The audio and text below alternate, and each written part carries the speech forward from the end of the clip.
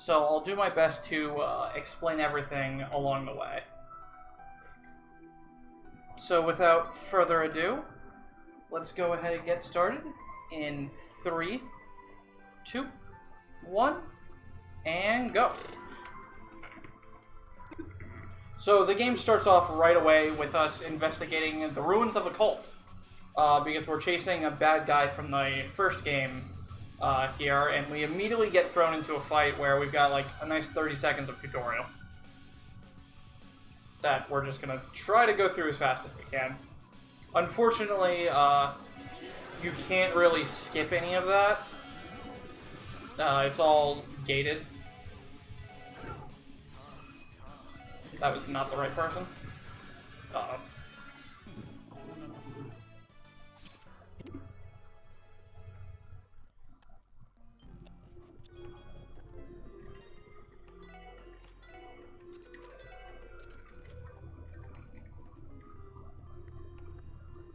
Yeah, this game is the second game of a 9-game, or of a three-part series. It's the second part. It's of the second part of the series, and it's out of 9 games. Soon to be 10. It'll be 10 come this August. So the story isn't really going to be too important, but I'll still be explaining it.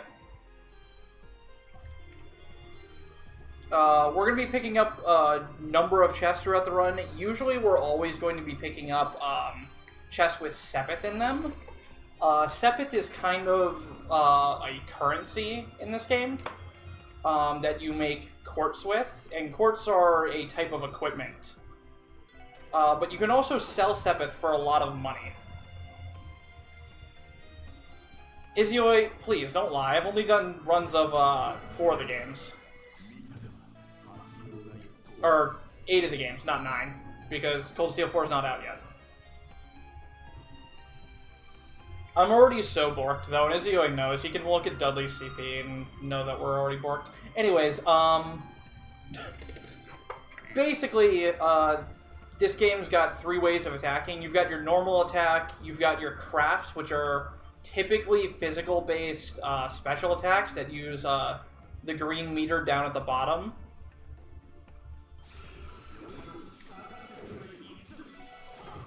I don't know how I'm going to do this fight. I think I'm just going to have to get lucky.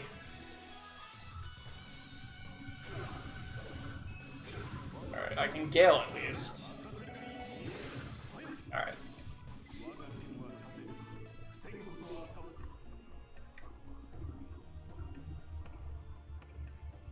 So I messed up earlier and did an attack I wasn't supposed to, and it's going to cause a lot of problems, but luckily, since we're at the start of the game, nothing you do is really going to kill your run, aside from just losing a bunch of time.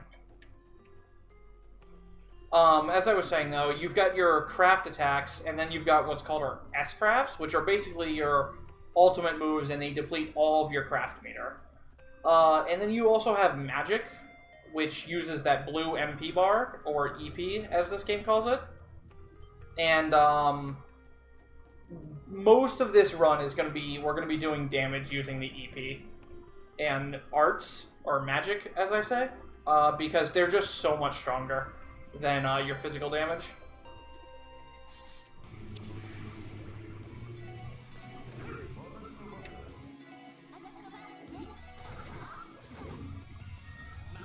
Dude, this rush turn on Lloyd is so good. So there's various turn bonuses in battles. You can see on the side of the screen there where the turn order list is. The yellow hearts are your HP. Blue hearts are your EP.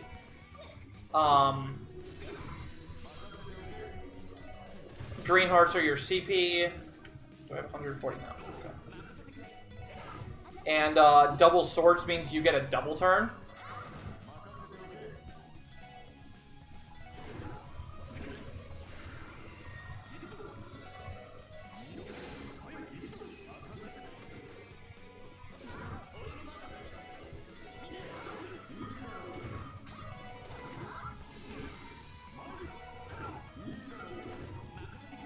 Alright, all things considered, I didn't even have to heal in this fight, so it actually went better than usual.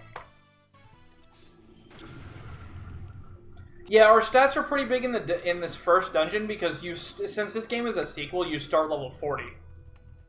Also, Arios and Dudley, the two characters that just left us, are pretty much OP carries that help you through this very first dungeon.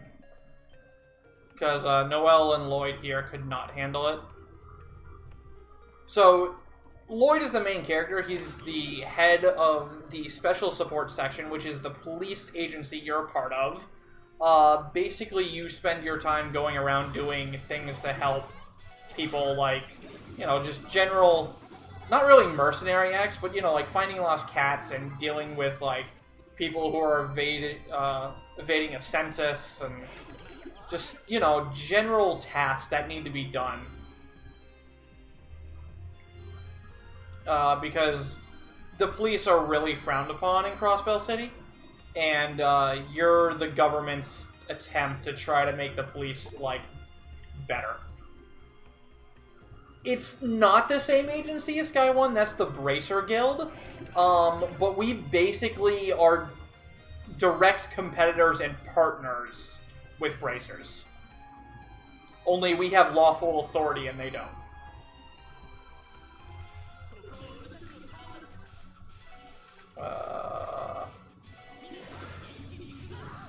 No boy. Oh yeah, the red exclamation marks on the turn order, or the yellow exclamation marks are crits, which make you do 1.5 times damage, and then the red crystals are Sepith up, which means when you hit an enemy, you get more Sepith from them. Or they literally have Sepith spray out of them, their guts. All the worst message in the police have no longer hated acknowledger. That's true. Also, Keith, can you do me a favor and post this link in the Discord? I forgot to do that when I went live, and since I'm not live on my own channel.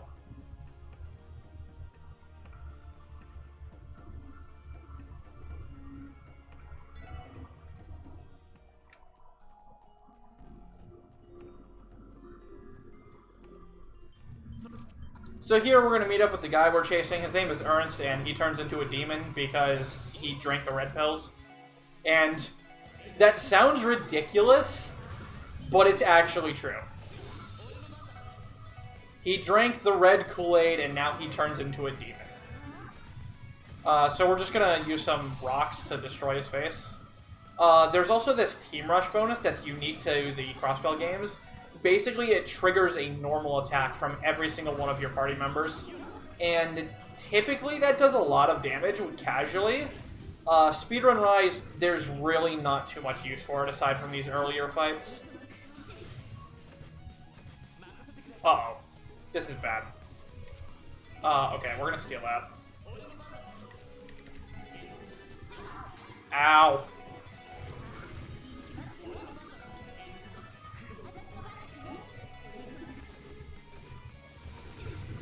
Can you stop rush turning, friend?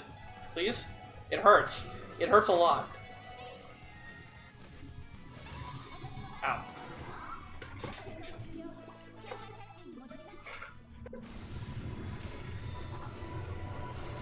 Oh, good. Stolt here. Stolt, I have a request from you. Or for you. For this special mystery bonus game, can we get a dedicated layout for that by chance?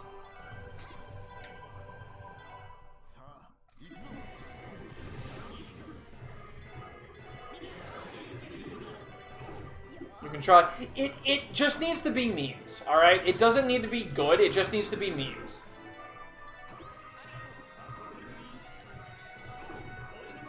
Do I want it plastered? I want all of them plastered everywhere. Oh, crap. Noah's dead. That's not good. Res her up.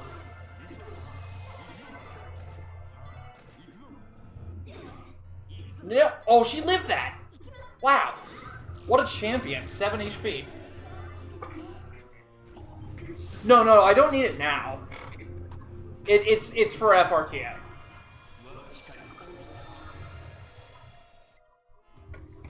Sorry. So, basically, he drank even more red pills there and turned into an even bigger demon, and then some OP party members came back and helped us out to take him down. The prologue to this game is kind of weird because you just get thrown right into something. Things are going to be a little more calm for a little while now. And you'll get to see more of our daily lives.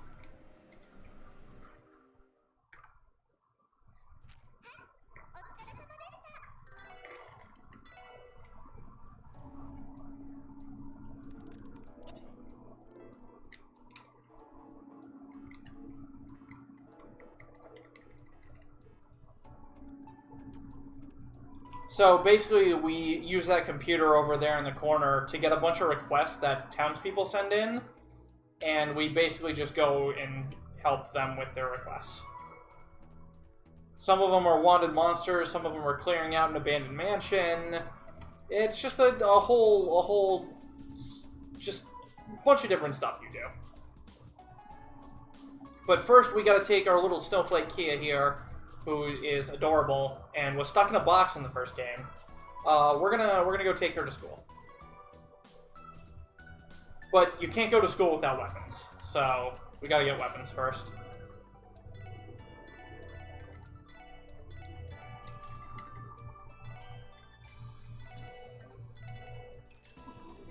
So here we're gonna buy some status protection items. We're gonna buy 2 lighters, which prevent freeze, and we don't really use them for that. They do some other stuff later. And we're going to buy a coral ring, which prevents the seal status, which means you can't use your attacks or crafts. And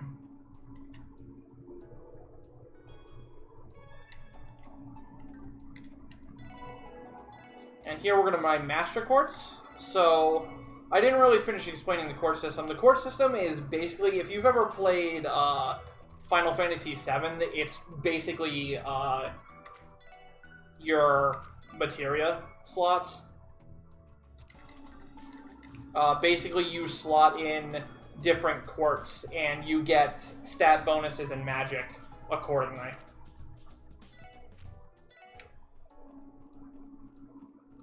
So now we're going to be using fast travel to hit all the plot points that we need to.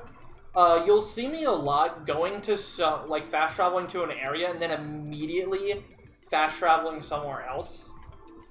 That's because it affects my starting position in the map that I actually want to be in. So I can cut down on the movement that I'm doing by fast traveling to a different location that puts me at a better, or a different and better starting location in the screen that I actually want to be in.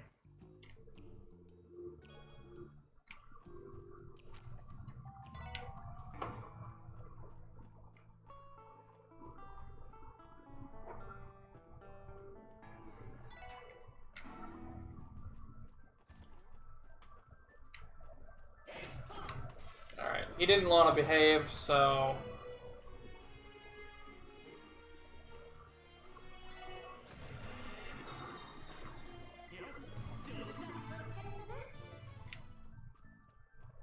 So here I'm going to wait for this idiot to get away from the chest. I really need what's in that chest. It's a bunch of Sepith. And you can't open a chest when enemies are around, so I had to let that guy walk away from the chest. And I got it first try there, but normally you have to reload that room like 4 or 5 times to be able to actually get that chest.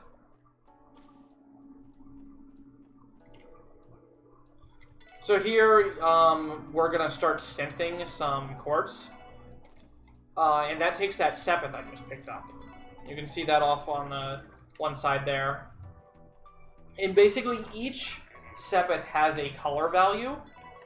And that color value corresponds to what magic you get.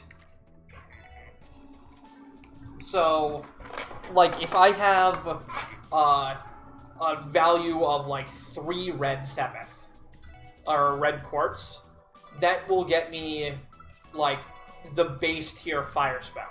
And maybe the second tier one? I don't actually know. Basically, each quartz you can put into your equipment has a color value assigned to it, and the higher you stack those colors, the better magic you get.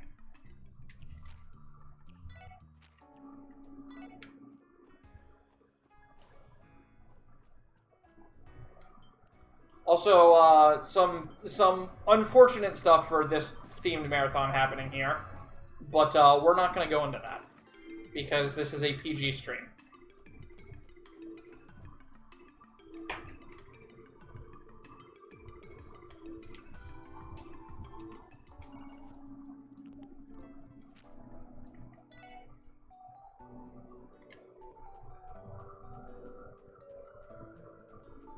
So here, our next task is to go to the police academy, way far away. So we're going to be doing a lot of walking. But this early on in the run, we're really short-handed on money right now. So if there's something sparkling on the ground in this game, you can pick it up and it just randomly gives you something.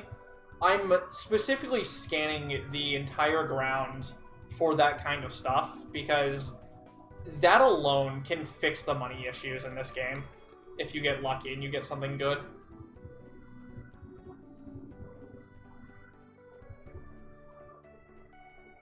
Also, I have a challenge for chat. A little bit from here, we're going to be watching a train, and I want you guys to count how many people are in the train.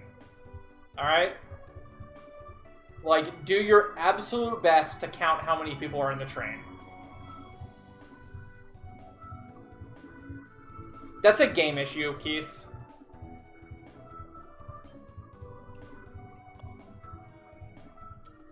Alright, did you guys see how many people were on the train?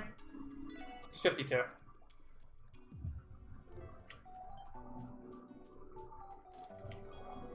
So here are the jerkiest mobs in the whole freaking series, these fly things. Yo, Lloyd going hard. Holy crap, Lloyd. He's not even a dodge tank yet.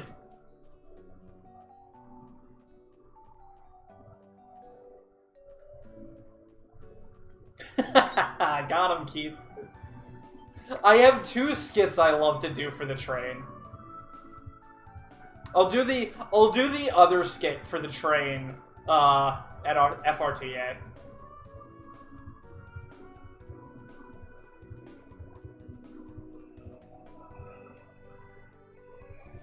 So we didn't get any shinies, so we're gonna be at base money here. And that's okay. Actually, no, we still have chances to get shinies on this road. I forgot about that. They're just a little less common on this highway.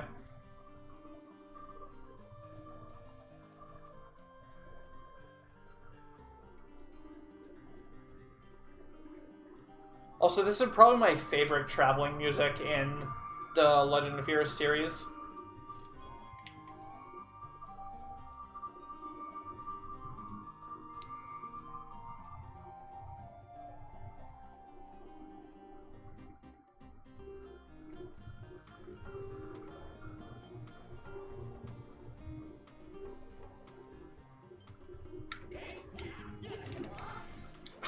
Wow.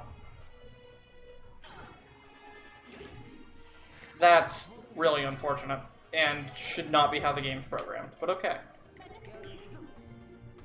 So what I tried to do there and absolutely failed to do was a animation skip.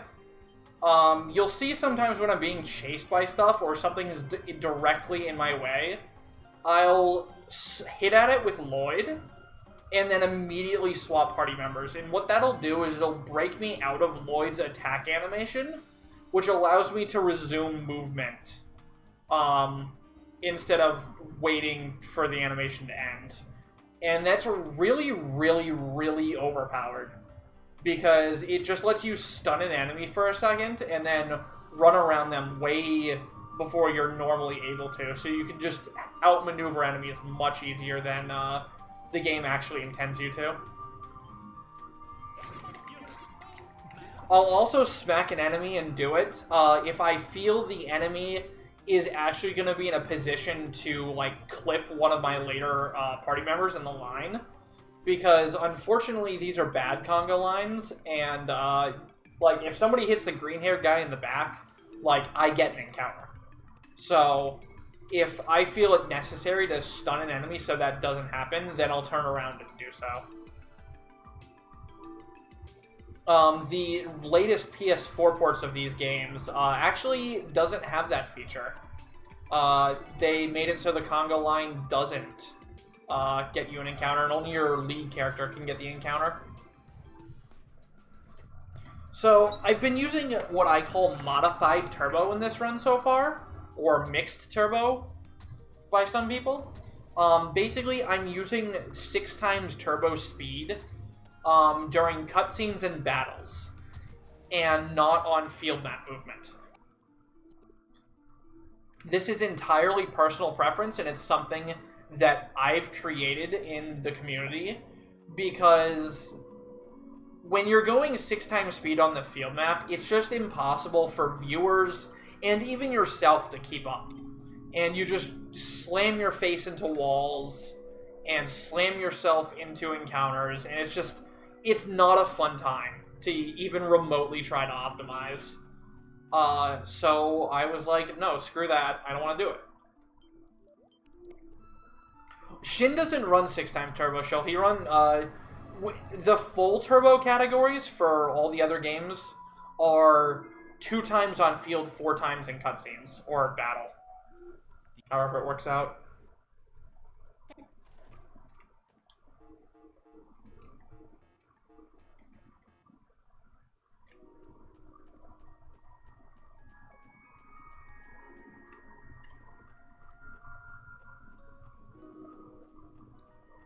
Yeah, 2-4 is not possible for Owl, unfortunately. It will be soon?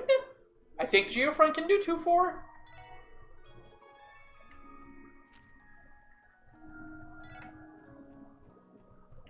So, here we're going to do what casuals hate. Or, well, we did a little bit of it earlier, but we're going to sell a lot of our Sepith that we picked up. And if you ever play these games casually, you know how just absolutely devastating that can be. Because Sepith is a very, very precious resource, but in speedrunning, all we care about is money. So we're just going to sell a bunch of it.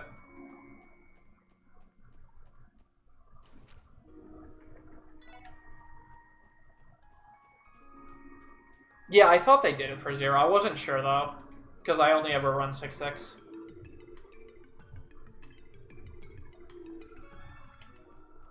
So we just got a quest to go around Crossbell and talk to citizens that are evading the census and figure out who's living in these homes. So we're going to do that. We also have a quest to find a Lost Girls umbrella, because that's what you do at the beginning of JRPGs, is you find umbrellas for lost little girls.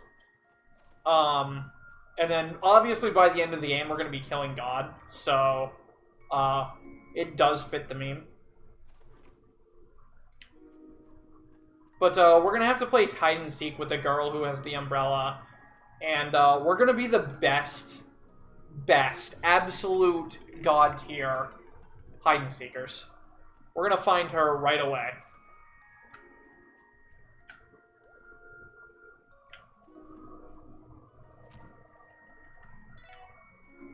So here's where we play hide-and-seek. We're going to talk to this guy to start it.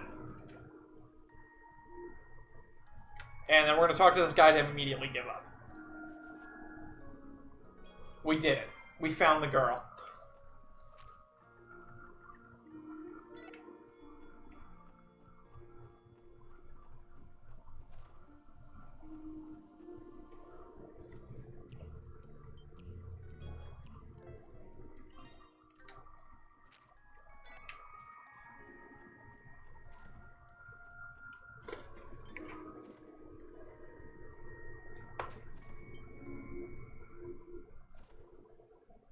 Would I recommend this game for casual play?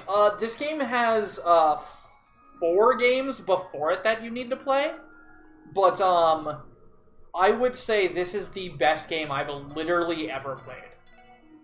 And it's also the best game I've literally ever speedran. So, I mean, I'm pretty biased.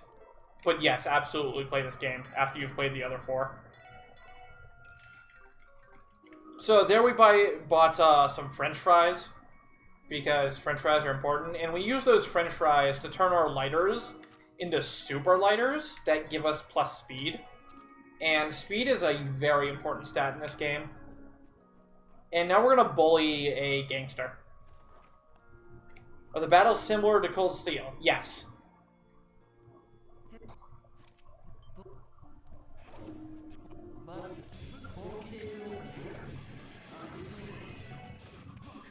Alright. He just got bullied.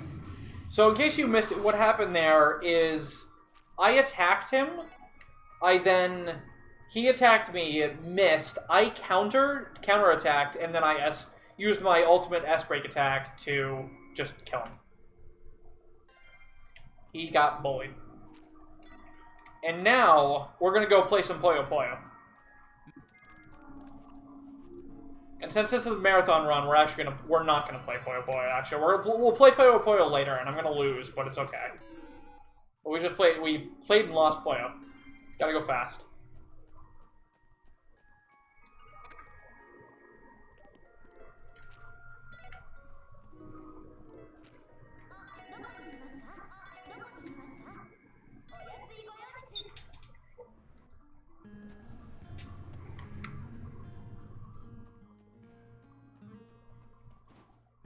So here we're going to rest at the end. You're going to see a lot of in-rest in this game because in-rest restore 100 to 200 CP, which is our all-important craft points. So whenever we use our craft points, we're going to be using ins to refill them back up. Normally you have to just do combat actions to fill them back up, like do damage, take damage. But by resting at an inn, for a small sum of money, you can just restore them to 100 or 200.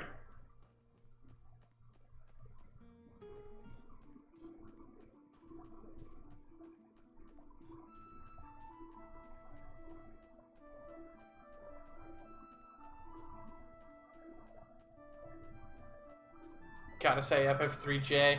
Yeah, just like FF2J. But yeah, I would say Trails overall is way better than Final Fantasy, just because instead of doing separate stories, they've built a world, like an entire fucking world, with concurrent NPCs that you can talk to throughout the games and learn about, like, even the random NPCs that are persistent through the games. Over 9 games, and they've dedicated two of the 10 games to just straight up world building. Like, they don't have a main story to them. They're just, well, they do, but it's not like an actual. It's not part of like any of the arcs' main story. Wow, that was weird.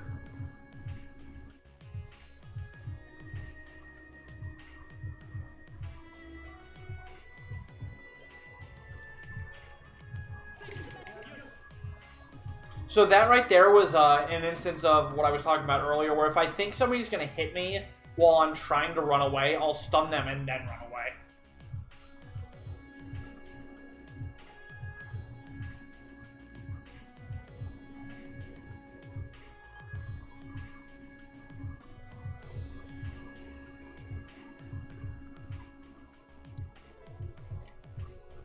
So coming up here is the first boss. For like the first real boss you're gonna see, and you're gonna notice right away we don't do a lot of damage. We just don't. We don't hit hard, and bosses are gonna take a long time, and it's gonna stay that way for about half the run. Also, something you should know about this run is the final chapter of the run is literally half the run.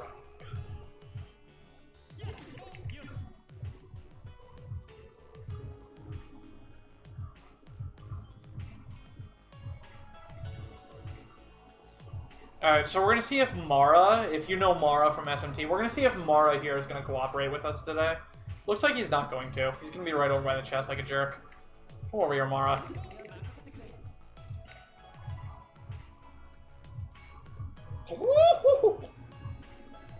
Alright, I probably should have gotten an encounter there, but we didn't, so let's go fast.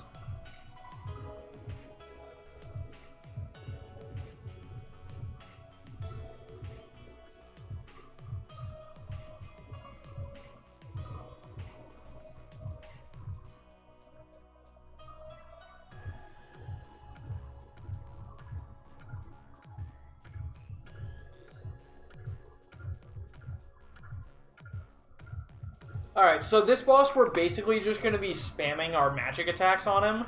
We're going to use Noel's Heavy Smash on him to lower his strength, but other than that, we're basically just going to be taking him down about 1,000 damage at a time when he's got like 89,000 health. Or like 40,000 health, actually. Very nice starting turn order, though. And very nice starting attack as well.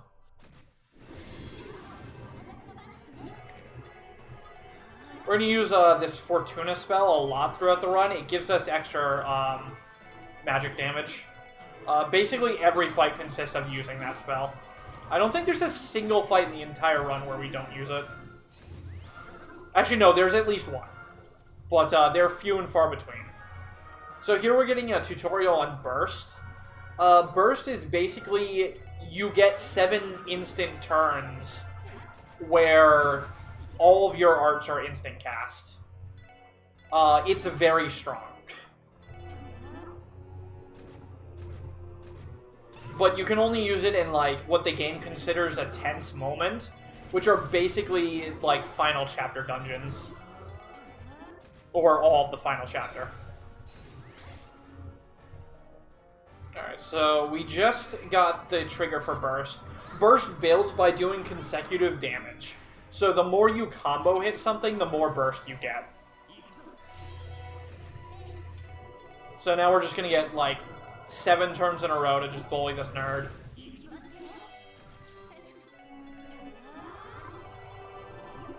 Also, when you're in burst, it also refills your craft points. It's only a small amount, but that's a very relevant part of burst.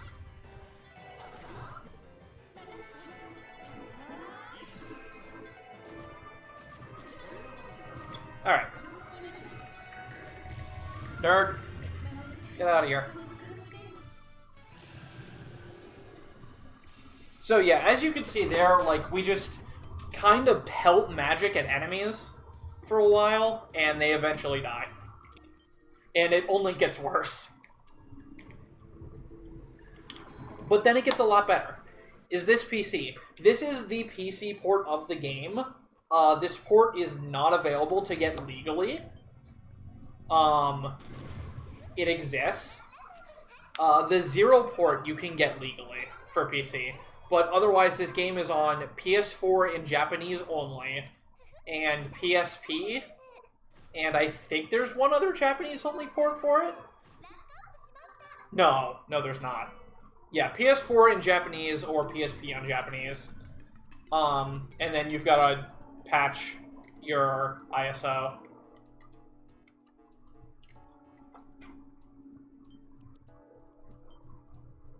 Oh, right, yeah, it's on Evo. Or I forgot about the Evo versions. Yeah, it's on Vita, too. This chapter is great? Why is this chapter great? Actually, no, this chapter is great from a casual perspective. So here's where we're going to be really tight at money. I need to be coming away from this shop menu with 7,500 Mira, or else we're in a bad spot.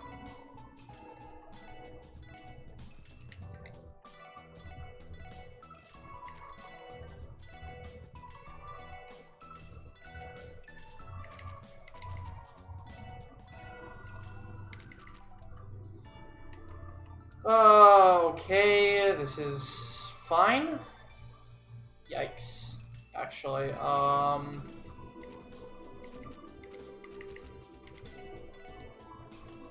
that'll help a little. Okay. There's my 7,500.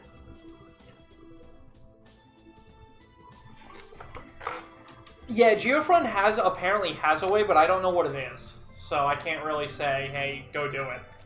You know?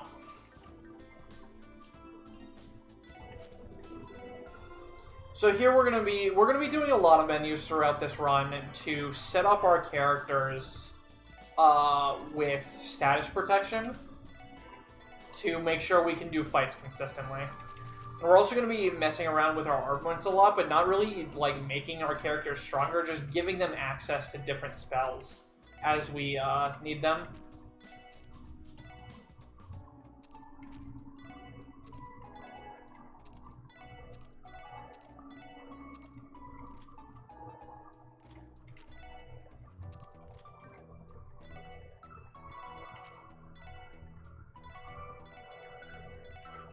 We're also going to be setting up our formations in such a way that we're baiting enemies to attack certain characters so that we can more or less control the AI into doing exactly what we want so they don't fucking kill us.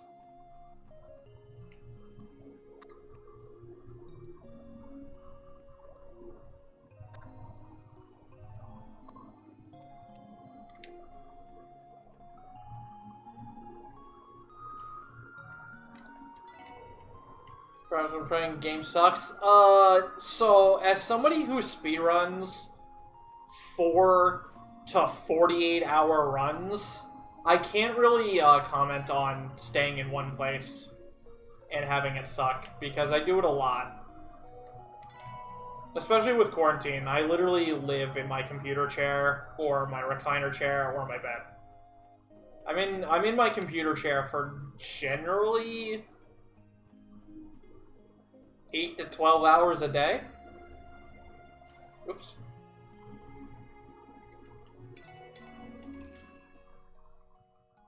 This feels like a Digimon game for the PSP menu-wise. Well, it is a PSP game, so you're on the right track.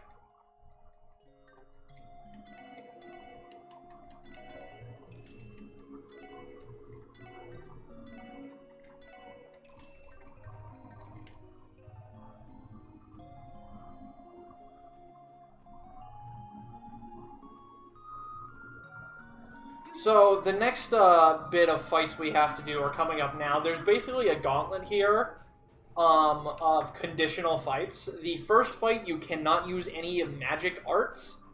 The second fight, you cannot use any crafts. And then the third fight, you can do whatever you want. But fortunately for us, we have a way to deal with every single one of these fights very quickly. And it involves an item I bought earlier called popcorn. Popcorn is disgusting in this game because it gives a status effect called Stealth. Stealth makes your if you're stealth and you attack something, you guaranteed get a critical attack. Which basically let me one-shot that entire fight. Here we're going to use one of my favorite spells called Dark Matter. Dark Matter is a very strong spell because it has an effect called Suction on it. Suction pulls all enemies in the range of the attack into the center of it, as you'll see here. See, now they're all grouped up, which means I can take this spicy rice bomb I got earlier and toss it at them like a grenade, and they all die. Except for this idiot. That idiot didn't die, because he's a jerk. And because damage rolls exist.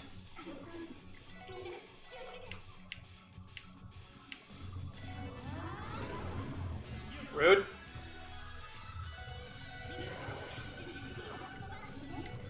So here we're going to use popcorn again. Smack this idiot.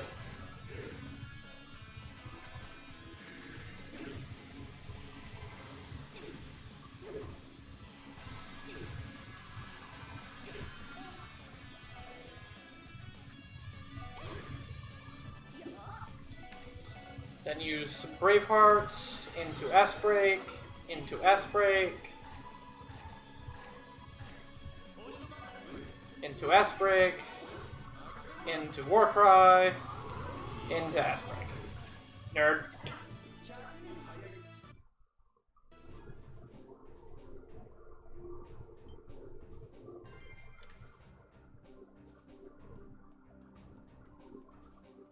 Yeah, these games are very good games. I would definitely recommend.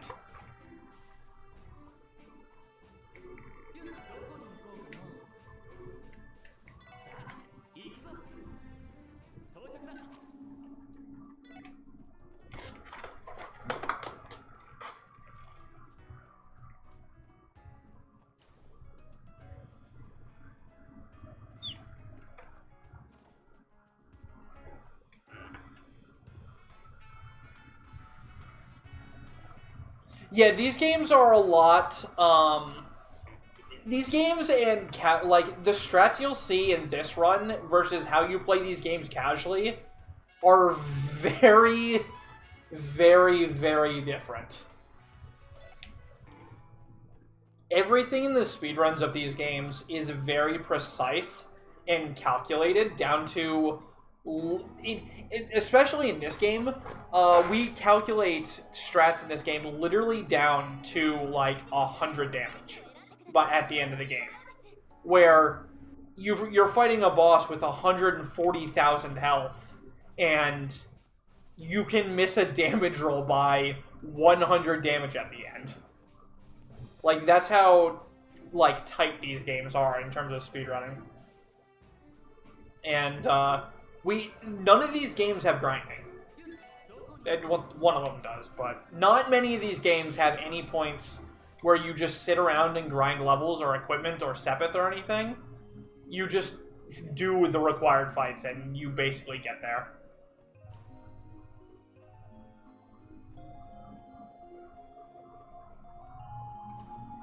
Or, you don't get there, you basically make it work.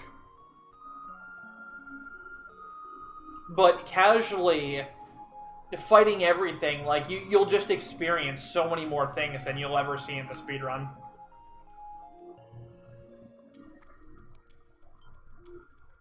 Into the card it goes? Hell yeah. I hope you enjoy the journey. I really do. Though I don't exactly know what game you're starting with. But, yeah, Sky first chapter is a very slow start. It's technically the entrance point to the series, but you can also start with Cold Steel 1. Which is a much better paced game. It's not as good a story, but it's a better, like, game. And it's a fine starting point. But you just need to... You eventually do have to go back and play the other ones. At which point you'll be like, oh my god, all of this sets up what I played in Cold Steel.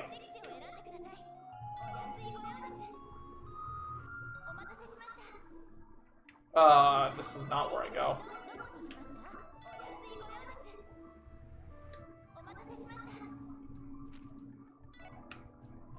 Alright, so I'm going to use this opportunity to use the bathroom quick because there's a really long cutscene. When it comes, pay attention to Shirley eating ice cream.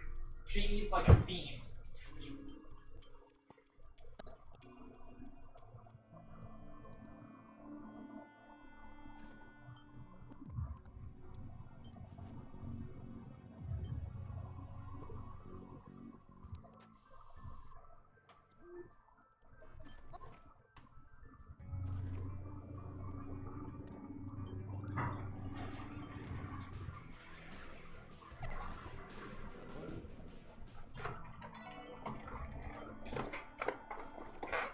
Alrighty.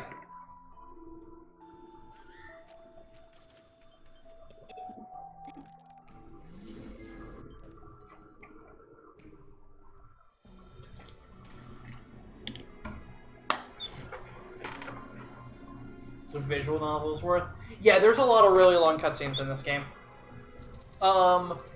Just remember these cutscenes are going 6 times faster than, or let me rephrase. I am fast forwarding these cutscenes at the max speed the game allows you to, as well as that value being multiplied by 6 because the game's going 6 times faster.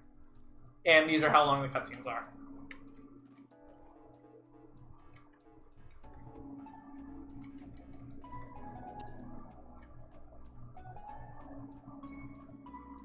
These games have a lot of dialogue.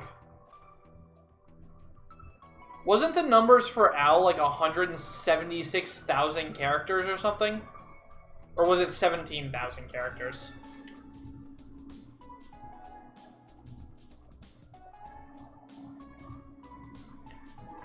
The Gundams are only in Cold Steel. Yeah, technically I guess it has 1. But it doesn't really count.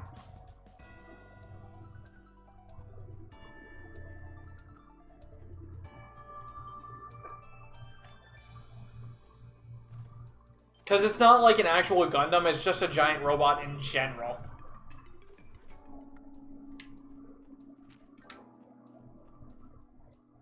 We'll stick to Arena instead. I would highly recommend attempting to do it. It's very worth. And you'll be... If you try to play Cold Steel 4 without playing the other games, you will be completely lost. What about Zero? There's... I mean, I guess the ions count, but you literally only fight one of them.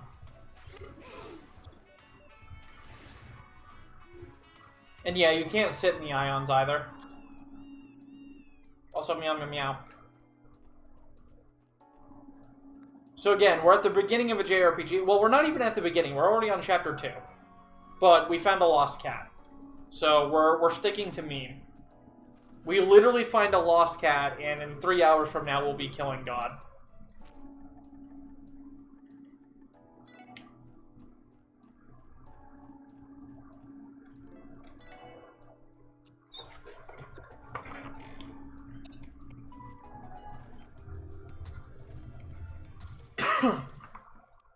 So here are some characters from the Sky series.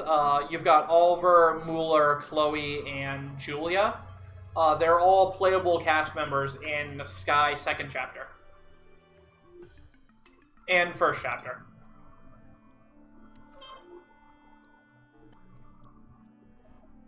So here we get told by a hacker boy who likes to hack things because Crossbell had... So the internet in this world is very new, and there's no laws against hacking companies and stealing sensitive information on the internet yet, because it's so new, and there's only a few people who know how to do that. But he just does it, and we can't do anything about it. We kind of tell him not to, but he doesn't really listen. Anyways, he informed us that there's been somebody doing it aside from him, and obviously, if he's not the one doing it, it's completely wrong. So, we're down here in this dungeon called the Geofront, which are a bunch of nonsensical construction catacombs that just line the underbelly of Crossbell City that make no physiological sense at all. To find out who's trying to hack different things.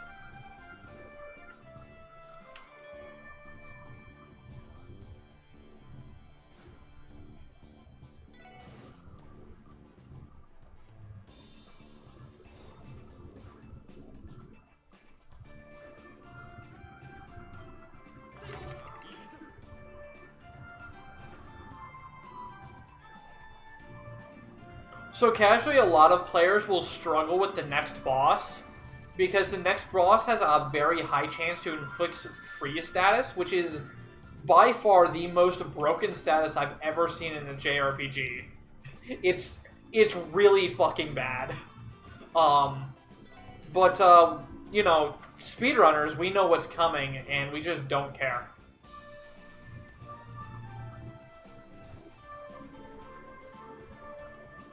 Like, casually, as a veteran of this series, I died to this fight. And now that I know the speedrun, I am disgraced by my death.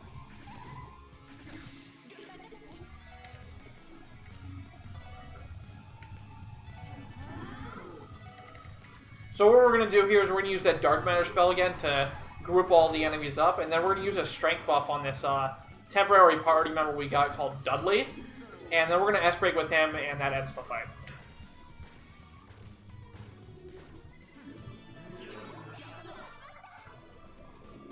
Yeah, it's like dying the CS3 prologue fight. You only do it casually.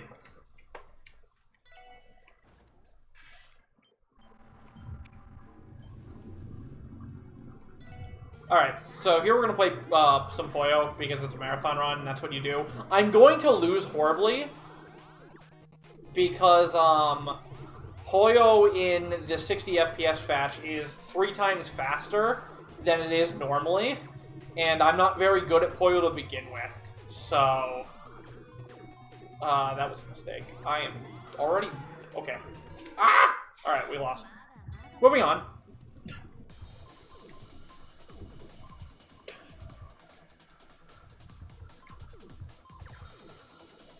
I did start so strong, and then I just lost being lucky.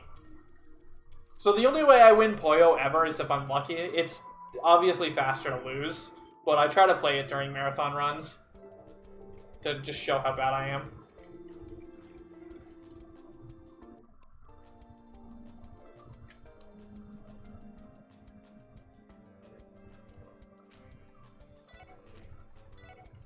Oops.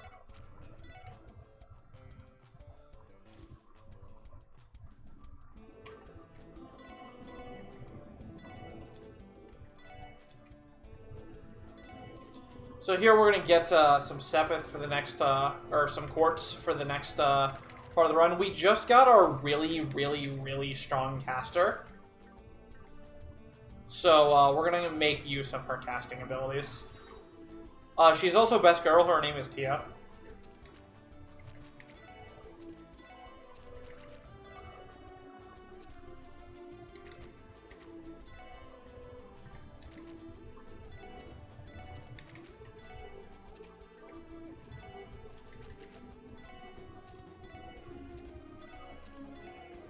Ah!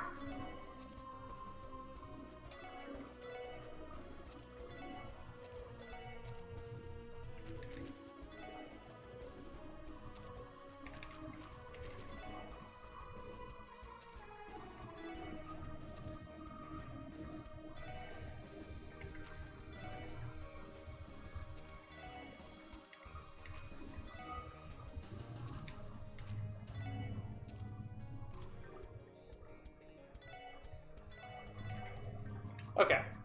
So we just gave Tio the strongest water spell in the game.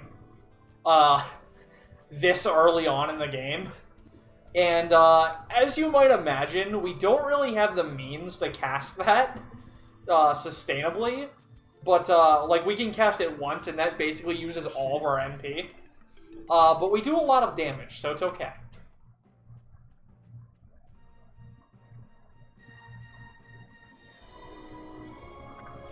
Trigger the other team's fight. Oh, I know what you mean, David. Yeah, that's, yeah, the Jaegers are pretty strong, I guess. But yeah, Cold Steel 3, if you didn't know, has a lot of out-of-bounds glitches that, we use in... Or you can use in the speedrun, I should say. Because, not everybody uses them, because we have no out-of-bounds categories.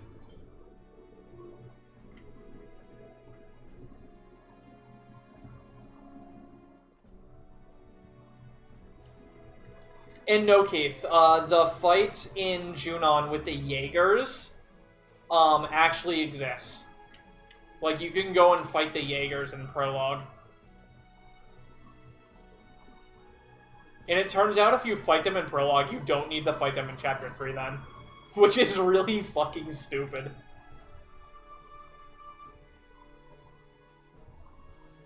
This one had... Yeah, this game also has out of bounds, but unfortunately it doesn't really do anything.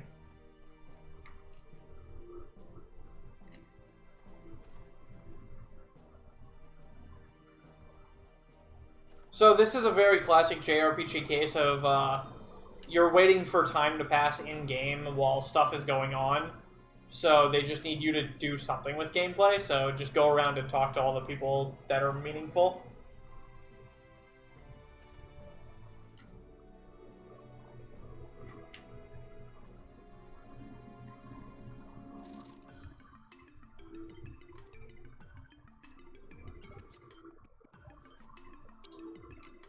So basically what's going on is this is a trade conference to negotiate deals with the two countries that Crossbell is in between, Erebonia and Calvard, who have basically been at each other's throats for years, and Crossbell is the only reason they're pretty much not in full-on war.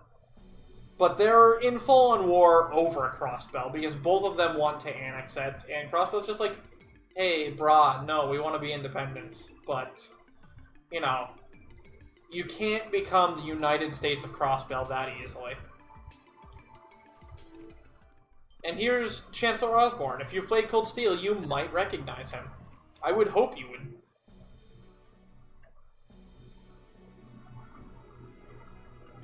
So, more dialogue.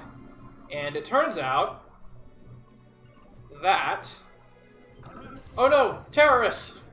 They've come to kill both the President of Calvard and Chancellor Osborne, because why not take care of two birds with one stone by working together with fellow terrorists?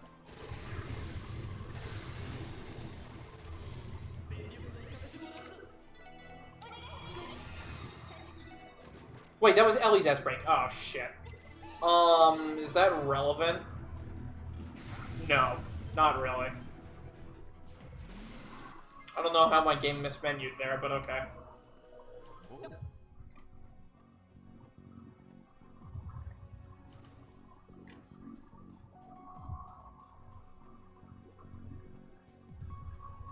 So I was supposed to use Lloyd's S-Break there, but I used Ellie's somehow. I don't really know how the game figured it'd do that. But, whatever. It's kind of meaningful in the sense that I can't do a quick kill strat now. But, let's be real here. I never get the fucking quick kill turn order anyways. So here we have some great orchestral music. While we run through this dungeon, running after the terrorists.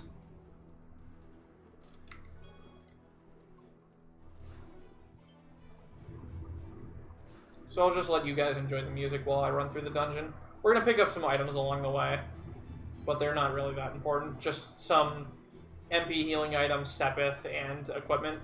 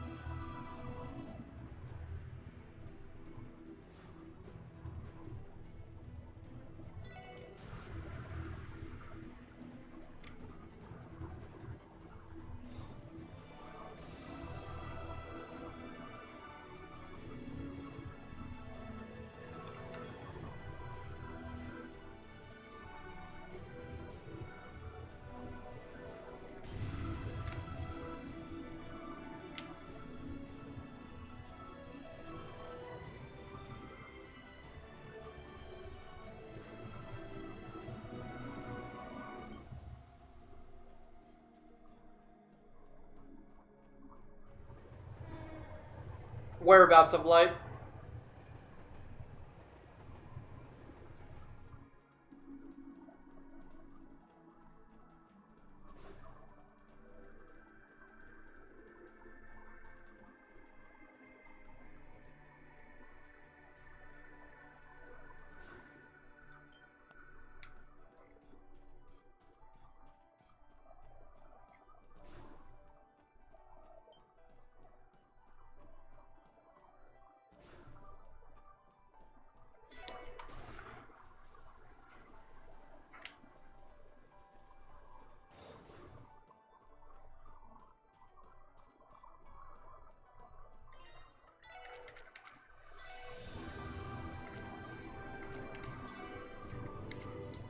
White canvas, military here, combat suit. No, you get combat suit.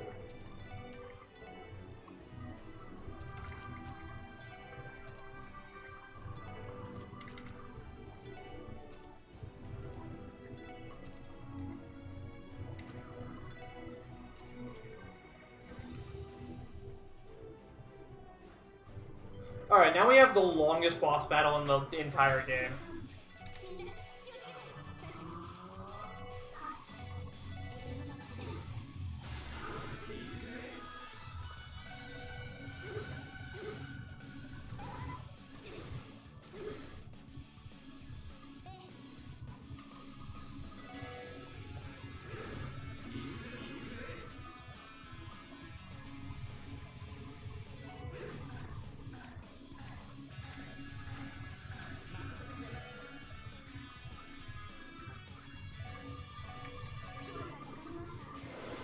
For great justice! Yo, thanks, Noel. Alright, longest boss fight in the entire game here is a fucking car.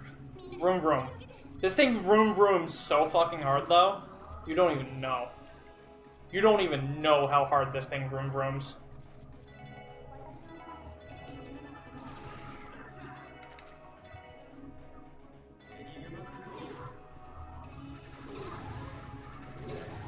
Ow! It hurts.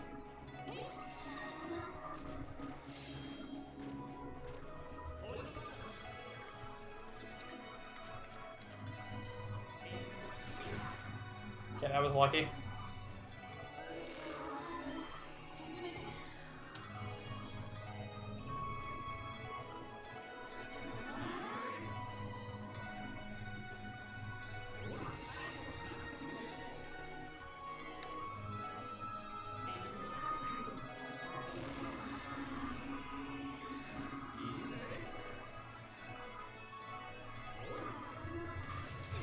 Alright, so now that we're at this point in the fight, we're basically just going to stand around and just keep casting arts, and Lloyd and Randy are just going to be EP heal slaves.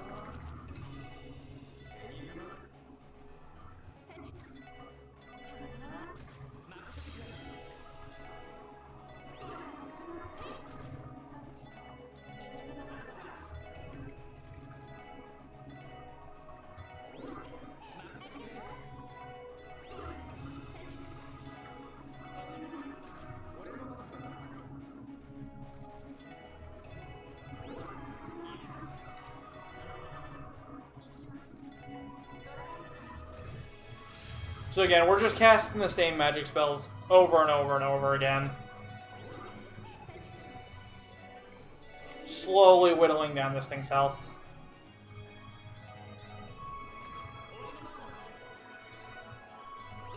There's a lot more to it, like internally, what I'm processing for this fight, but on the surface, that's what's going on.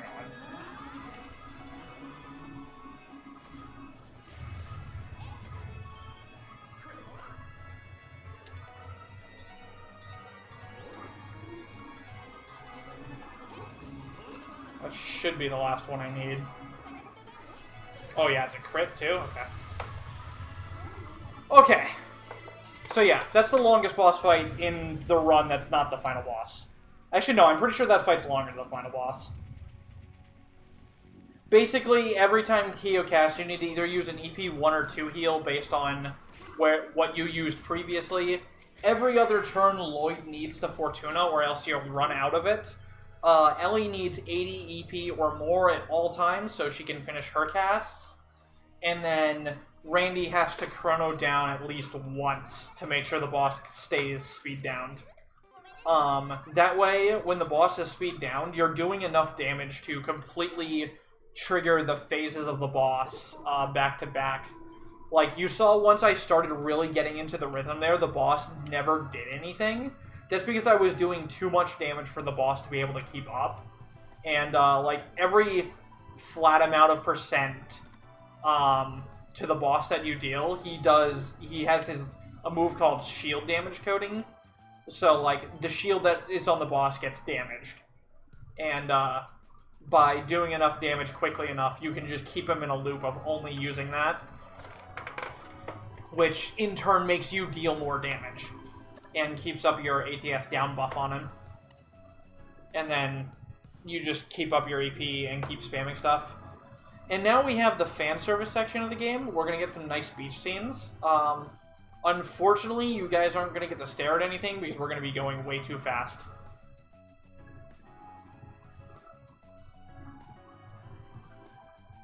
But seeing how it is Pride Month, I'm going to make a special exception for this run only. And we're going to choose Wazzy, the possibly only homosexual character in the entire party, as the one who has the best swimsuit.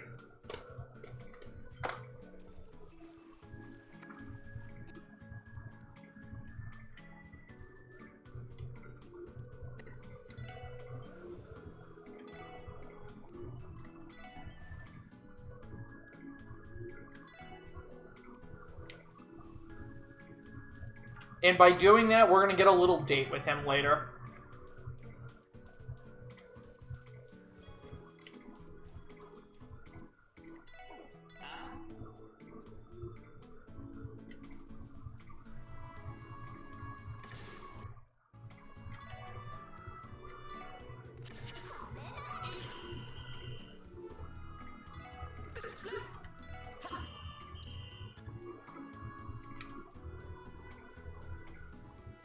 Hella gender fluid. I mean, he could be.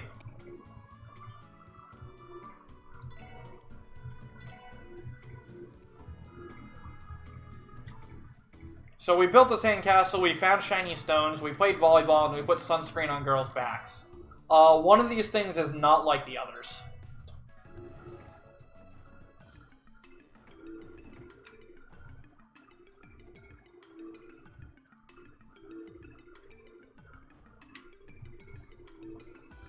And yes, you did, Soul Survivor. This is the intermission to the game, which is basically fan service until the very end.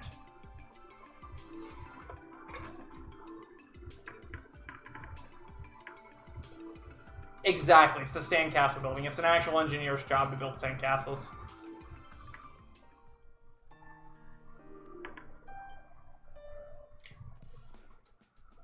So here we're going to pick up Kia. Because she was looking at the mansion where we found her in a box in the first game. She's properly known as Box Loli or Trunk Child. Please address her as such. Kia is the surname. But either way, she's a precious cinnamon bun who needs to be protected.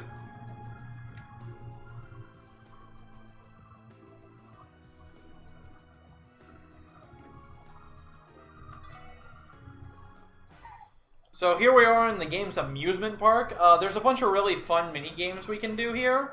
We are going to do exactly none of them, because doing the mini-games on PC is literally impossible.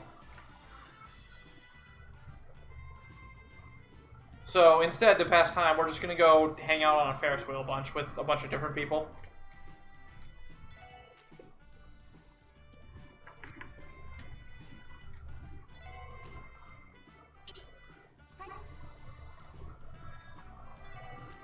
And we gotta make sure Wazzy's one of them, because we gotta make sure we get that Wazzy date for Pride Month. I mean, they're just hard. No, I mean, well, Keith, think about how hard setting up the controller was for you. Like, with the numbers and the buttons and stuff. And then realize that the Horror Coaster minigame uses those button prompts. It doesn't say X, Y, B, A. It says 1, 2, 3, 4. Do you know what your button 4 is offhand? Or what your button 2, or your button 3, or your button 1? I bet you don't.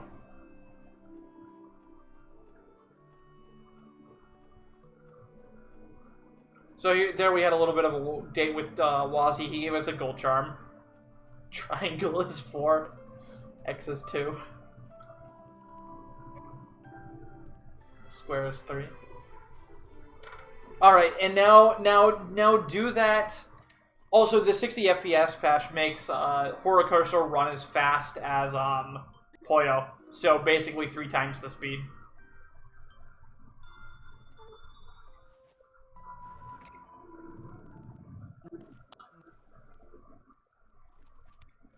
Also, shoutouts to the other guy who tried to learn this run and had a really hard time with this next boss, when this boss is literally free. I like to tease him about it every single run.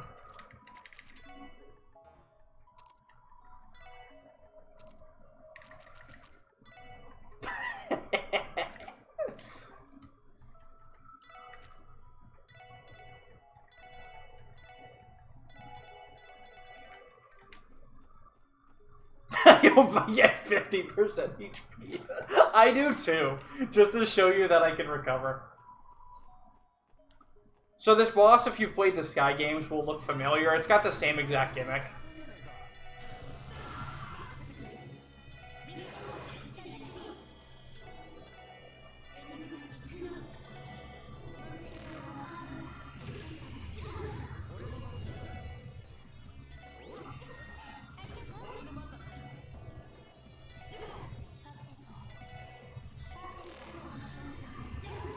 Ow.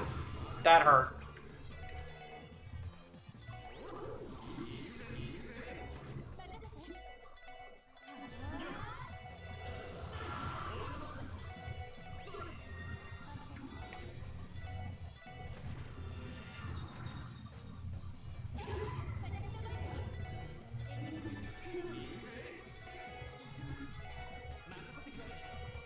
See? Literally free. I don't know how you died of that. Actually totally free.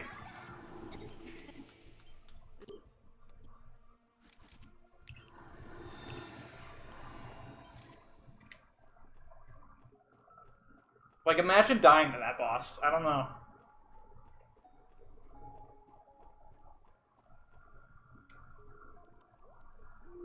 So here, Boxaloy was glowing blue for some reason. We don't really know why she glows blue. But, you know, sometimes when you find little girls in boxes, they just tend to glow blue. Did I have to reset the boss and run 2 weeks ago? Yeah, because I fucked up. I made the mistake.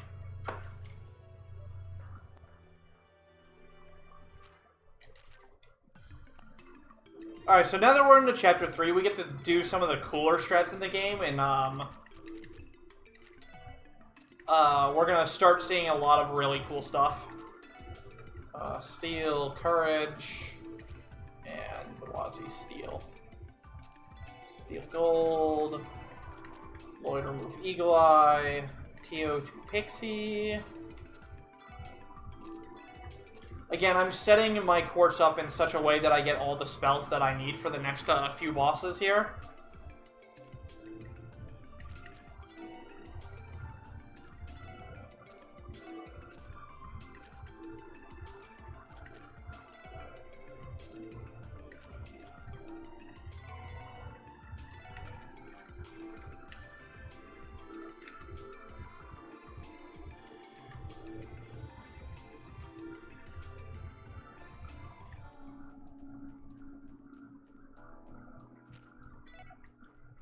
So here's like the 2 fights in the game, I think, where we're not going to be using Lloyd. Simply because Lloyd is bad. There's really not a whole lot to it. Because Lloyd's just bad. Because he's our lowest leveled party member.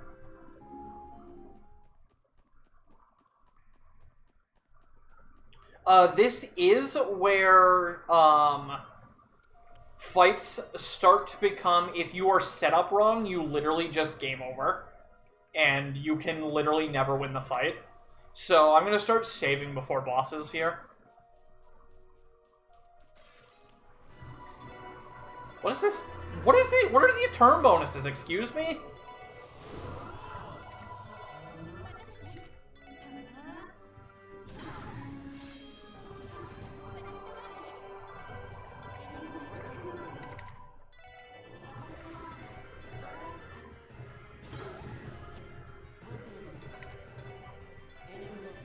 Yo, thanks, Lloyd.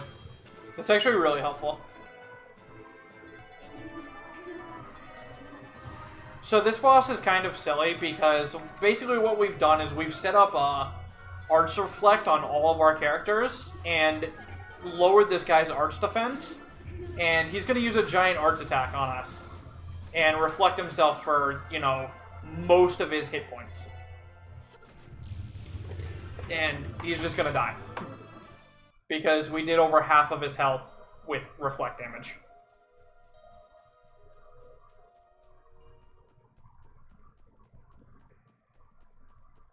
We'll be using that strat a few more times throughout the run. I think 3 more times we use that exact strategy to take care of a boss. Because reflect damage is calculated very odd in this game, and it's very strong.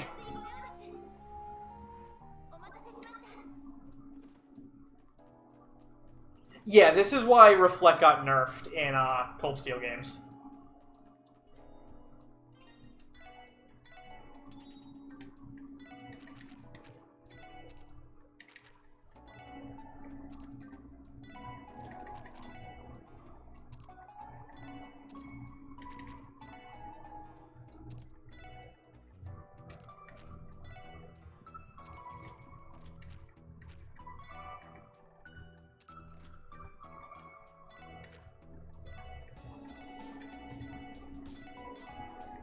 Again, all the formations you see me setting up in this run are mostly for AI manipulation. To force the AI to attack party members we want them attacking instead of ones we don't. To either manipulate their movement or just do damage control.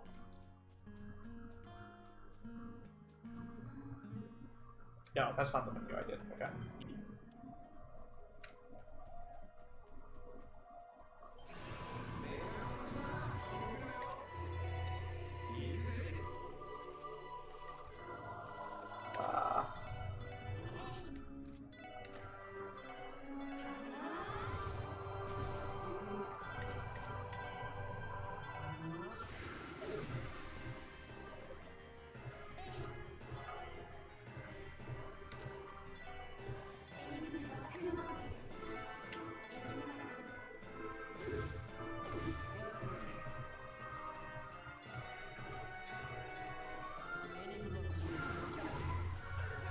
Ow?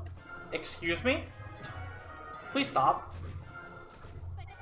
Actually, I don't even know if you get another turn.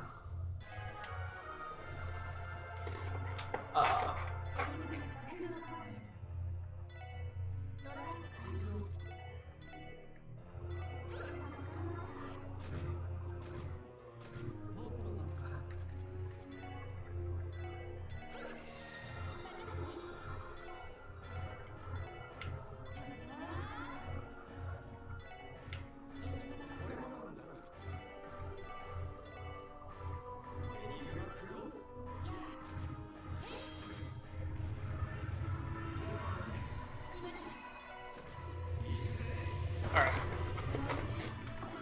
Easy fight. Just don't die, forehead. That's actually the first time I've ever seen Wazzy get so absolutely hurt there.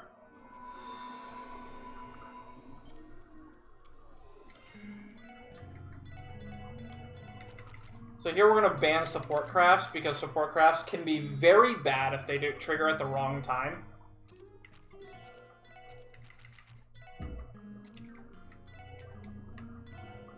And we're going to strip Wazzy, because everybody likes a naked Wazzy.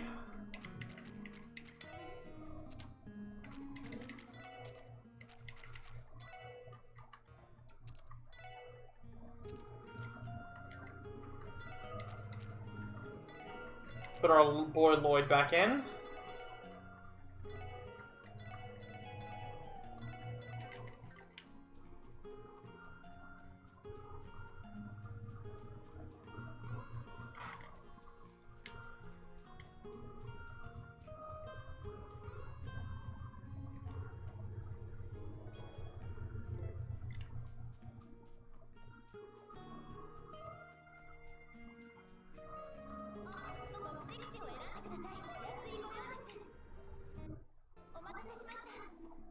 So that menu I just did right there basically set me up for, like, a dungeon 30 minutes from now.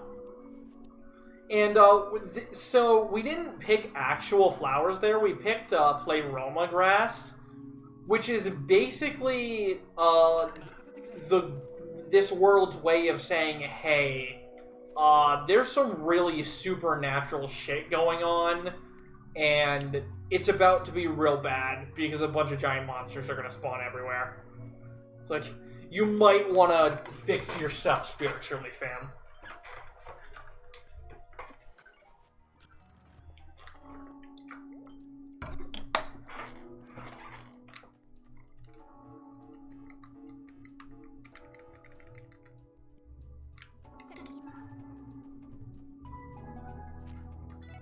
So now we're going to go talk to a doll maker about the evil society that's controlling the world. And you may wonder how those two things are connected. But, you know, if you think about it, this evil society uses a bunch of evil robots. What are robots if not just dolls? You know?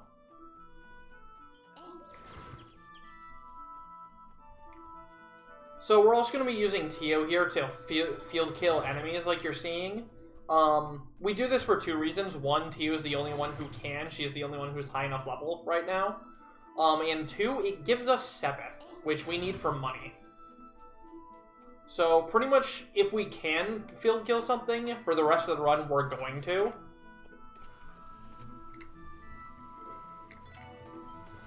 Because we just need the Sepith off of it. Dolls are cute, so robots aren't. See, that's an opinion.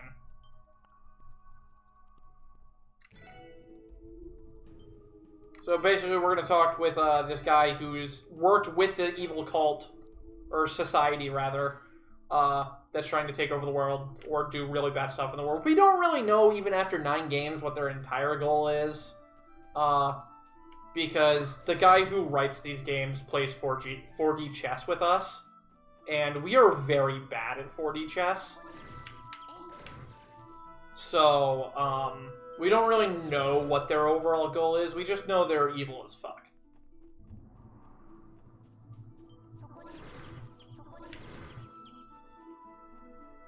But anyways, we're going to talk to the guy who worked with them, and he told us all about them. So, hooray for us. We know about them now.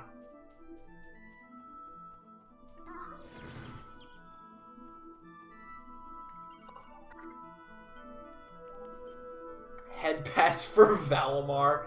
Dude, Valimar deserves the head pats, and he never gets any. Literally the most tragic Kiseki existence is Valimar. How many times does he bail out Reen? And, like, he never gets head patted for it. Like, Reen, Fee asks and wants consensual head pats, and so does Altina, eventually. After many, many forced head pats. But, where's the head pats for Valimar, man?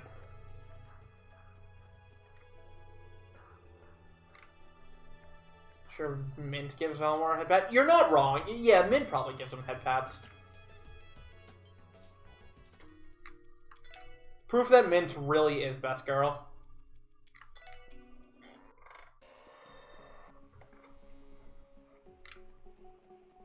So now we have another long walk to the next boss.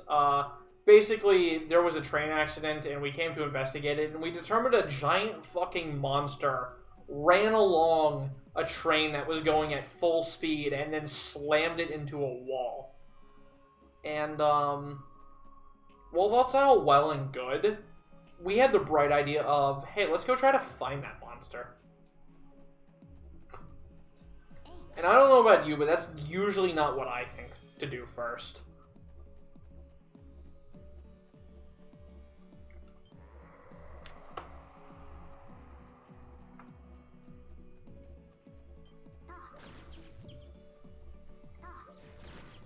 But again, field killing stuff for extra money. You might be like, wow, you're field killing a lot of stuff. But I'll tell you right now, if I didn't kill this much stuff, I wouldn't have enough money to finish the run. You are, like, skating on selling almost literally everything you own that's worth even remotely anything by the end of the run to get enough money for what you need. And if you don't have enough money for what you need, you literally can't finish the game either. Because you'll end up, not being on script for fights that are entirely scripted, and if you get off script on fights that are entirely scripted, you die. There's nothing else about it. You're just dead. Because this run is extremely tight. There is no backup strat for any of the fights in this run. There's no just do damage forehead. It's you're either on script and you win, or you fall off script for one reason or another that can be entirely out of your control, by the way. It's totally RNG. The game can just screw you up by giving you a rush turn or something, and then you die. Really.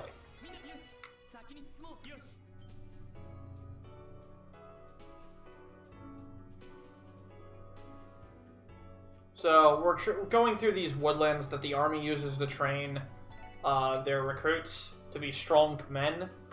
After that monster I was talking about. We're going to find the monster at the end of it, and he's going to show us what for. That's the best way I can describe it. We're going to do our best, but our best is going to be, you know, well, you'll see. You'll see what our best can do.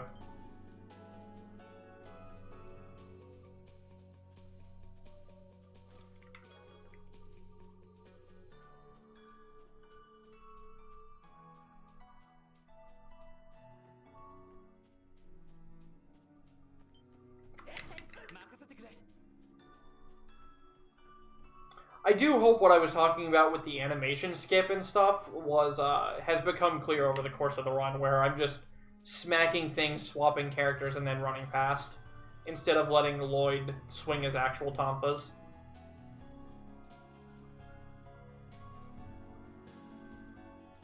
It's a bit of speed tech that's kind of hard to master, because if you do it wrong, you'll actually get the encounter. Alright, time to do our best.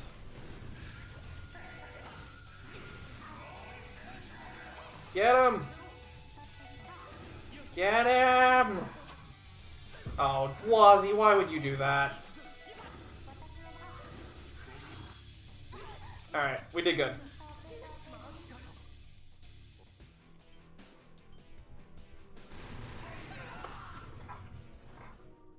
We did our best. So the monster who was that, gang leader we fought way back in Chapter 1, pretty much decimated us. You'll get decimated there even casually.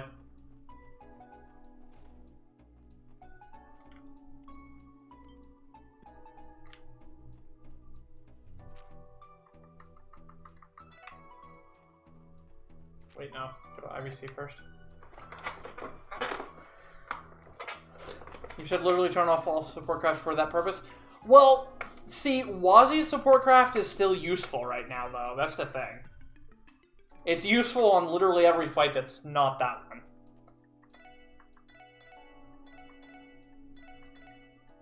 And here we're going to sell all of our money, or sell all of our Sepith to get a ton of money. We are about 10k ahead of the money route right now, which is very good.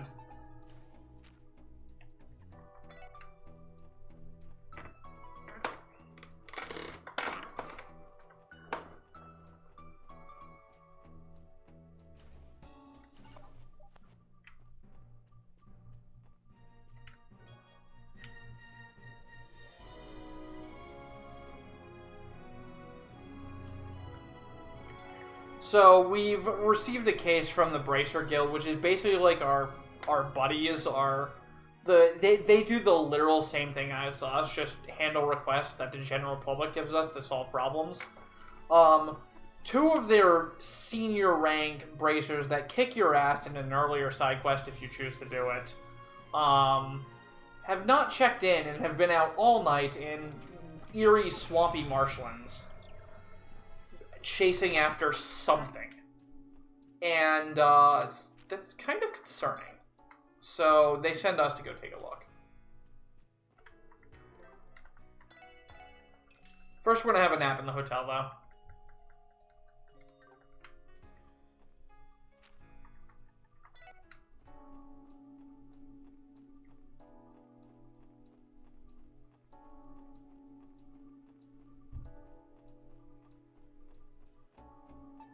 Also, you say that, Zip Hoover, but in the spirit of Pride Month,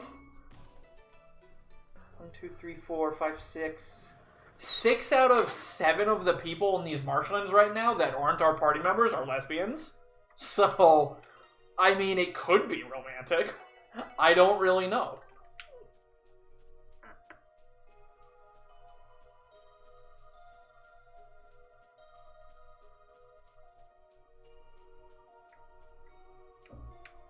So here I'm going to be drawing monsters away from the chests, stunning them, and then getting the chests. You can't pick up a chest if a monster is too close to it, so you have to get the monster to notice you or just wait for them to walk away from it. And in most cases, it's faster getting them to notice you. Because you can generally run up to a monster and squeal, "Notice me, senpai," and they will. But not always.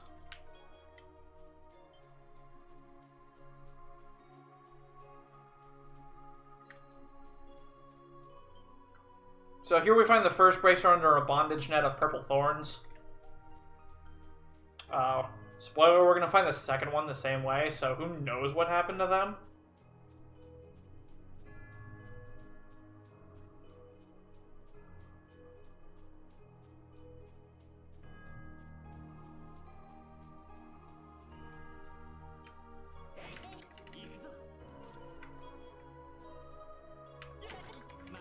So what I did there is, that's a very narrow pathway, so I went around the top side of the monster to lure him out of the middle of the pathway to the top side, and then after getting the chest, I waited on the top side again to draw him further up, so that on the way back, I could go around the bottom side of him and be home free, without getting an encounter. And that's just like some of the movement tech you just need to kind of get a feel for by doing these runs. Like, that's not something you can put in notes. You just have to, like, learn to reflexively react to that type of situation.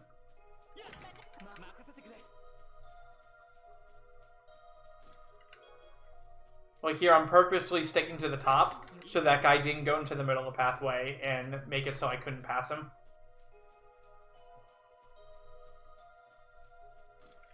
It just goes to show that, like, these games are not all just about the battles. There's a lot of movement tech you need to worry about.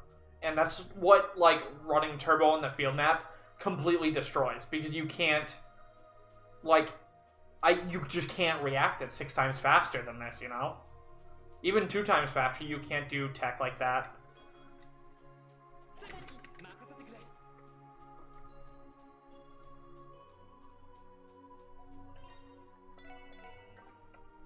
This boss can be a little rough sometimes, so we're going to drop down a save.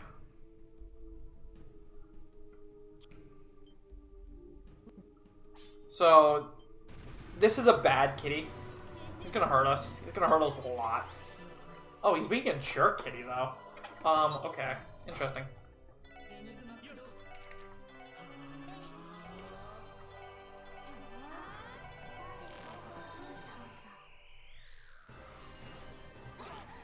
Ow! My face.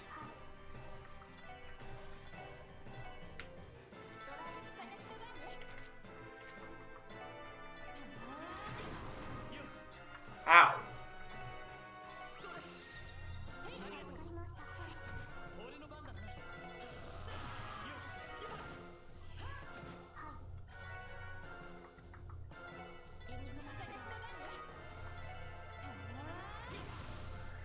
So it's kind of hard to explain what exactly is going on here because there's a lot going on here. But just know we're casting arts in such a way that we're not going to run out of VP, and we're also just going to keep our defense up on this idiot. Do I do this now? No. No, I shouldn't need to do that, actually.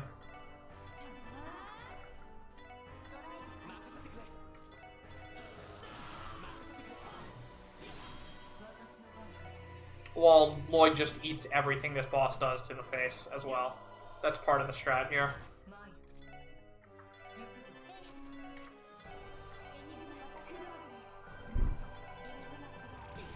Randy support turn. That's not what I want.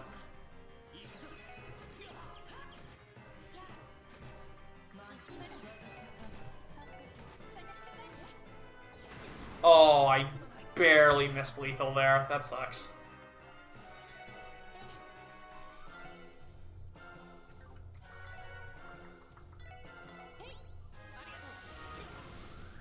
Alright, well that's rude.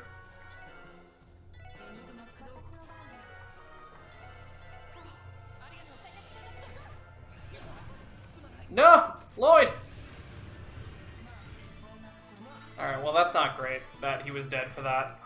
That's really not great, but it should be fine.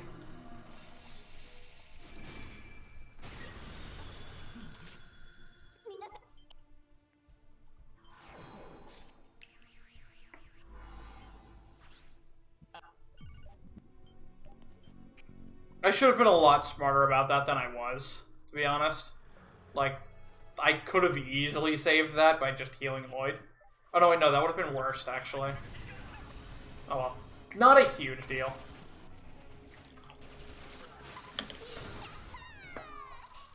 So here, the Jaegers that Osborne had hired to protect himself started making aggressive moves against our military, and that's bad.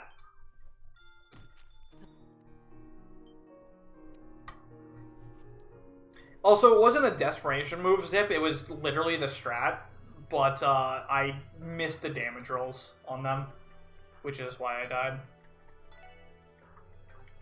So, Gold Emblem, Charge Emblem, Combat Insignia. I have 4 new materials, heck yeah.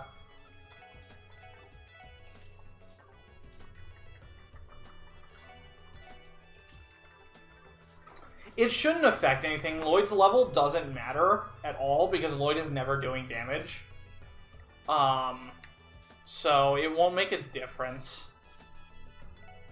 Like, Lloyd never does really damage, so him being underleveled isn't really gonna matter because he's gonna, by the time it does matter, he's gonna catch up in levels anyways, due to EXP scaling.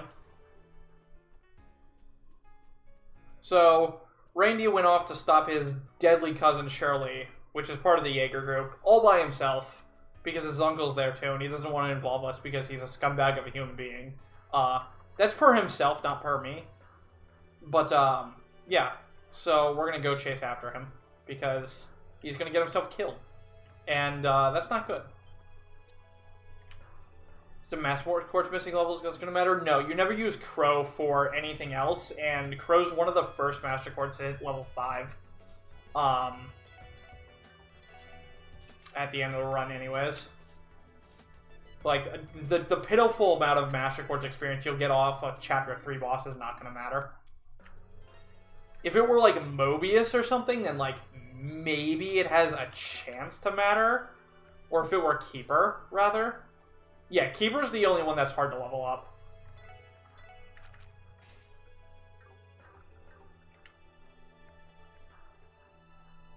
Because, like, everything else is usually maxed, either off of Sigmund or off of, the Sphinx Amara.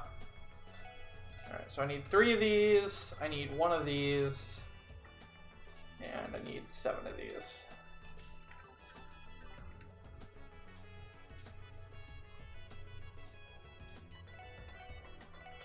So what we're going to do here is we're going to buy a bunch of evasion gear for Lloyd to basically bump him up so he never takes damage again.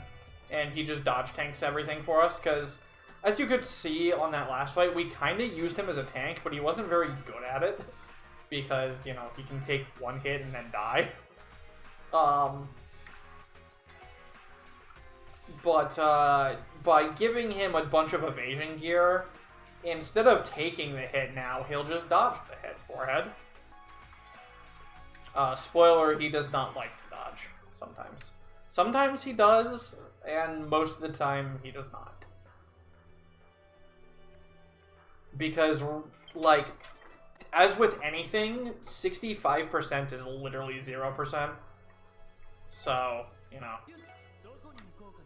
you're dodging with literally 0%. Even though the game tells you it's 65. 65% of the time it happens none of the time.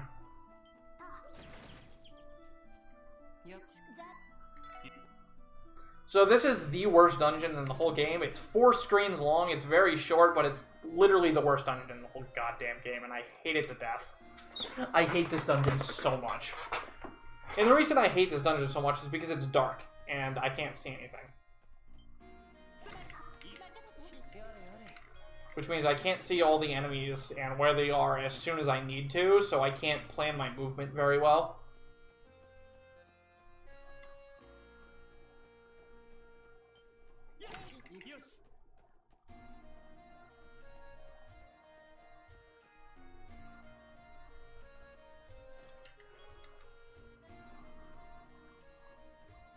So we have one party member we haven't seen in like half the game so far, named Noelle.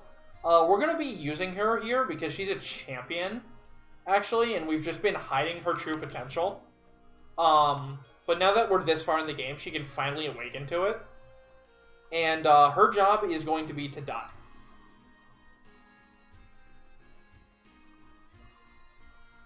And that's it. I just need her to die.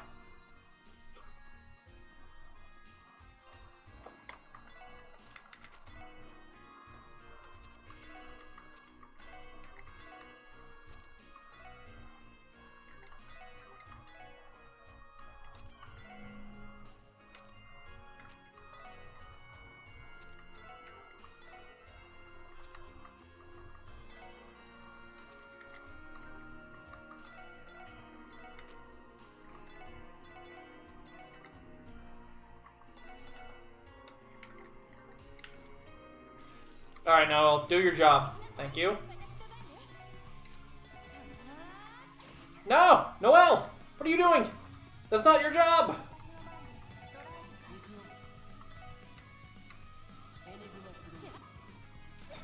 Good, good. Excellent, Noelle. Perfect! Thank you. Good job, Noelle.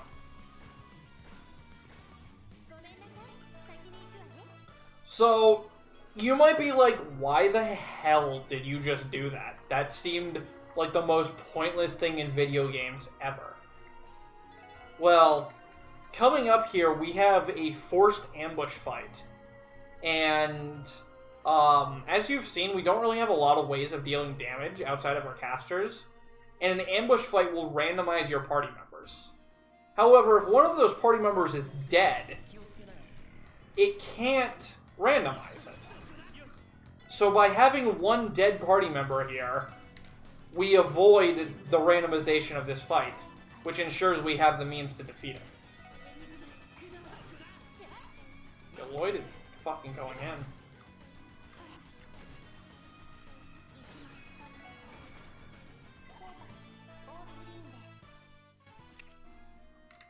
So, by having Noelle dead for that fight, the game isn't cruel enough to you to place her in your party for an ambush. So, by not having her there, you don't even need to worry about that anymore.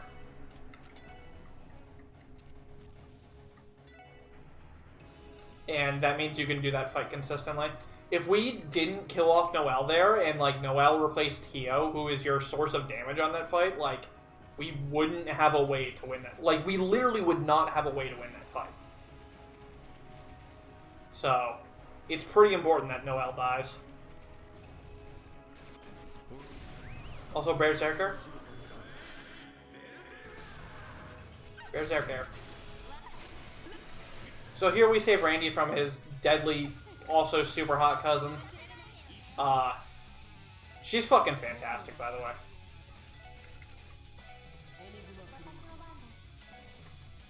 She's about as yandere as it gets, but that's okay. Also, she doesn't like to behave in speedrunning. She can do that move, which is the worst possible move she can do. Because it knocks you out of, knocks her out of range of literally everyone, and then your dodge tank Lloyd isn't doing his job at all. It's kind of rough if it happens. It's not good. Also music.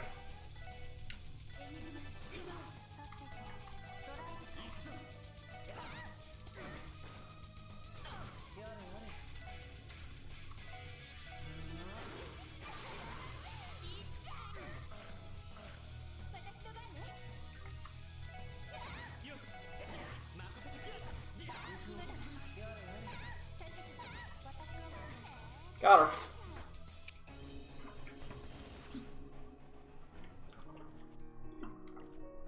What's Mobius do? Mobius is the most overpowered quartz in this whole game if you know what you're doing with it. More on that at the end of the run. But basically, Mobius makes your items stronger. It also gives a lot of space quartz value, which space arts are very strong as well. So after dealing with Shirley, the Jaegers, instead of dealing with us, go set Crossbell City on fire. So, you know, that's good. And they also kill a bunch of people. Or severely injure all the police, a lot of the army, take out the mafia. The demons fuck up the entire downtown area. It's a bad time for Crossbell right now.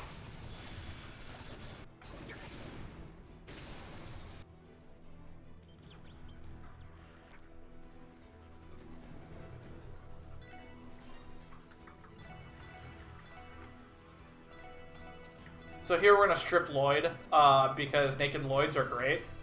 But we also don't want Lloyd dodging the next boss. Because the next boss fight, we die to it. Because it's fast. If you're keeping track at home, that's 2 now. 2 fights where it's faster to die than to win. So this is Randy's uncle. We just fought his cousin. This is the uncle. He's a lot stronger and a lot more mean. Yo, nice. That was really good. Alright, that was a fast death. And then they blow up the bank of the world, so now there's literally no money anywhere because the bank is blown up.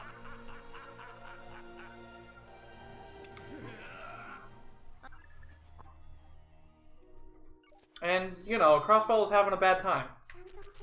And in response, Kia decides to glow blue.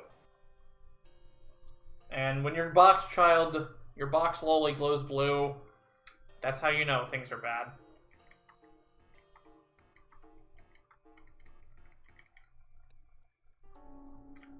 Well, you have to remember, Rhythm Song, banks aren't digital in this timeline yet. Like, money is still very physical in this world. Because, like, the internet is not even a year old in this game.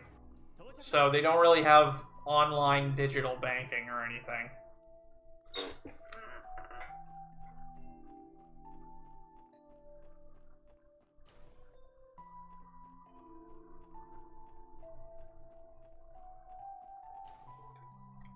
Oh, whoops. Forgot to talk to the receptionist. Because remember, when you go to a hospital, usually you need to know where you're going. Speedrunners don't. We just know where to go instinctively. But, you know, normal people, like the people we're controlling, don't know where to go instantaneously.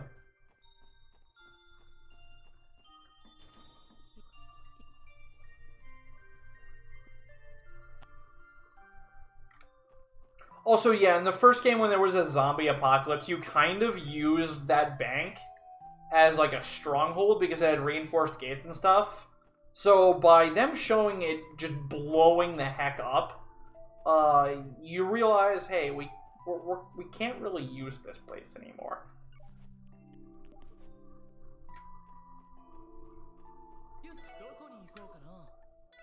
Also, yes, if you were wondering, the first game features a zombie apocalypse. Sorry for the spoilers, but you should play the game. It's really good. Highly recommend.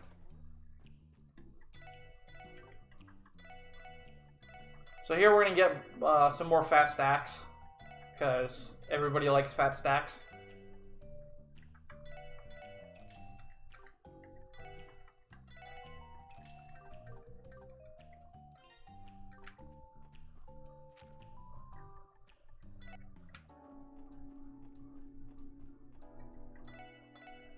And then we're going to buy some noodles, because everybody likes noodles.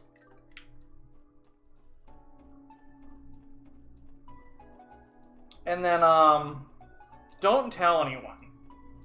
But we're going to do this secret special super hidden strat for RNG Manip here.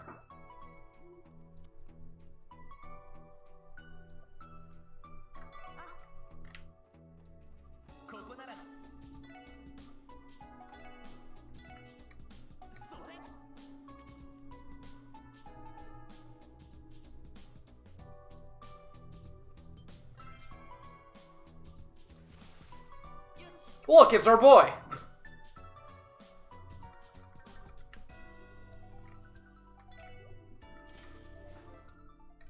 So that fish I just caught is an absolute meme. Like, I can't even begin to explain how much of a meme that fish is, but it's glorious and you all should be applauding.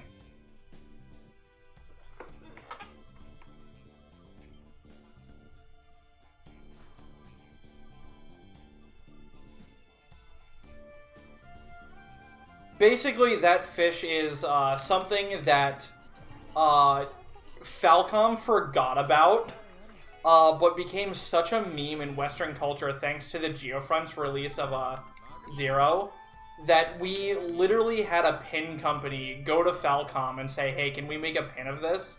And Falcom was like, what the hell are you guys talking about? And then we had to get the translation team from the Geofront to explain to Falcom that this was a fish that we made into a meme via Twitter posts about the Crossbell characters and how they would talk on Discord.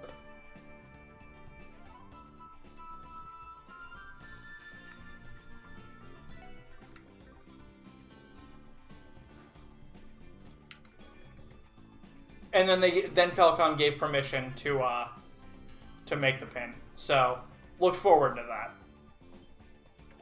But we literally went to the company that makes this game and was like, hey, this is a really good meme that we have made. Can we make merch of it? And they were like, what the fuck are you talking about? And in a response to that, there was a bunch of media created. Look up Child of Brundonment if you ever get a chance.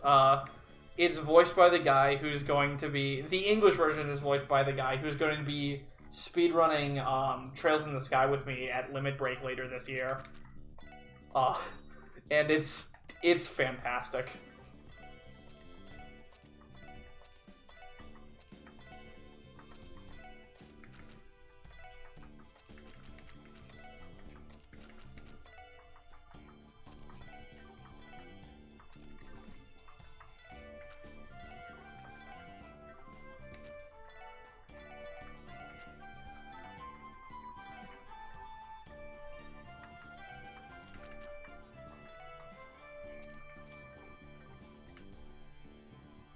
This is why so many... Because we make awesome memes out of them? Dude, he gave me the suck! So this boss can give you the suck, and you really don't want him to give you the suck. But he gave me the suck, so here we are. Here we are in this timeline where we got given the suck.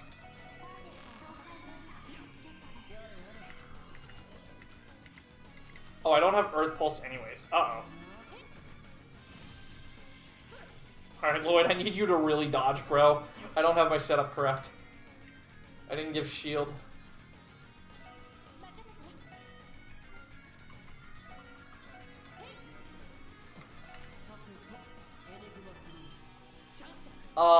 Sure, actually.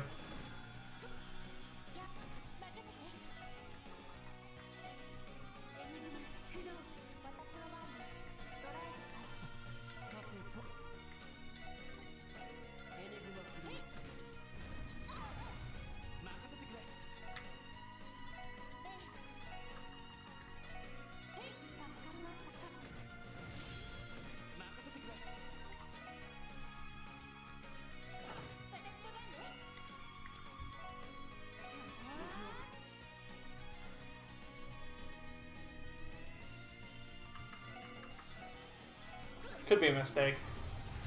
Oh, it was a mistake. It was a big mistake. Oh my god, Noel, thank you. Holy shit. The bailout, dude. The absolute god tier bailout right there.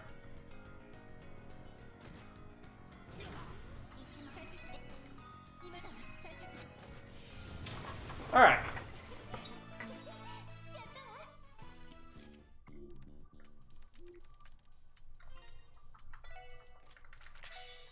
So one of the important things to do is if you mess up a menu in this run, that's literally like the last fight in the run where if you mess up you can actually recover.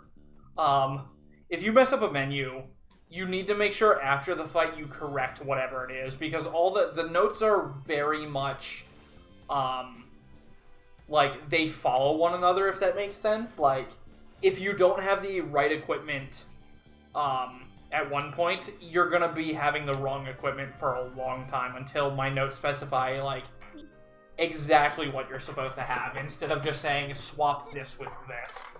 Because, you know, if you're swapping things and you don't have the right thing on to begin with, whoever you're swapping with isn't gonna have the right thing then.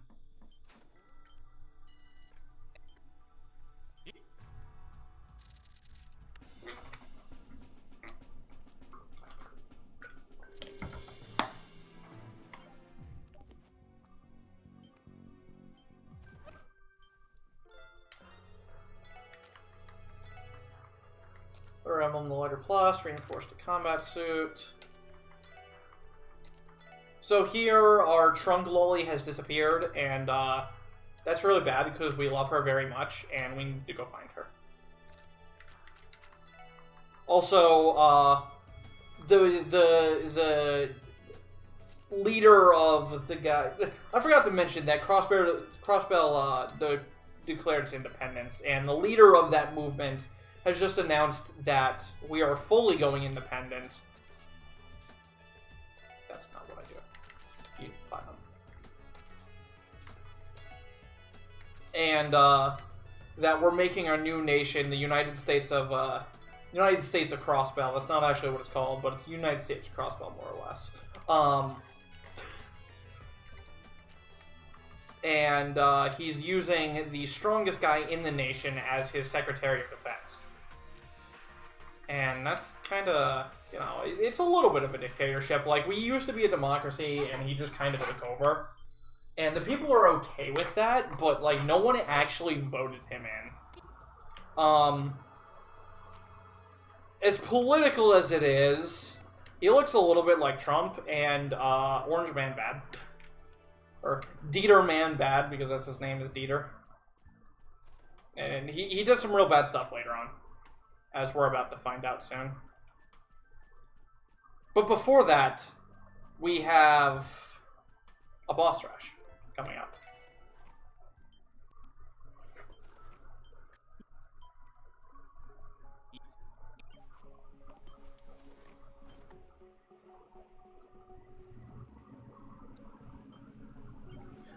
I think they voted him in as mayor, but they didn't really vote him in to lead the country entirely by himself after declaring independence.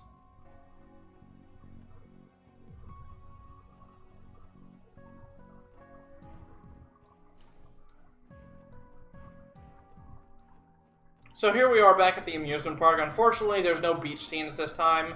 No fun and games, just that boss rush I was talking about. Fortunately for us, these bosses are a lot easier the second time around, unless they freaking crit you in the face like a jerk. Ow. My face. It hurts. Please stop.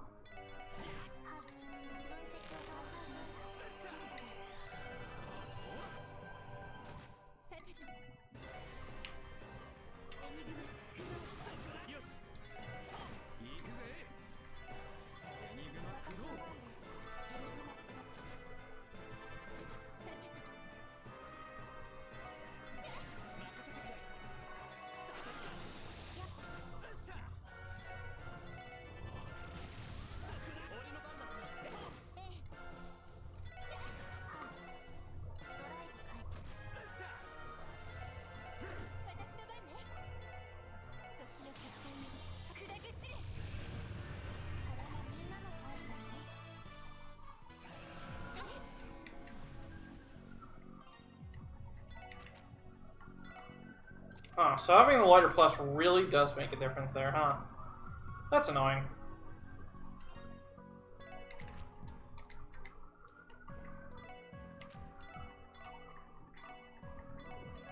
So you should have recognized that boss. You'll recognize this boss as well.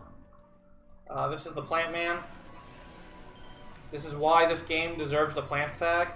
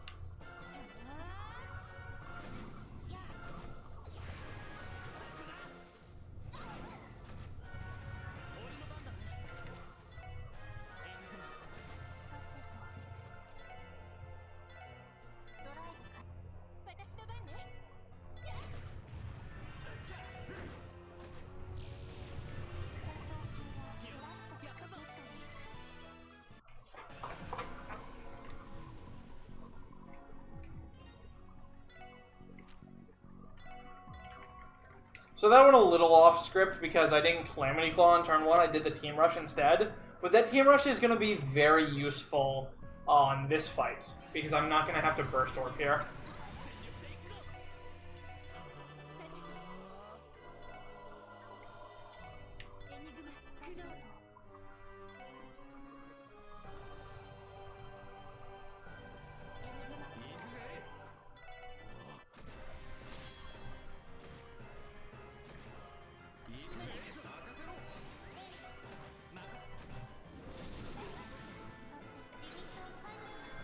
Burst, Hakio!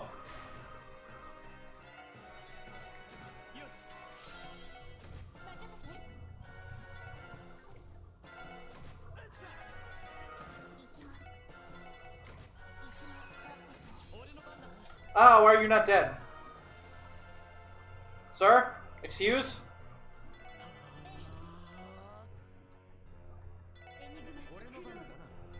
Excuse me, sir? Sir? Excuse? Okay.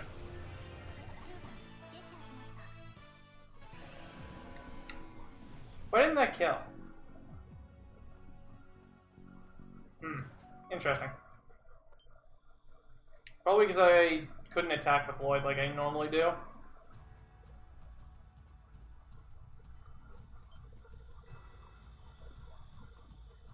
So, everybody in the party is super suspicious right now because we just got attacked by a bunch of mythical monsters in an amusement park, and we're kind of like, what the hell are we going... What the hell is going on? Should sacrifice an LL for good luck? No, it might go back to Lloyd being under-leveled, actually. So I missed a little bit of damage because of that.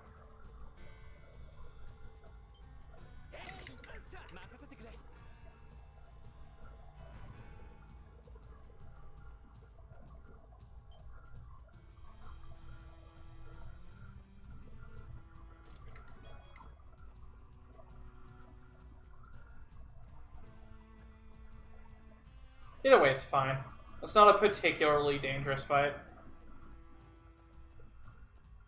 And yeah, we don't have Noelle anymore. She's she went back to the army because the army was getting reformed after Dieterman Bad reformed it. So we're gonna strip Lloyd again here because we're coming up to another boss where we just want to die as fast as possible, and Lloyd having like 80% evasion is not very fast when it comes to dying. It's about as slow as you can get, to be honest. So here Box Lily is working with suddenly evil childhood friend of Ellie. And a lot of bad things are about to happen. So Kia's going to use her powers as a glowing blue Box Lily to channel a bunch of spiritual energy to summon giant robots. And meanwhile, we're just going to hope Arios here is very angry. Because the angrier Arios is, the faster we die. Alright, he's only mildly angry right now, which is unfortunate.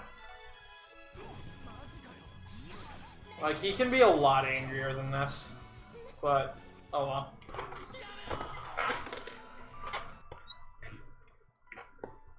So Kia awakens to her powers as a demigod here. And then a bunch of giant robots descend from the heavens because of her.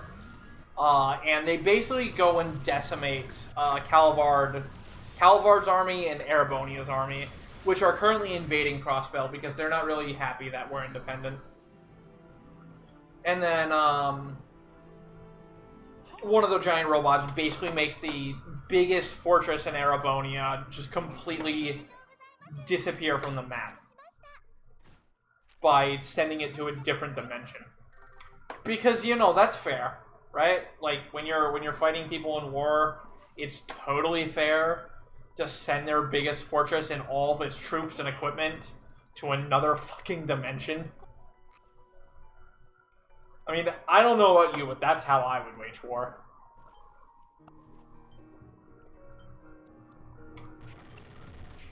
And here we're going to struggle inevitably, and we're going to take a bad guy from the first game and literally break out of jail with him. Because, you know, why not? Wait. And we're going to do it to an absolutely banging soundtrack.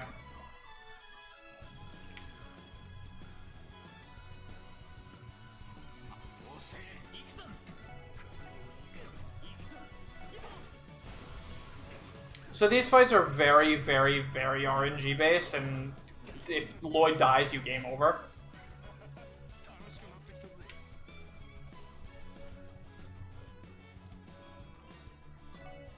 Which is why I'm going to put these safety proxy puppets on him. Because I don't want him dying. Oh god, what is this starting turn? Holy shit. Ah! No, dude!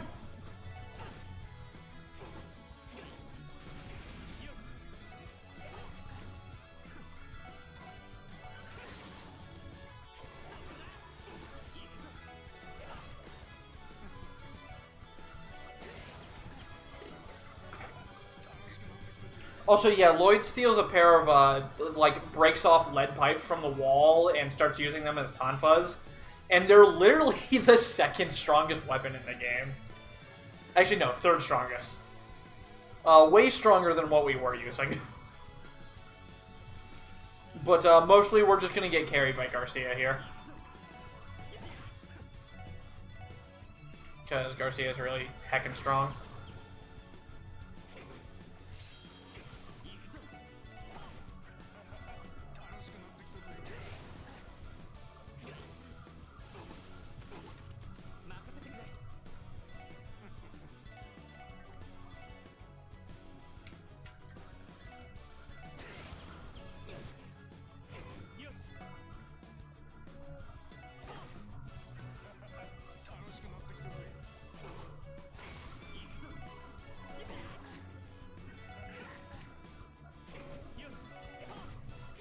So you may have noticed I'm not using any of Lloyd's crafts here. That's intentional. Because I need a full 200 CPS break for this next fight. Or else I literally cannot win. Like, if I were to go into this next fight without an S break on Lloyd, I literally could not beat this, this section. I'm too underleveled.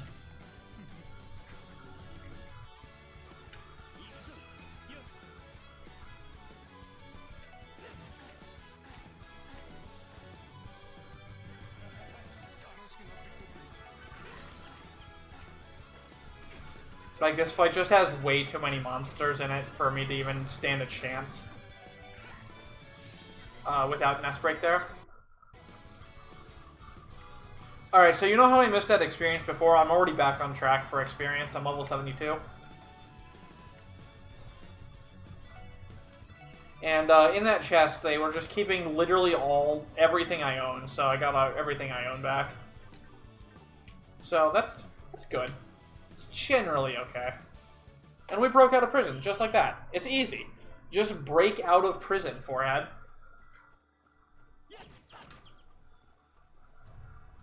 Have a world-class fighter and ex-mafia leader with you and just break out of prison. With your bare hands and fists. Like, come on. Why doesn't everybody do that? But I would like to point out that we were in prison for 3 months or so. We legitimately lose in this game.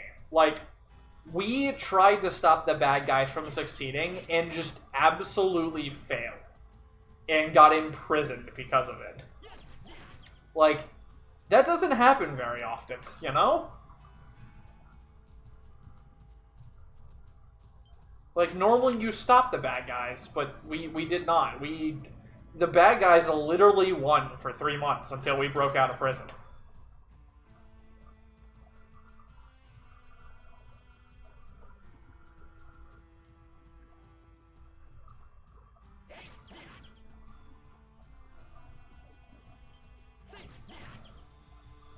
So again, I'm field killing encounters here for actually 2 reasons this time. One, I need to get CP off these encounters, and you get a minuscule amount of CP every time you kill a field encounter. And that's part of the route. And also, I need the Sepith from them for money.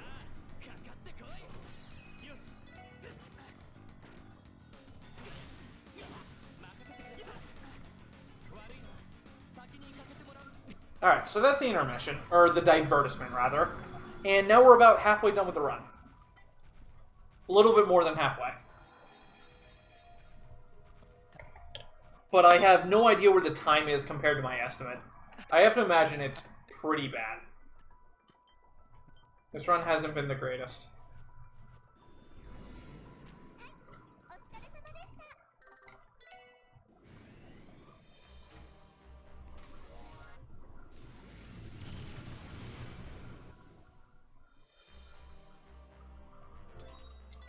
So now that we're in the final chapter of the game, we're basically just gonna get instantaneously stupidly strong. Because obviously that's what you do. So one of the mechanics I didn't really mention a whole lot about was when you have characters, they have slots here, and you have to spend Sepith to open those slots. We didn't do a whole lot of that. We didn't do, like, really any of that, to be honest. We did that, like, twice. And as a result, we didn't have a lot of space for quartz. Everybody in our party left and is going to be coming back, and they're going to come back with all of their slots opened up. Like, literally thousands of Sepith get saved by not opening slots and letting your party members come back with slots auto-opened.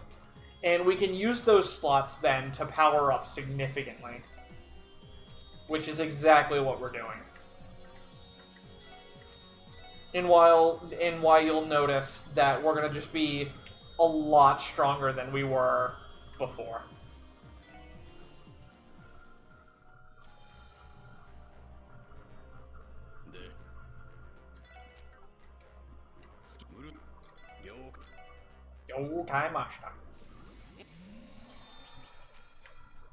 Also, our pet wolf at the special support section actually turned out to be a divine beast, and now he's a party member, and he is the best doggo. Reseed has nothing on him. Like, I don't care how much of a Tails fan you are. Repeed is nothing compared to Zeit.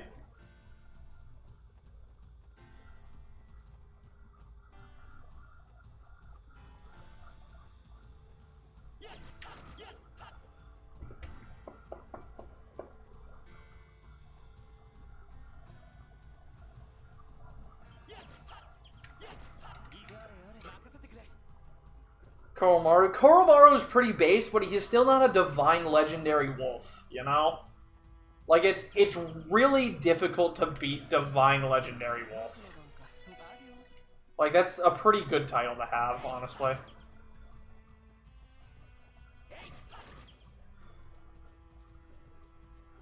So, you'll recognize this boss, and we're literally going to do the same thing. That is not what I'm supposed to do. Uh-oh. Okay. I should still be fine, I think. I hope.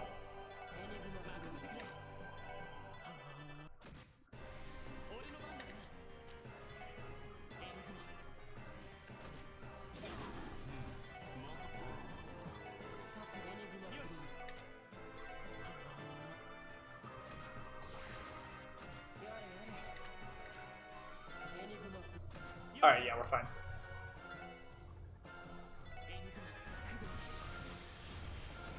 Nerd!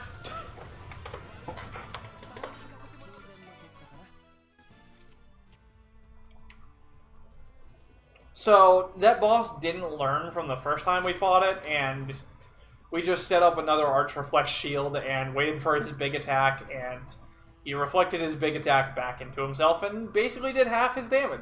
Half his health and reflect damage. That fight can go a little off script if Zeit dodges, because for whatever reason the game gives you a dodge tangent even when you have reflect up, which is really dumb, because if you dodge then you don't actually reflect damage him, and he lives with a considerable amount of HP that you really can't deal with. And it's really bad, as it would turn out, if that happens. Holy Chainer with Steel Wrist. So here we got Tio back. She's best girl. So that's really all there is to it.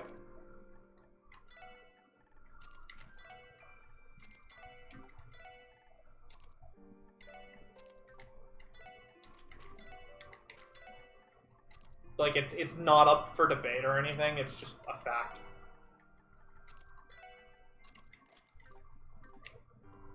So now we have our Genesis Flood back, and Genesis Flood is really strong, and since, as I was saying, a lot of characters come back with upgraded slots, Tiono actually has the magic power, because more slots directly equal more MP. Now that Tio's slots are just auto-open, she actually has a lot of MP, so she can just cast her spells however freely she wants.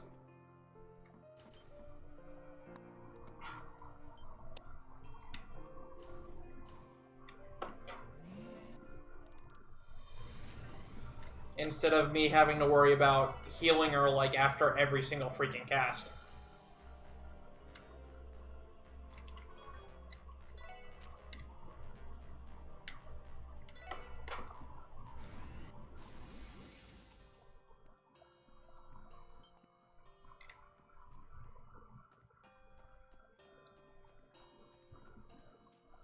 So now we're over here, we're going to be going after Risha, who is also best girl.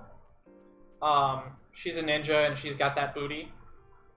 She's, you know, she's a little conflicted with the world right now because she just wants to dance on a stage and be a performer that she was and not be a master assassin like she's been trained to be.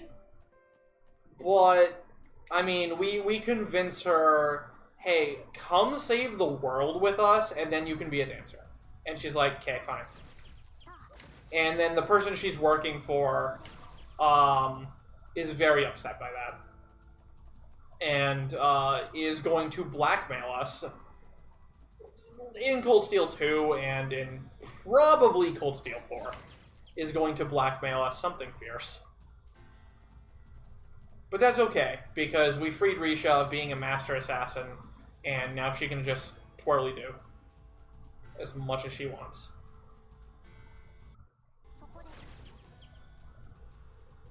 And that's really all that matters in life, is being able to twirly do when you want to twirly do.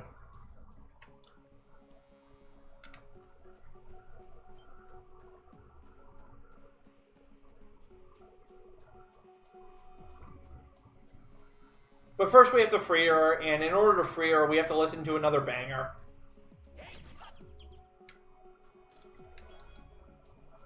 So, banger alert. It wasn't the chest losing a texture, it was the grass clipping through the chest. But yeah, I saw that. That was weird. I don't think that normally happens either.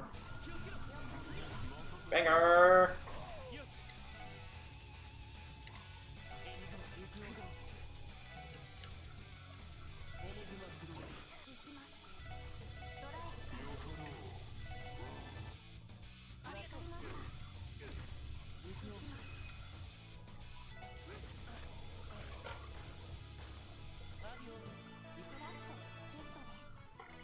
So you'll notice these boss fights are going a lot quicker now.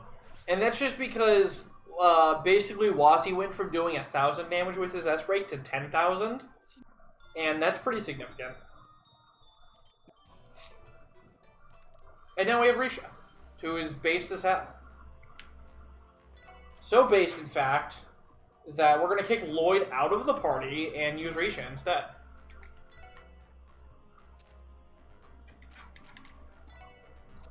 Whoa. Ammo Mules, Holy Chain Mega Duda.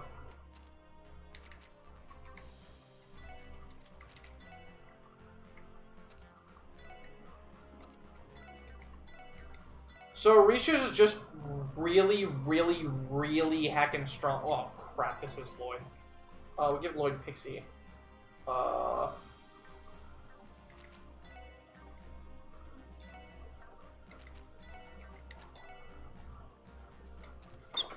Or we give Wazzy Platinum anyways, or Phantom, so I'll be fine. So I mismenued there, and that's basically all that happened. 3, HP 2, Spirit Breaker, cast 1, mine 3. You go to Phantom, Lloyd has Pixie, Risha and Overlord.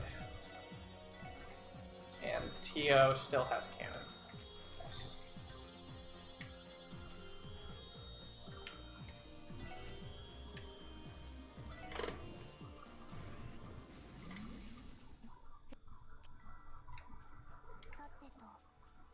So we're still going to lead with Tio here because she's the best for field killing stuff. And since we're just going back to a bunch of areas that are, like, lower level from the start of the game who haven't had their mobs upgraded since the start of the game, we can basically field kill everything. There's a few mobs here and there that are upgraded, but the majority aren't. So we want to be using Tio to farm some money here.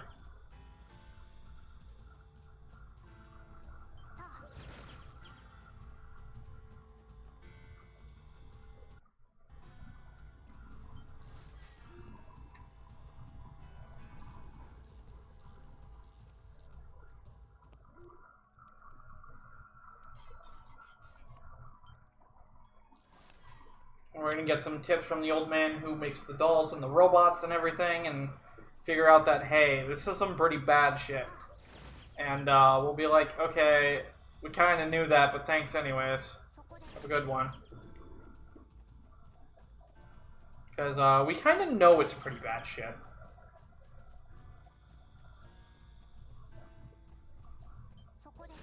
Like, the world is literally being infested by grass that's trying to change the world to a spiritual area and just flood it with the giant monster who's been fighting that will basically kill all of the peoples. And, you know, instead we just have bangers. Oh, no, wait, no, this isn't banger. My bad.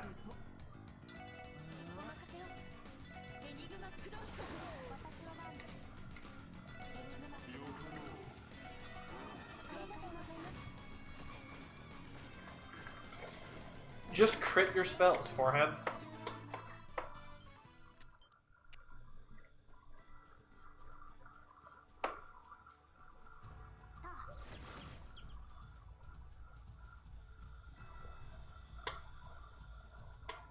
So there's a little bit of a puzzle coming up. There's a bunch of the Jaegers, the enemies, have riddled this tunnel with a bunch of mines. And you basically take like 60% of your health and damage if you touch one of the mines. And that's kind of bad. But, and like they're all hidden behind these walls and everything that you can't see, and they're just, it's pretty hard to get tough through this place casually, but the secret to it is you just hug the bottom wall, and, you'll never hit a mine. You'll come close to hitting them. If you're not exactly hugging it, you'll hit a mine or two. Because they thought of that.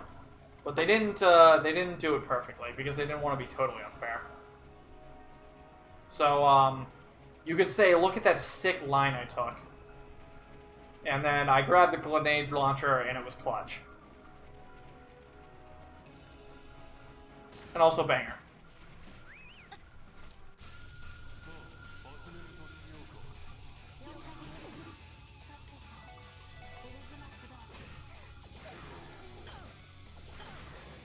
Wazzy, I need you to not die, friend.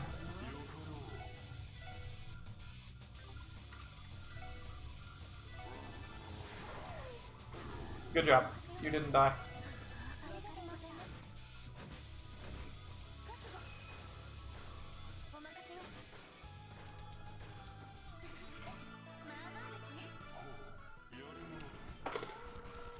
So that fight can be a little scary if they focus damage the same person the whole time, because you will die. And if somebody dies there, you don't really have the damage to finish the fight. So it can be really bad. Fortunately for us, that didn't happen. And now we're gonna go back and get Worst Girl Noelle, and we're gonna actually make her into our sex slave. And that's canon in the game. That's not just me saying that. That's literally how it's worded, and how literally all of the characters, except for the one who actually says the line, completely fucking interprets it.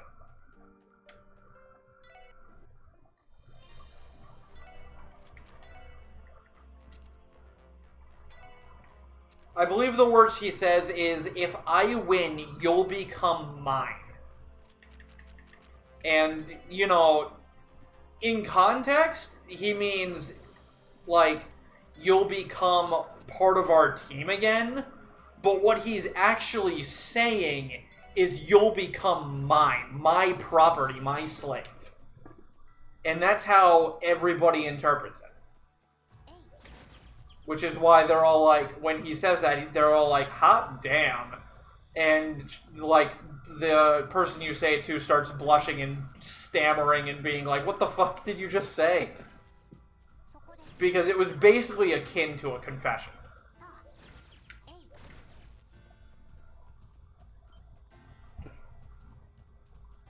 But obviously, since, you know, you can have a harem in this game, you can't really, but you can. Yeah.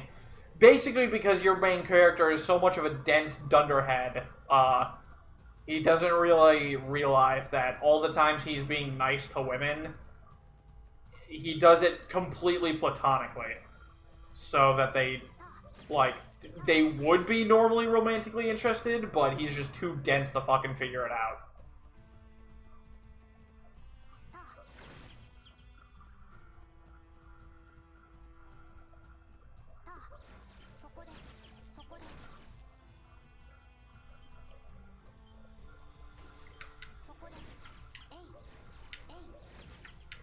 Holy God. Just kill it. Just kill it. Alright, so, we're gonna be sneaky. We have to sneak into this, like, gate where the military is and stuff. And we're gonna do so by getting on these train tracks and running on the train tracks into the building to avoid their detection. You do the same exact thing in Cold Steel 2. But there's really nothing to do here, so one of the things I like to do, before I realized it's probably part of the reason I go through controllers very quickly, is spam the voice channel. But this is a marathon run, so...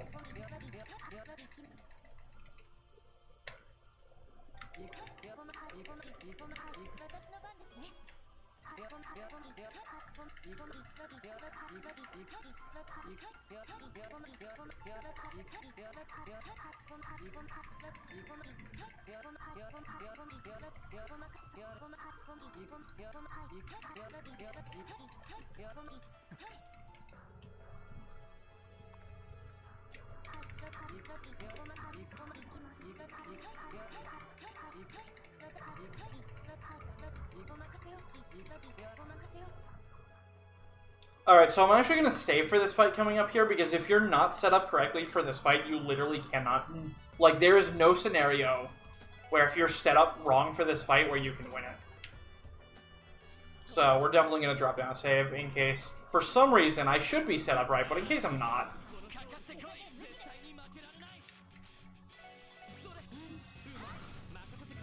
Yo, nice dodge.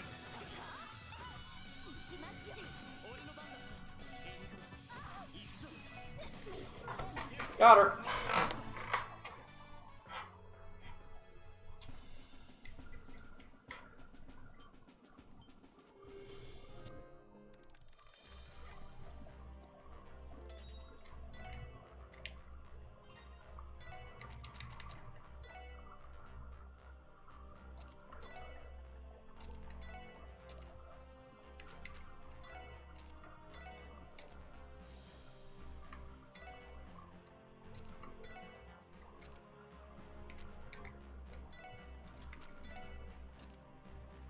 Force, Heaven's Eye, HP 1, hit 2, evade 1,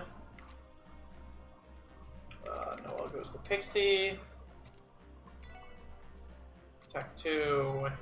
Information. None.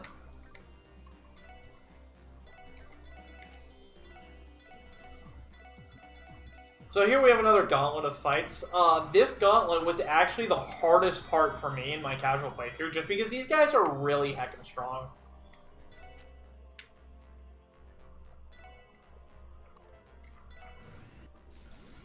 But we got some good music at least.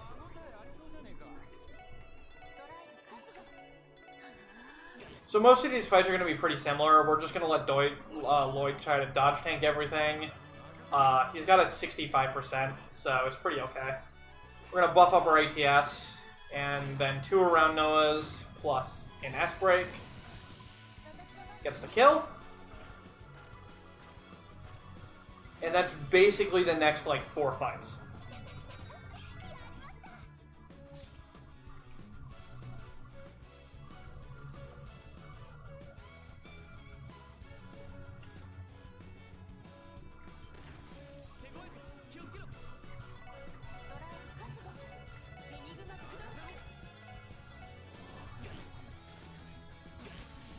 Lloyd, buddy.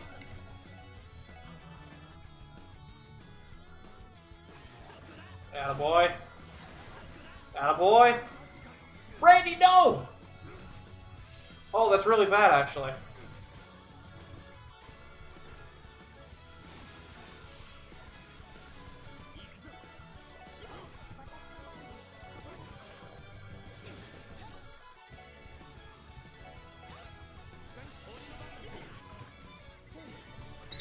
Does he not have Holy Chain on? Yeah, I guess you don't ever put Holy Chain on him, huh? Interesting, that's really annoying.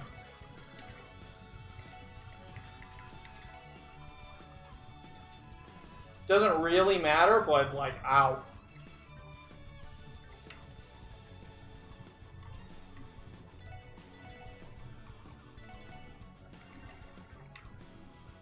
Yeah, it shouldn't matter. I should be able to get to 200, no problem.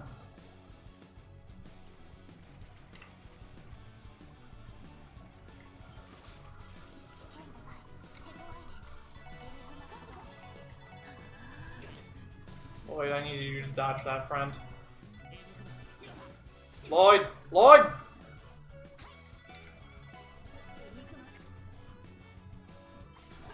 Thank you. Okay. No! Lloyd! You idiot! Oh, that's so bad.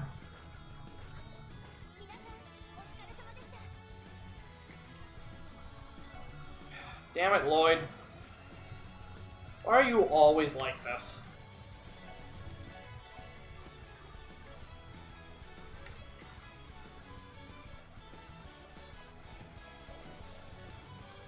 That's so bad! Damn it! Uh-oh.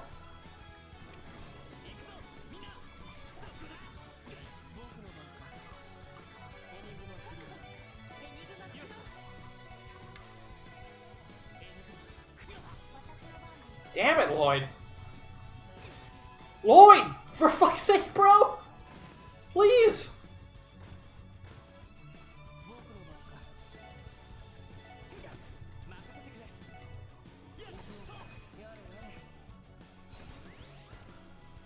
Alright. I think we got to where we need to be? No, we're like one thing off. Hold on. Shit. That sucks. Okay.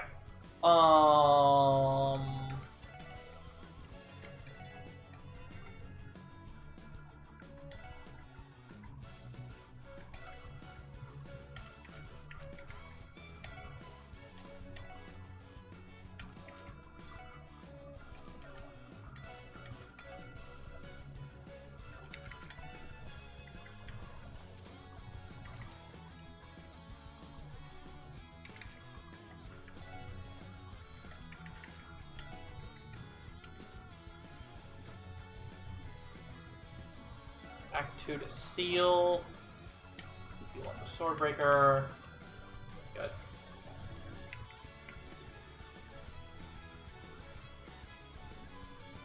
Yeah, Lloyd dodging is something that just never freaking happens when you need it to happen. This is what I meant when 65 is literally freaking 0. Alright, we got my burst. I do hold off here.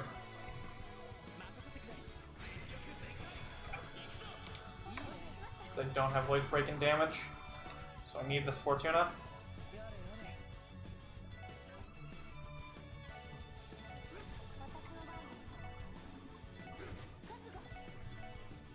Go.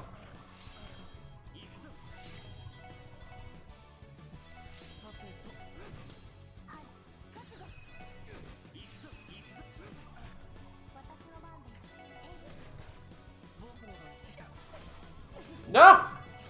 Kill it!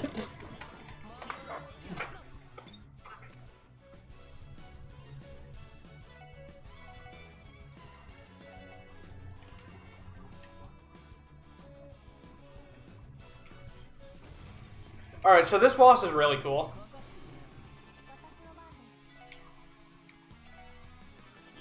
Basically, by doing the movement by the way I'm doing it here, we're gonna force the boss to only ever be able to attack Lloyd. And since Lloyd is a dodge tank, generally, 95% of the time, that's okay. So right now, crap, okay. Well, hopefully this still works. Alright, we're fine. I guess that's why I can't S-break there, huh?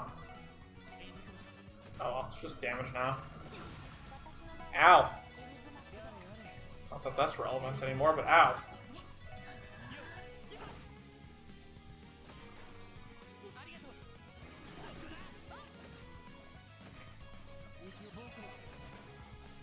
Alright. BRB quick.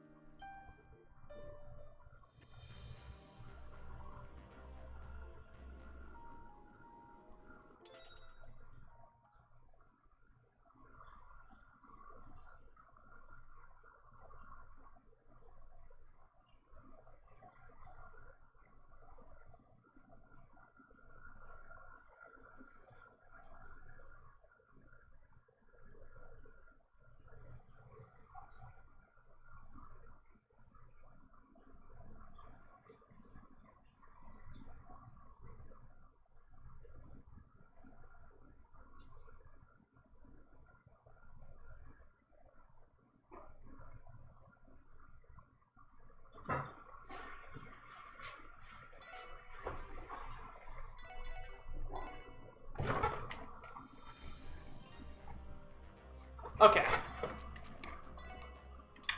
So now that we've gone all over the world and recollected all of our party members, the second act of the finale can begin out of 4 acts. In this act, we're going to be... There's a giant barrier over Crossbell right now that's preventing people from going in and out, and we need to find a way to weaken that barrier. The way we do so is by stealing or deactivating 2 bells that are across Crossbell at very key pivotal points. Sorry, menuing and talking is really hard. And by disabling those, we'll weaken the barrier enough that we can slip in the Crossbell and hopefully liberate it from Dieter's control and pop up a new one. Because he's being a bad man.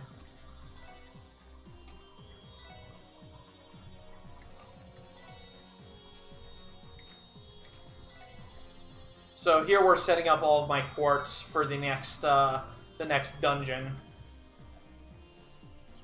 Speedbreaker.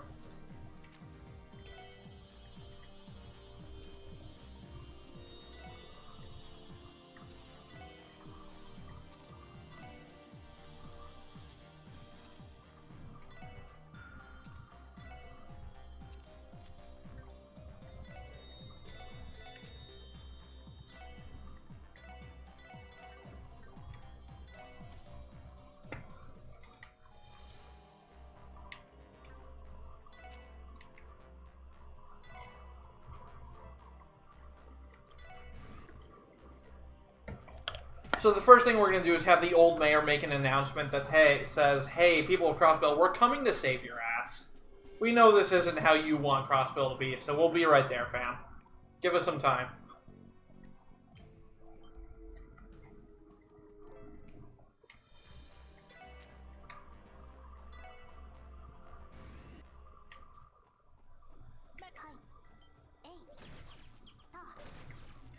So, the next boss is, it's a while from now. There's a few more mob fights between then and now. But the next boss is the trolliest boss fight in any Kiseki game ever. Because you are completely at his mercy. We have no way to kill him. Instead, he kills himself. And that's just all there is to it. I'll leave the strat for when it actually happens.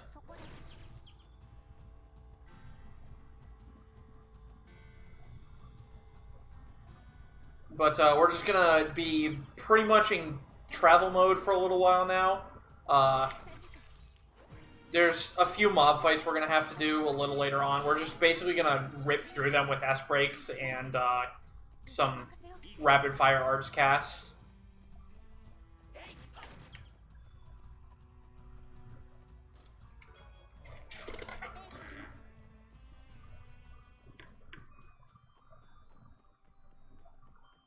What did Lloyd have on when he died? Force, right? Force does not come with you to endgame, so it's okay that he died with Force on. Yeah, Force never even hits level 5, so it should be totally fine that he died with Force on.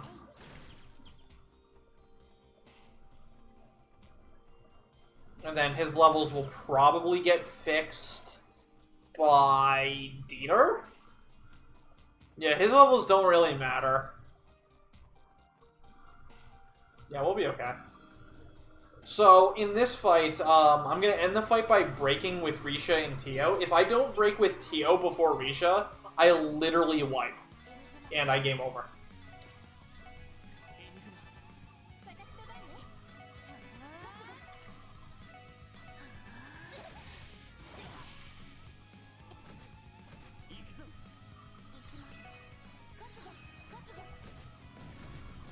Because those guys blow up, and if you don't have your shield on from Tio's S-Break, they will absolutely one-shot you.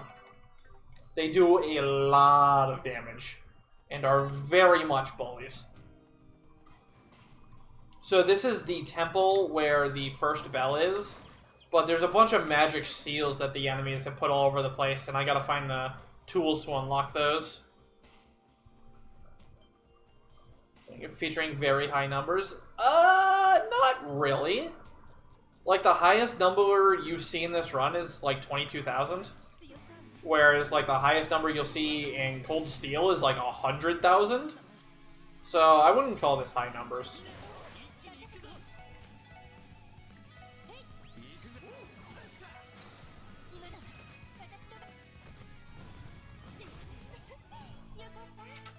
I mean, it's not 999. You can break... Really? How do you break 100k in this game? Like, what common... It's gotta be with a Wazi S-Break, right? Oh, Chevalier, right. That fucking exists, huh?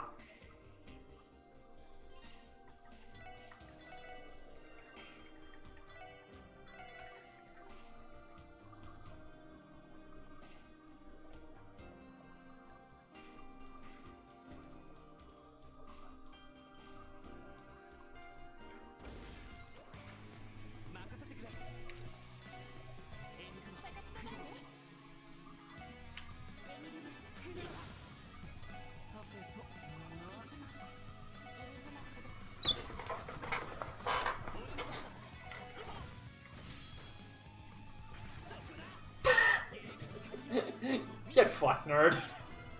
Normally he just dies, but sometimes that happens. Oh. What is this?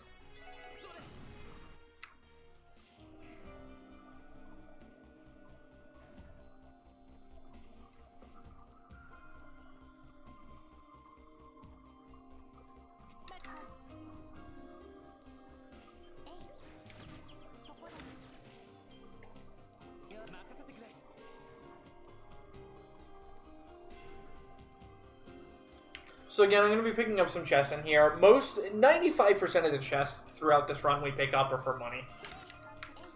Ah! You did the thing, dude.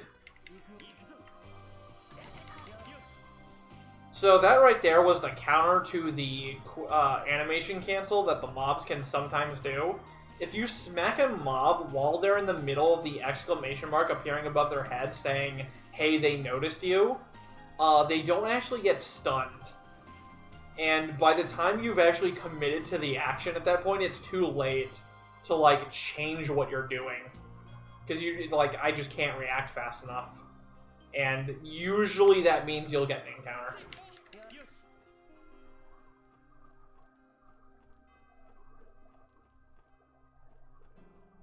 Or the other thing that can happen is if you smack them when the exclamation mark is coming up, they'll instantly get pissed off, which is a mode enemies enter if you smack them on the field too many times, where they become basically hyperspeed and, like, lock onto you and immediately try to get you into an encounter. So usually, if you hit them when there's an exclamation mark coming up, it's gonna be a bad time.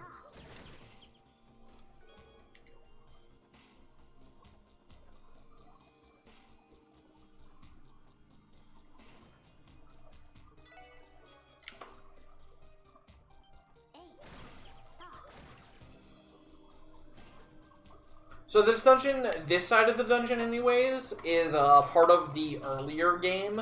Like, you get here in Chapter 2 if you do the side quest.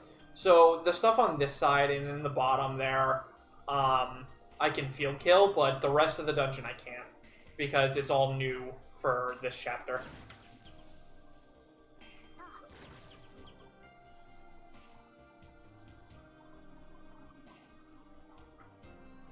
Oh, I didn't place the things. Dummy. I collected the things, but I didn't place them. There we go.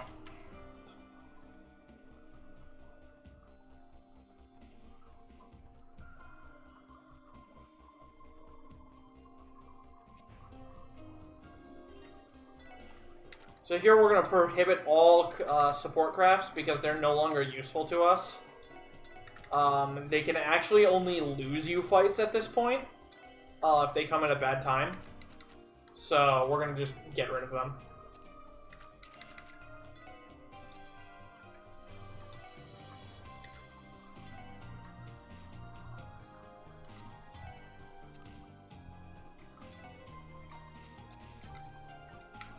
So this boss can do a few things. He can turn you into a chili pepper. He can cast some arts at you, which is what we want. He can do some damage to you with a normal attack. He can change your positions on the map. He can become invincible, and he can S-break you. We just want him to cast arts and not turn us into chili peppers. Alright, well, fuck you too.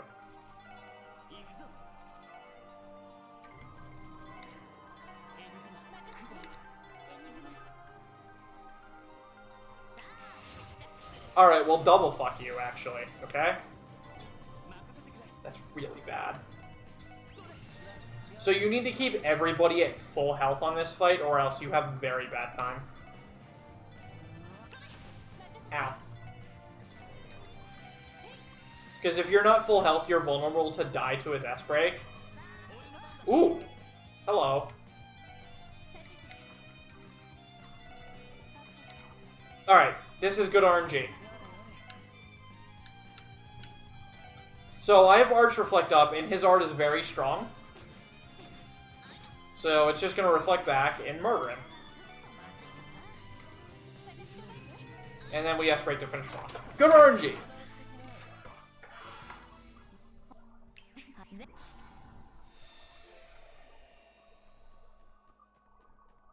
Oh yeah, compared to the Mario JRPGs, the numbers are big.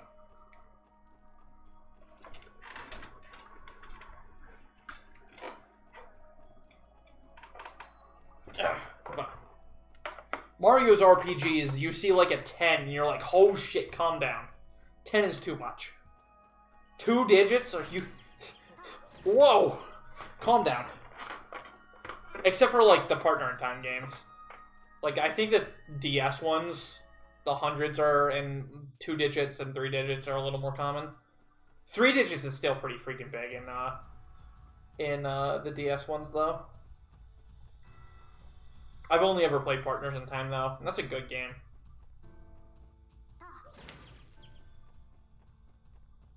So, after that boss, we have this huge salty run back.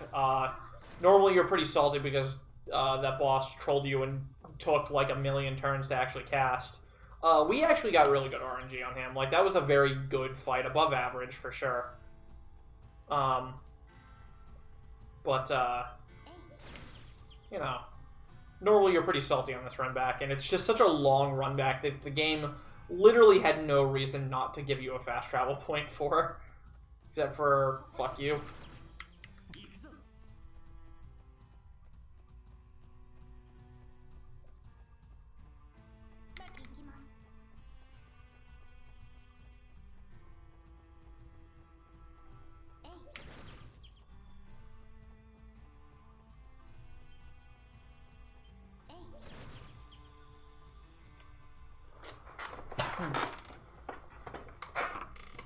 Yeah, Disgaea gets really silly, too. Gives you a lady protagonist. I would highly recommend it. Sky, I'll warn you, Sky starts off slow, but it's very much worth it to get into the series.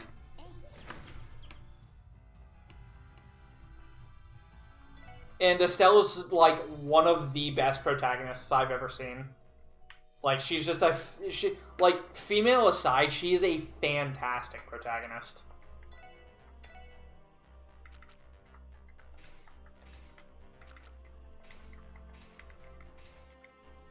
Oh, that was really bad. Oh, that was really, really, really bad. Uh-oh. Shit.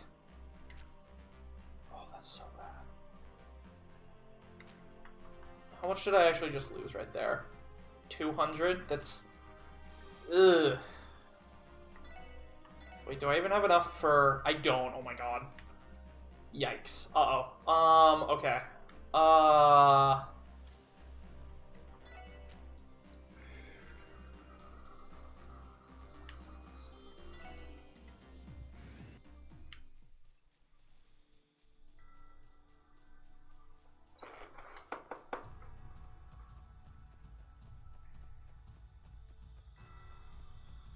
Like, Elise is a flat character. I mean, I think Elise is a totally fine character, but I know I'm the minority in that.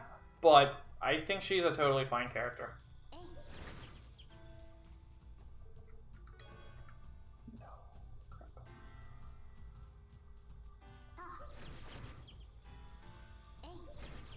So this is not part of the route. I messed up and accidentally opened Randy's slot, and now I'm way behind on Sepith because of that, so I have to come down here and field kill enemies till I get enough Sepith to make up for what I accidentally blew. Those guys don't give time Sepith, no.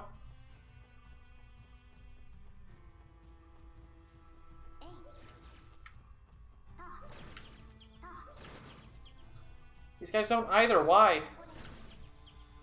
That idiot does.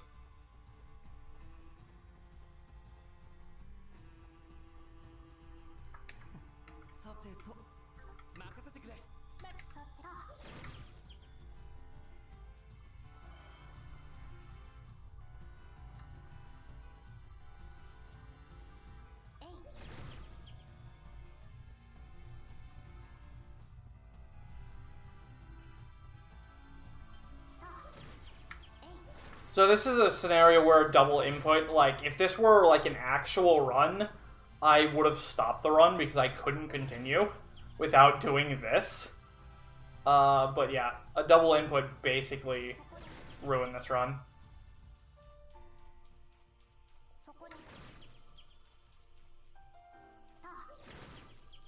Like, we'll recover it because I have to. I'm not just gonna stop, but, yeah, rip. rip 2 off. I should be able to get that here. Alright, there we go. 6. Alright.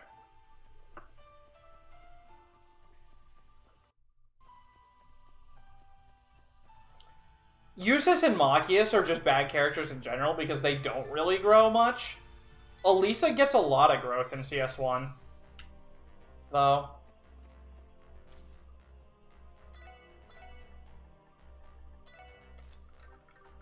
Okay.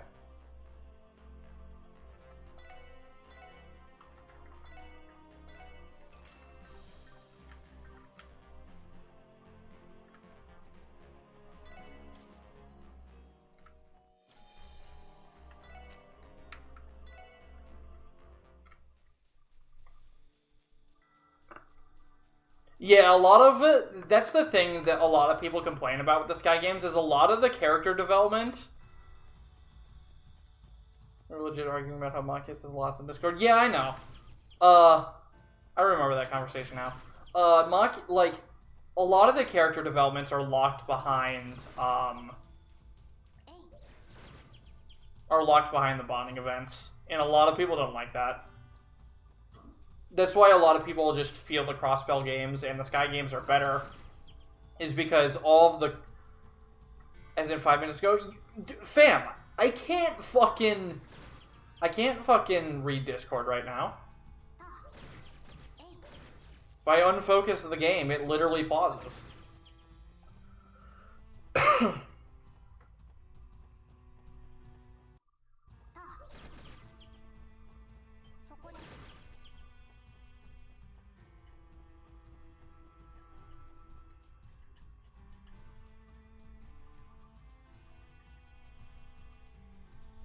Alright, so now we're heading on to the second part of this arc, where we have to scale a giant tower. Before we were in a giant temple, now we're going to a giant tower. And there's going to be a bunch of boss fights, and everyone's favorite boss fight at the top of the tower. Oh, I thought you were reprimanding me, because I know we've had a discussion on Machias before. Or at least mention of it.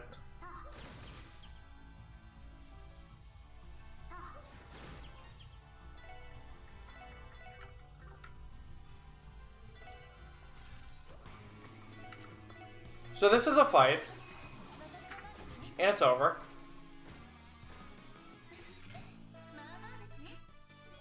And that gets us an item called the Mars Bell. And the Mars Bell is one of the silliest items in this game. The Mars Bell says, whenever you finish a cast of a fire art, get another turn immediately. And that gets really silly really fast. Really silly really fast. But you won't get to see that absurd silliness until the end of the game, unfortunately, because, like, it's useful, but it doesn't really break anything until the end, unfortunately. Shield 2, EP2 to Spirit Breaker. Wait, do I really need that much water? Huh. Whatever. Ellie. Or Wazi. Seal 2, Mars Bell. Or no, hit. Yeah. Seals 2, hit 3, Mars Bell. HP 2, cast 2. Mine 3. Good. Ellie Cannon. HP 2. Spirit Breaker, effort. Where's my effort quartz? What? Alright,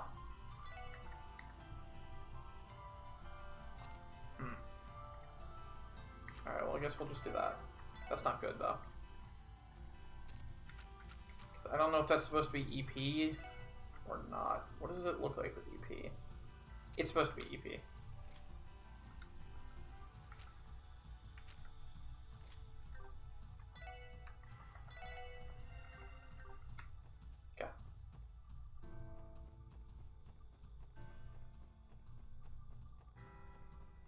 No, it's not supposed to be EP2. It's definitely supposed to be mined.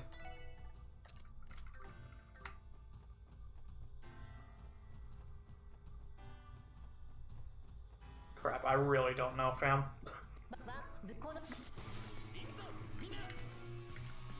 That's not Ellie.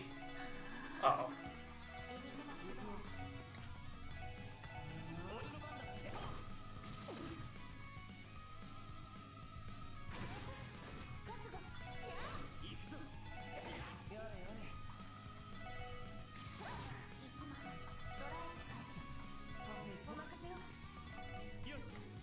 Man, this turned into a train wreck real fast.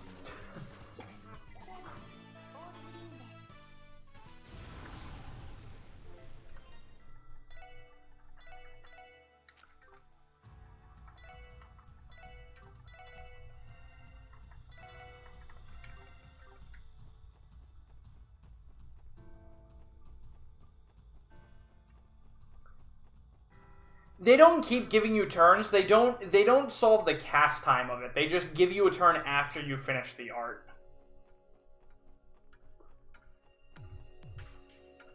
God, I really wish I knew what to put on Tio here. Hold on, I can check actually, can't I? No, I can't. I didn't save before campy. Oh well, we'll do it live, I guess. God.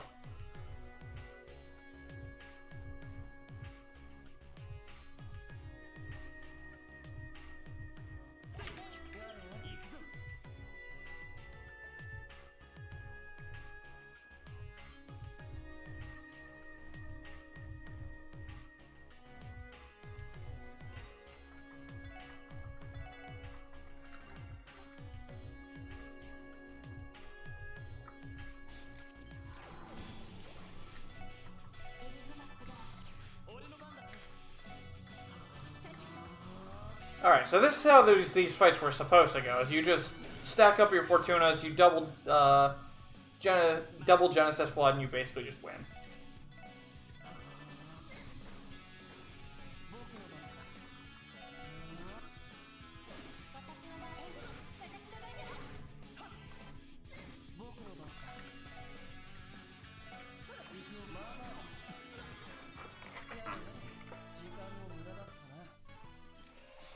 So the next fight is extremely cool.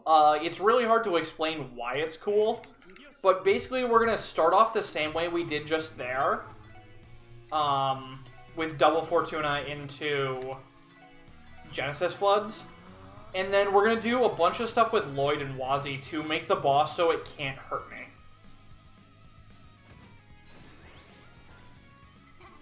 And generally speaking, that's pretty cool.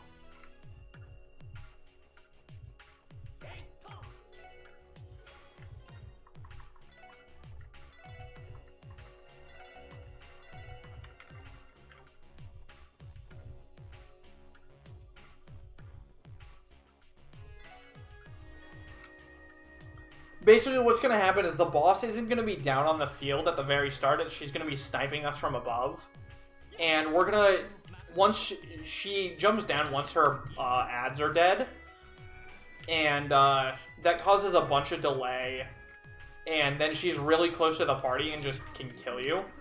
But we're going to do a certain strat using Dark Matter here to draw her away from the party. By preemptively placing it before we even know where she lands.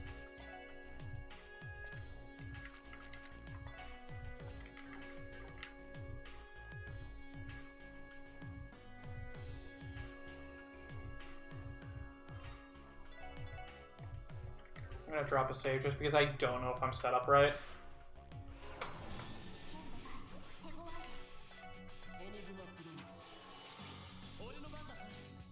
Well, that was the most useless thing she could have done, so okay.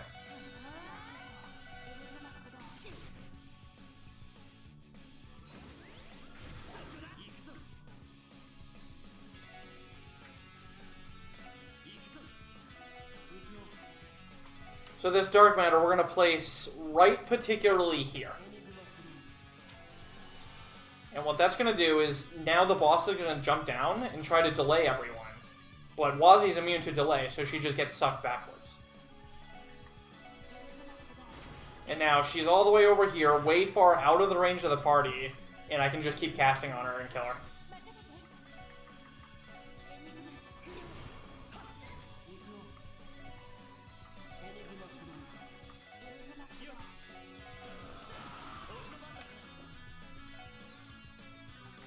I don't want to actually do that.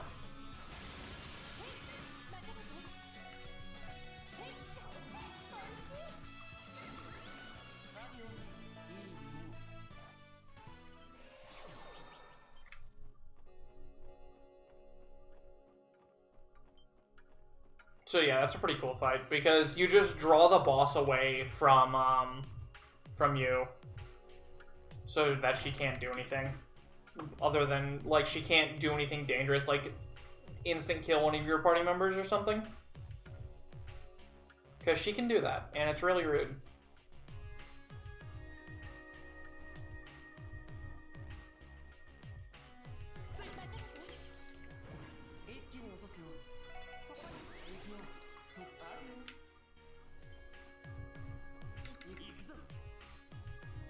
So I needed to make sure I came out of that fight. I was like 99% sure that I did, but I needed to come out of the fight with a burst meter full, which means I can start off the next boss fight by instantly using burst, and that'll be enough to kill the boss, because burst is disgustingly strong.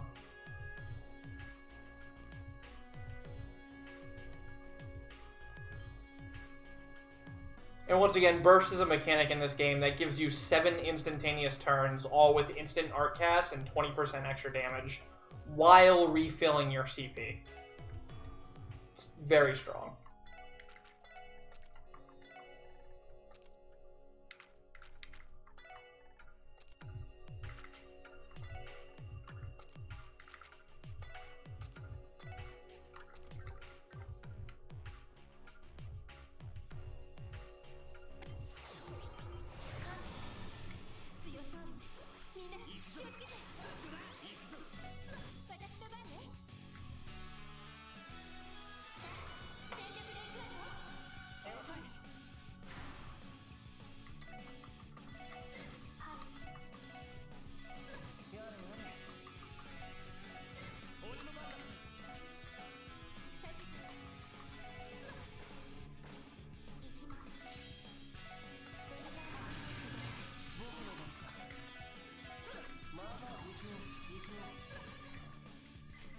Bullied.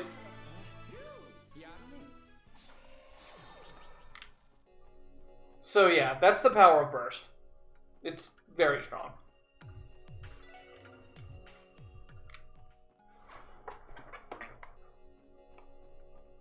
Alright, so now we have everybody's favorite fight. A lot of people say this is one of, if not the most challenging fight in the series.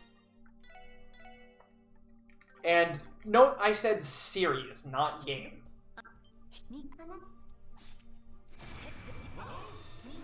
Fortunately for us, we don't actually have to win this fight. We just have to damage her to 50%. But even that is a struggle. Ow. Oh, I didn't give Ellie the coral ring. Uh-oh. That's not good.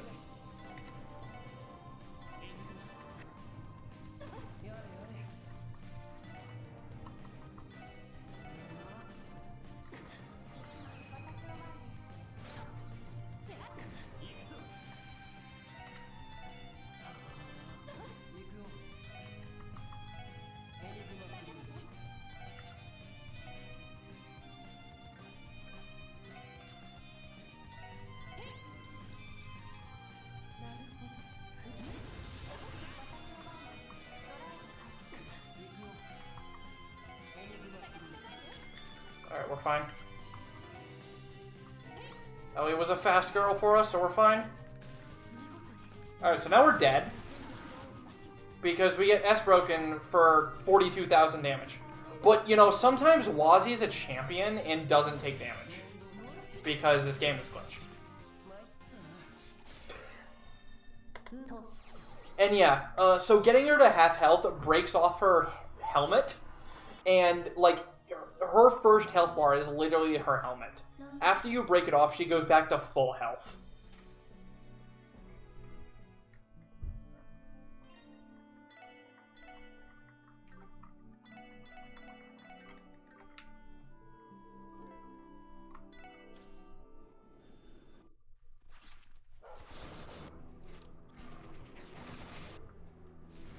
So now we're into the final arc of or the second final arc of the final chapter, which is liberating Crossbow. A bunch of friends show up to help deal with the giant mechs that could be attacking us while we infiltrate the city.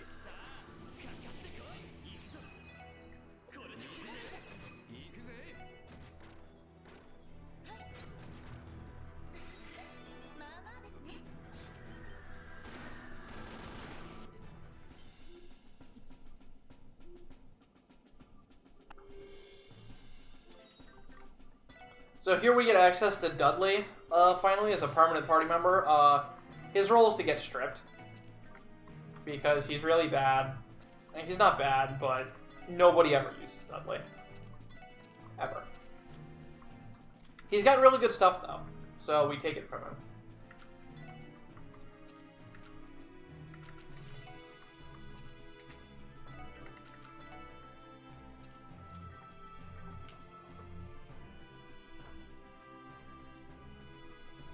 Alright, so here we're going to be able to figure out how far behind in money I am, and if I'm too far behind in money, then I think we're just fucked.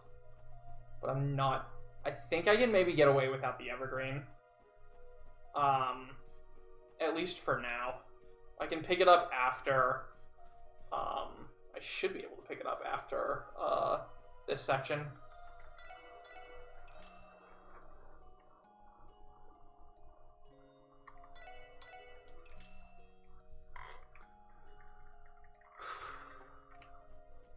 But yeah, this is gonna be bad.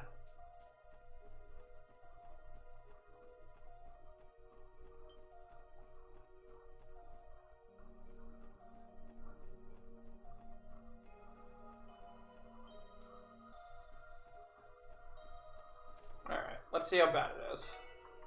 If I can get to like 210, we'll be okay.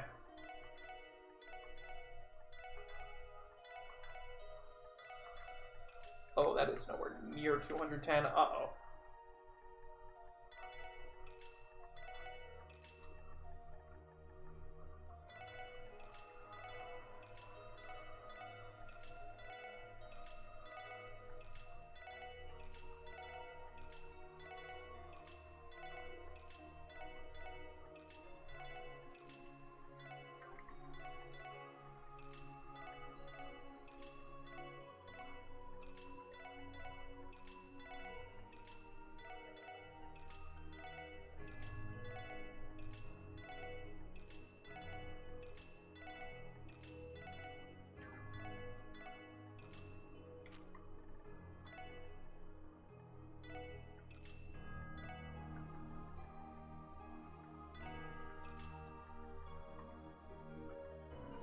I still need fucking 10k?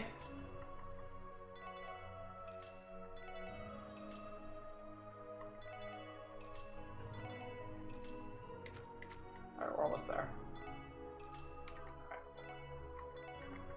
That was rough. But we got it. It was the roughest I've ever seen that. But we managed to get enough money.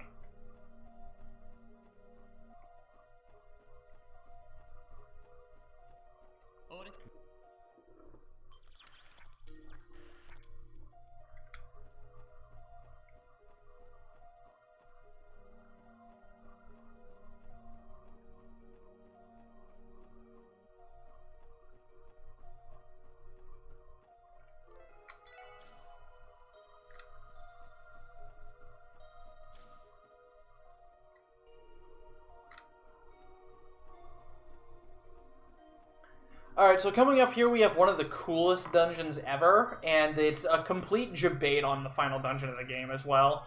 Like, the game really makes you think it's the final dungeon, but it's not.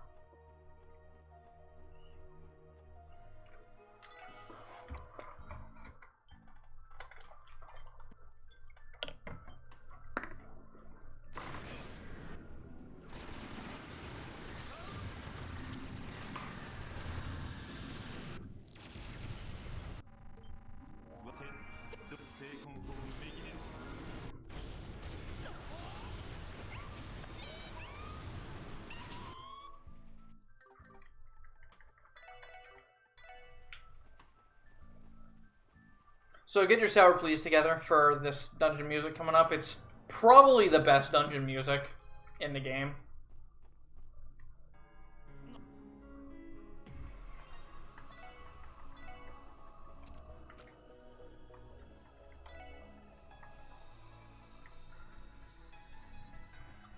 What was I supposed to be called on? Okay, that.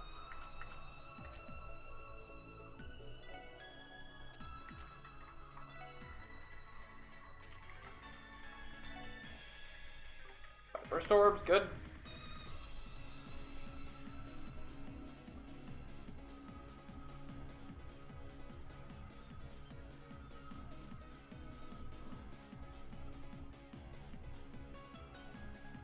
So underneath that huge tower that they built, this was all hiding underneath. All this super high-tech, evil magic crap.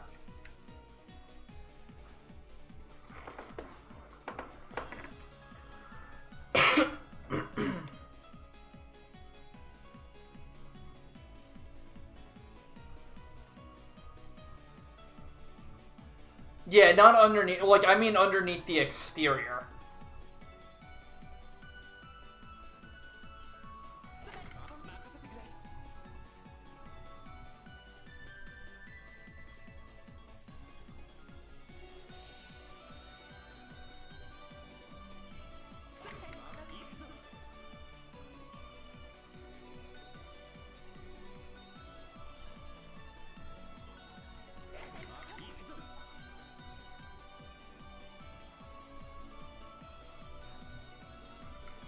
So we're going to pick up these chests. One of them has a card key in them. And before you grimace and say, oh no, card key puzzles, it's literally to just unlock this door back here.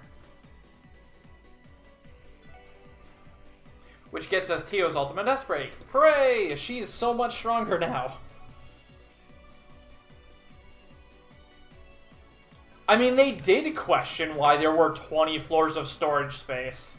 There were multiple times in the game that people said it's like, huh, why did they make the tower so big when we don't need all this space? Like, everything fits on, like, 2 floors. Why is this tower 40 feet big? And it's like, oh, it's for when we grow. And it's like, yeah, okay, fam. But they literally do bring that up. Is like, why did you make the tower so tall? And it's like, oh, it's for when we grow to become a bigger city, we're going to need the space. So we're just doing it because we can now and not going to have to worry about it later then. And they're like, okay, that makes sense. And it totally does make sense. Alright, that was really weird.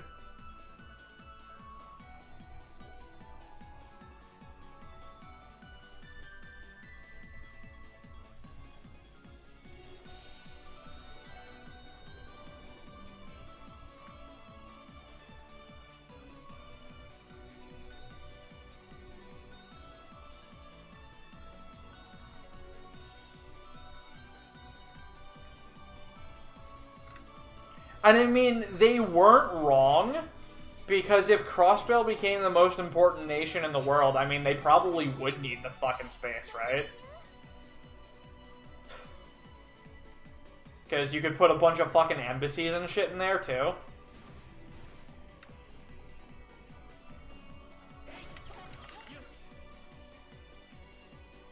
Though, I mean, they don't actually have the space because they have this, but, you know.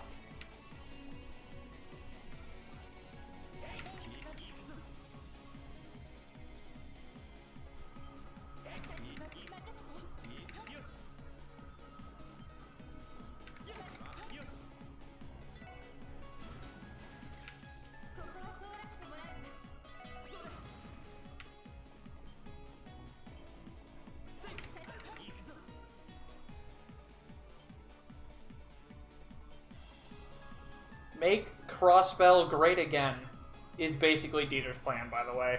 We haven't really touched on that. Dieter took over Crossbell and then basically declared war on the whole world using his giant fancy mechs. Saying, we're better than you and we're going to prove it. And he's doing it so Crossbell can be independent and feared as an actual nation and have power. So he's actually trying to make Crossbell great again.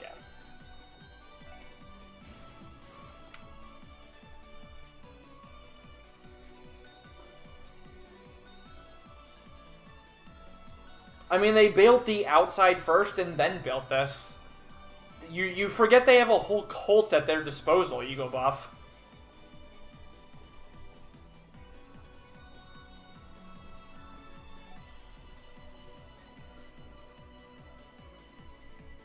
And, you know, all of Ouroboros helped them, probably.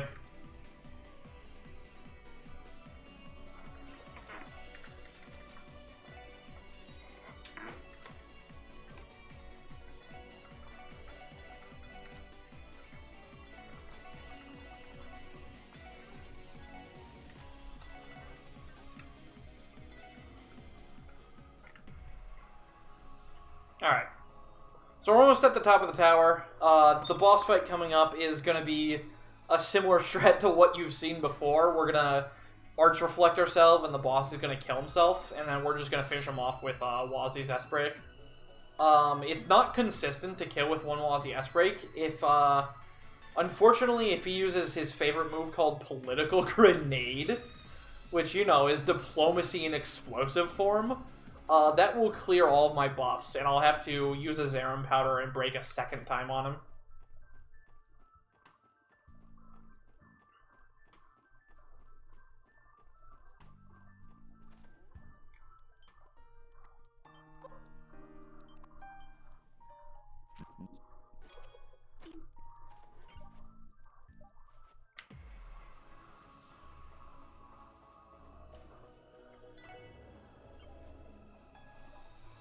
Yeah, this is the last boss we will reflect. Also, Scream Warning.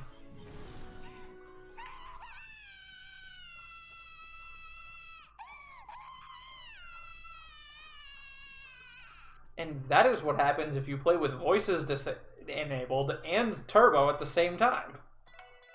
Is you get shenanigans like that. You get a very sad Ren.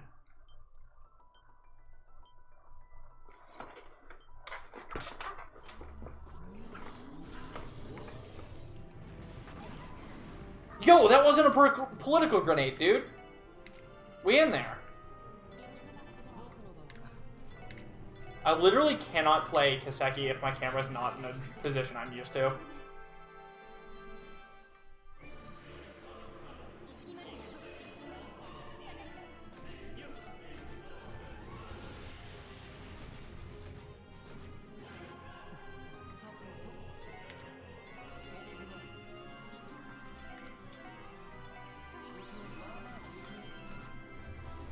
Oh, I had bad damage rolls, shit. So I had to use his arm anyways. Oh well.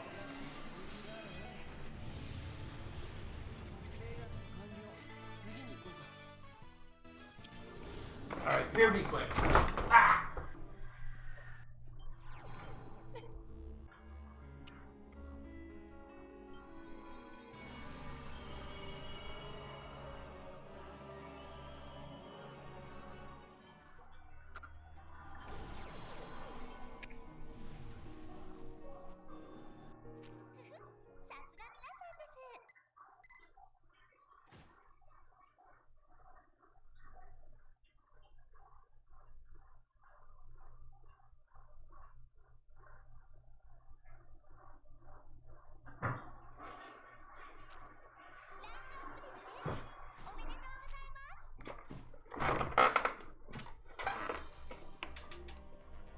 Yeah, so X-Death comes to visit.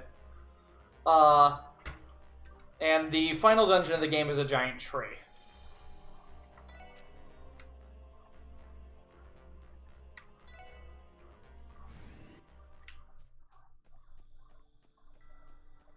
It's also the longest final dungeon in Kiseki as well.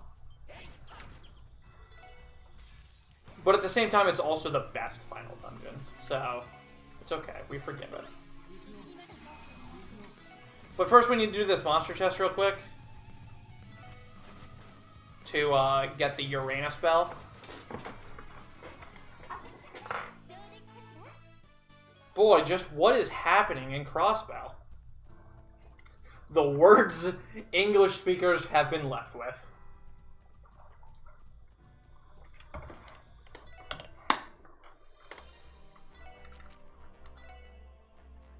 Or Grail Locket, Steel Blue to Steel Wrist. LE Phantom. Hit 3, EP cut 2. Cast 2. Voice Breaker. TO to Mobius. Uranus Bell. EP cut 3. EP 3. Cast 2. Alright, cool. Tio's back on track. Thank God. Wazi. Hit 3 to EP cut 2. HP 2 to EP 2. Risha has Force. Randy has Crow. Risha in over Ellie. That does not happen yet.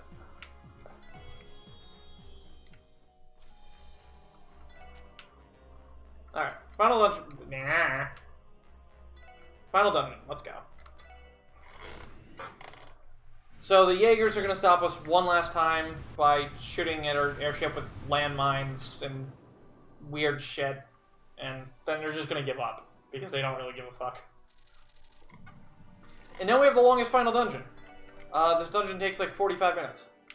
It's pretty great.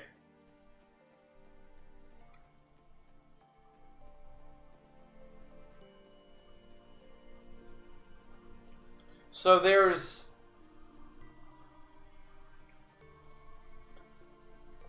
5 parts to this dungeon? Yeah, 5 parts to this dungeon. There's this overworld type of dungeon that I'm in right now. And there's an inner and outer to that as well. And then there's 4 different mini dungeons within this final dungeon that we have to do.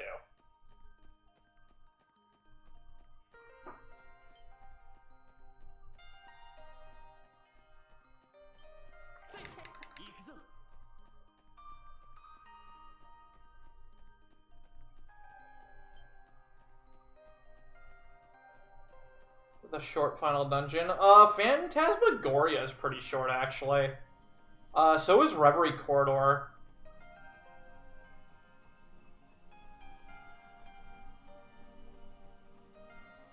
If you count just Axis Pillar is really short.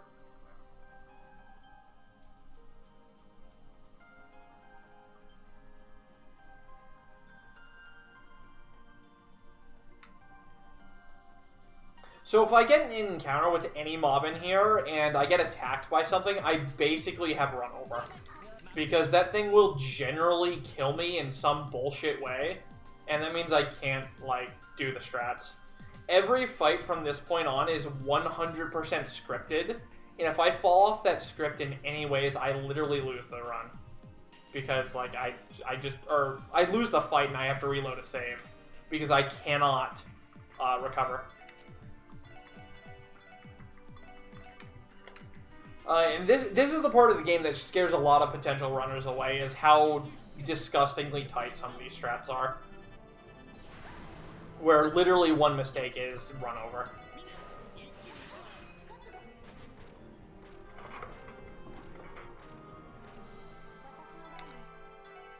But as a result, all these strats are super cool to watch, and super fun to play.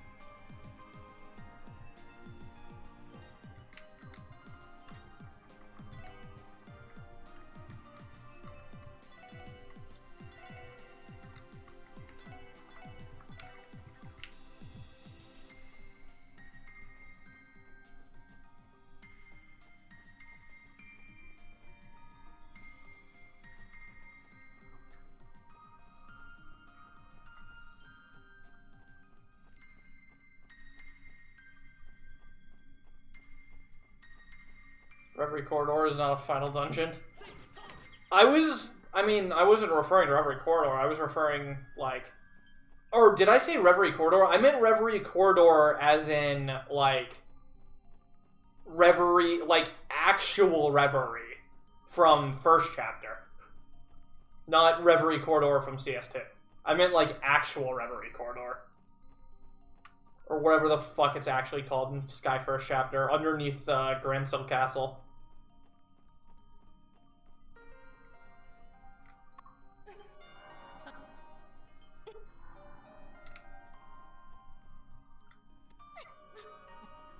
Sealed area. Okay, that's what it's called. I called it Reverie Corridor because, you know, it's basically the corridor wherever he is, right, fam? But yeah, sealed area is pretty short. Alright, I didn't want to have to do this, but I'm going to. Just to be safe. I don't really trust my burst gauge right now, so I need to get it up a little bit. Fortunately, I had a team rush there.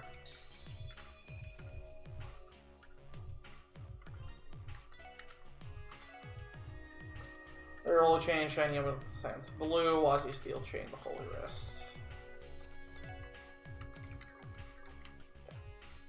I am aware what I vocally said and what I did were very different things there.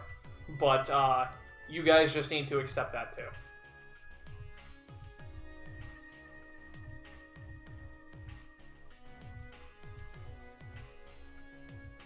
Yeah, sealed area feels really long the first time you do it. But that's just because there's so many branching pathways. The way, if you just follow the single path through it, by knowing where you're going, like, it's not actually that long. Like, it's definitely the shortest of all the final dungeons. CS3's final dungeon is really short, too. Especially if you're out of bounds. And you skip fucking 2/3 of it like a fucking Chad.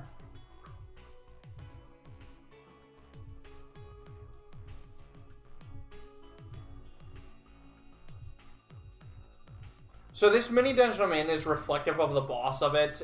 This one's basically saying how Shirley is very yandere. She can care about things like cats and some people, not many, just some. But then she's got a very, very, very, very dark side to her. Where she just wants to slaughter everything.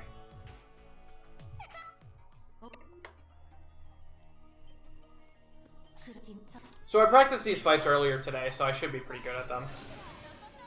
You're a bitch, Shirley. That's the worst possible RNG, in case you were wondering.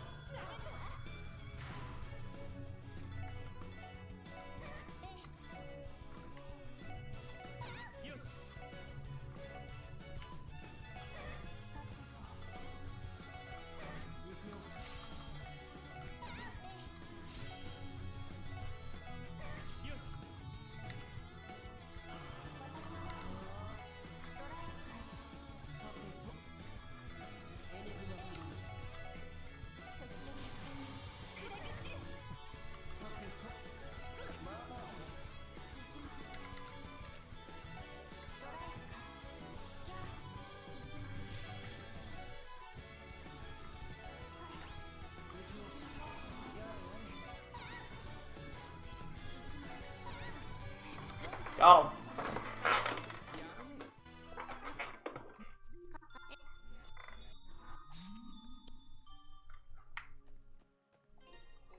Alright. So, basically we just did damage there. It's really hard to explain these last fights because they are just a script. Basically what you do there is you buff up, you stealth Ellie, You S-break with everyone after you burst orb, then you enter burst, you do a bunch of fucking magic damage, and then you come out of burst, you charge a Crimson Ray and immediately strike belt to get the cast off. So you basically have another instant cast Crimson Ray for damage. And then you stealth up after getting the 200 stalling turns to get the 200 CP off in Passion. And then you S-break to win the fight. It's very complicated. But when done quickly and when it goes well like that, it looks swag. Like, it looks really fucking fast and good. And it feels good. It feels really good to execute all of these final bosses. How long till I'm done? 30 minutes? Or so? Probably? 30 to 35, I guess? I should have had splits on, but I don't.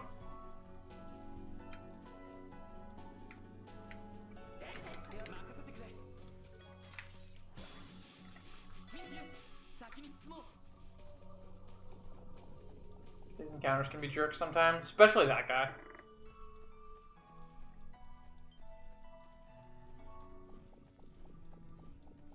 So the whole gimmick of this dungeon is Wald's kind of torn with becoming a demon, and like this isn't really what he wants with all this isolation that he has. So that's what his dungeon represents.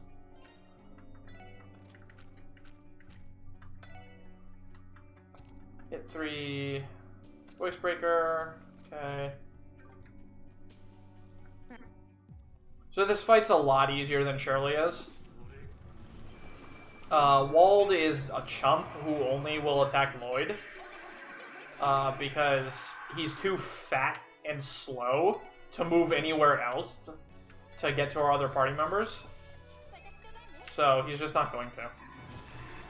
He's just going to try to attack Lloyd for all he's worth and keep failing at it because Lloyd is a dodge tank. Till Keeper says otherwise. Yeah, Keeper can mess up on this fight sometimes. It doesn't. Once you get the party moved back, the ads can't actually target the party. They're too far away. So we're just going to start spamming a bunch of space damage because Wald's weak to that. We're using AoE right now to hit the ads so they die. But once the ads die, we'll focus on Wald.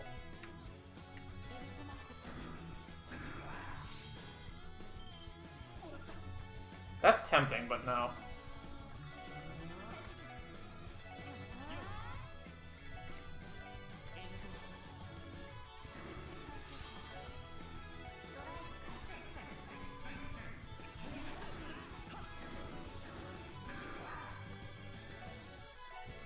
Really, fam?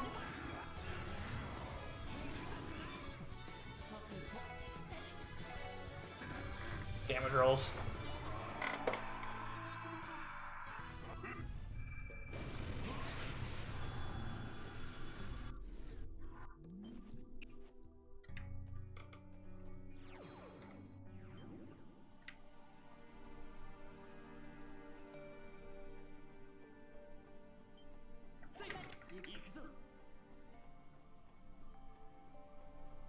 Alright, so that's 2 of the final 4 dungeons done. Or 2 of the 4 sub-areas done. There's still 2 main dungeon areas that I've got to walk through. And they're kind of lengthy, though. I would say we're about, like, 2/5 done with this dungeon? Yeah, that sounds about right. This dungeon's long, dude. Doesn't help that the final fight's like 15 minutes long, too. Actually, it's more like 10. It's 15 if you're bad. Which, you know, sometimes I'm bad. Most of the time I'm not. I literally did it earlier today, and it went really well, though, so we should be okay.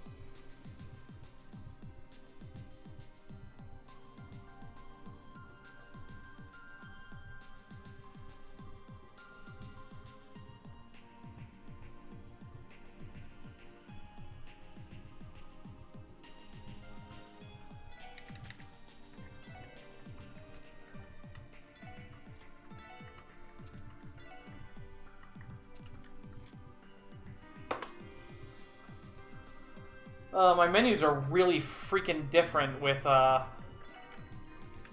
my Earth Quartz.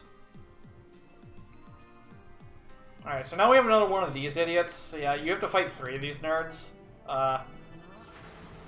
They're basically just nerds. That's really all there is to them. But if you mess up these nerd fights, you die. So, they're dangerous nerds still. But they are nerds. They're not much worth the BGM they're given, though.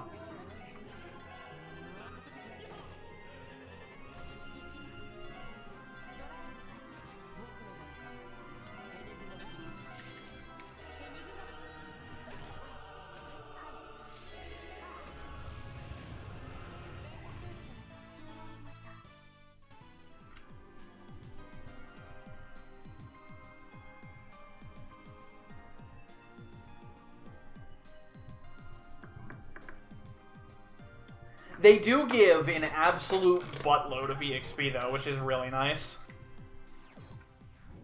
Alright, so this is the 3rd area. This is Sigmund the Red Ogre's area, the guy we died to outside the bank. Obviously, his area's on fucking fire because all he wants is war and death and destruction and to kill people. So, you know, there's really no conflict with him. He just kind of wants the world to burn. So, of course, his inner world is on fucking fire. And full of demons. Because, you know, why not? Oh, can you not? Please? Sir? Excuse me?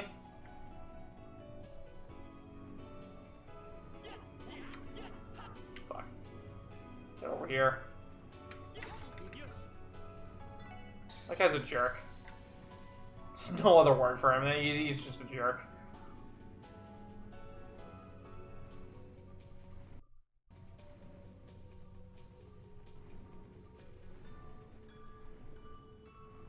So the gimmick here is there's a bunch of crystal switches that de-inflame the rocks and allow you to break them to move forward in your path. So we have to hit a certain few crystals. There's no particular order, really. You just have to hit them. And once we hit the crystals, we can break the rocks and move forward.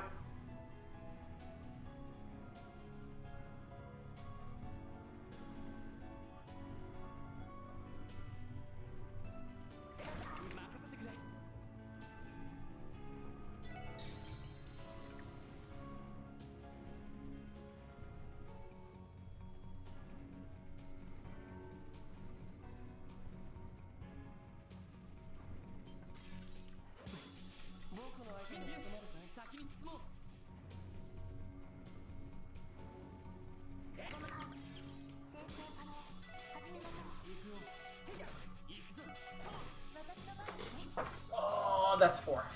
Okay. So I need to get my burst gauge to 4 here, because the next boss fight requires that for the strat we're going to be doing. The strat is going to be very similar to what we did to Shirley, only we're not going to do that Crimson Ray at the end.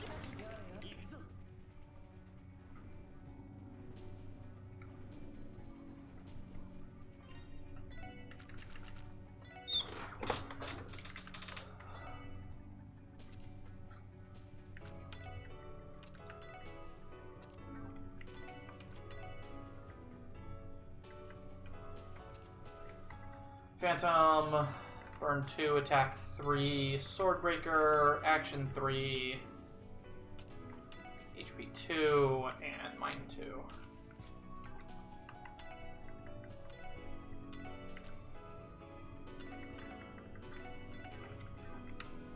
So this fight can go poorly based off how the first 2 turns work out. Also, a rush turn at any point in this fight will usually mean you lose it. So, pray we don't see a rush turn anywhere.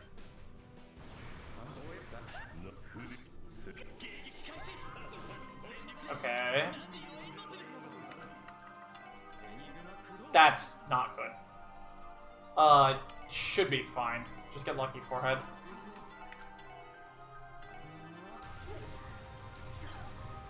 and he shouldn't die. He's got enough health to survive here. Oh, that was a rush turn. Shit. Okay.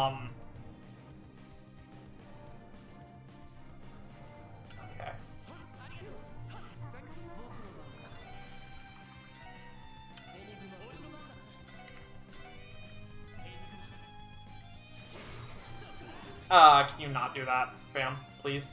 Ow. My fucking face. Okay, that's too late. That's also too late.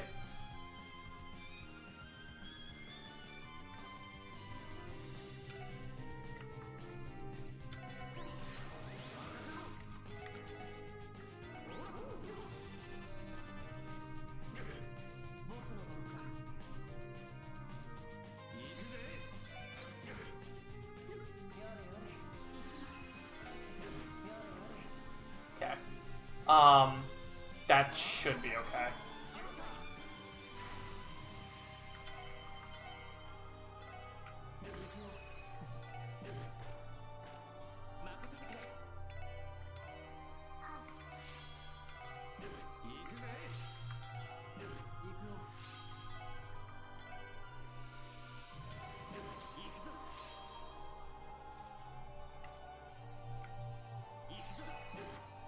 Alright, yeah, that's what I thought. Oh no, I'm out of VP! No, wait, no, I'm supposed to be.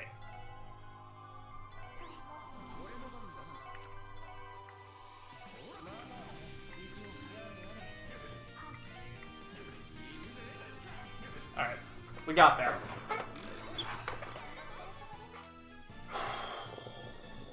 That was close. That was really close.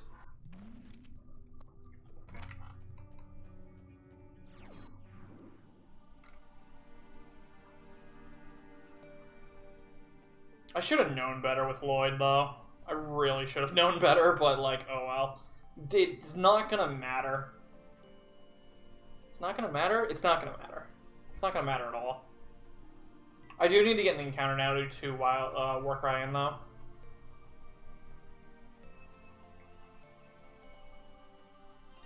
Also, I need to restore Risha's CP.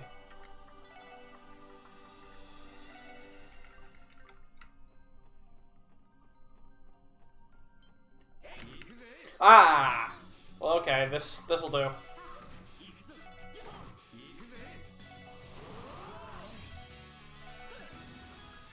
That fit my needs splendiferously. Ah! No bully, no bully, no bully, get away! Jerks. You chased me for a long time.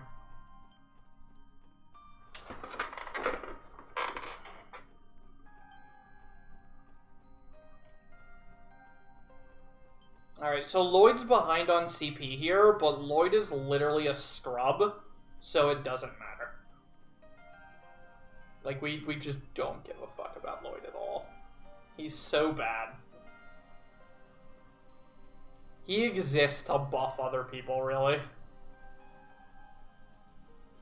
And just be a dodge tank.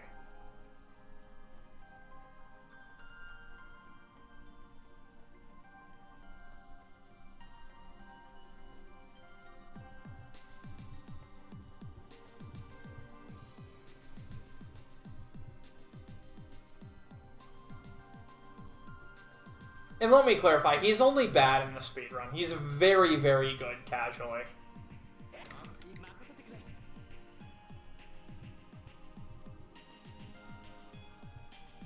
He's probably one of the strongest protagonists casually. The only one who beats him is Reen, because Reen's fucking stupid. Could Wazi dodge tank instead? No, you need Wazi to have magic damage, so you can't waste his accessory slots with evasion. And, like, evade quartz and shit. Like, Wazi is your fucking damage.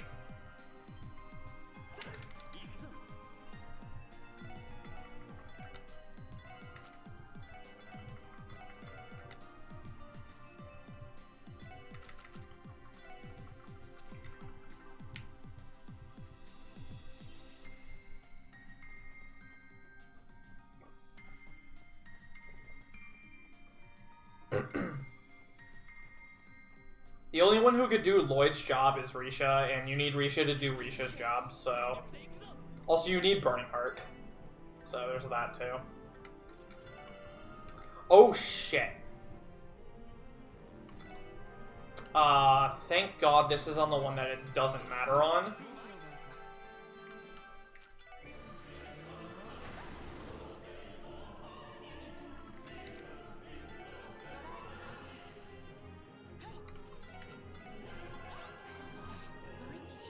Alright, Lloyd. I need you to dodge, friend.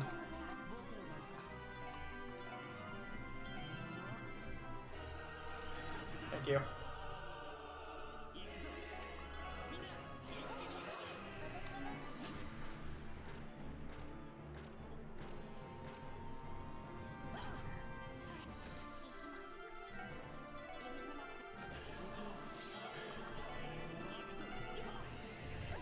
Damn it, Lloyd.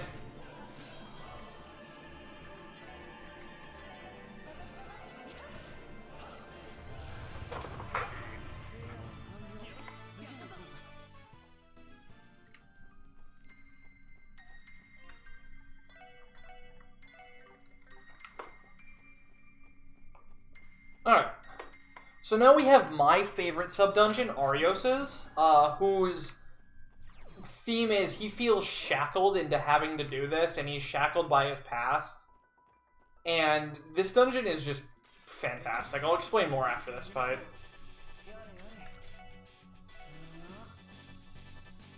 Oh my god, they're angry, dude. Holy shit. They're so pissed!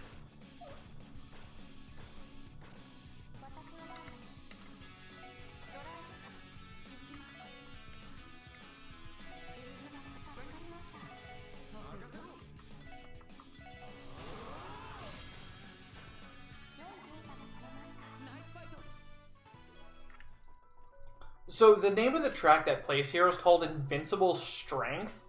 It's essentially Arios's theme, but like, Arios is built up to be this character who's just so much fucking stronger than literally anyone you've ever met. And yet he's being shackled and controlled by his past and his feelings, and he can't achieve, like, true strength. But, like, to have the theme Invincible Strength playing during this dungeon where you visually get to see those shackles, it's just phenomenal symbolism. Like, knowing the name of the song makes it so much more meaningful.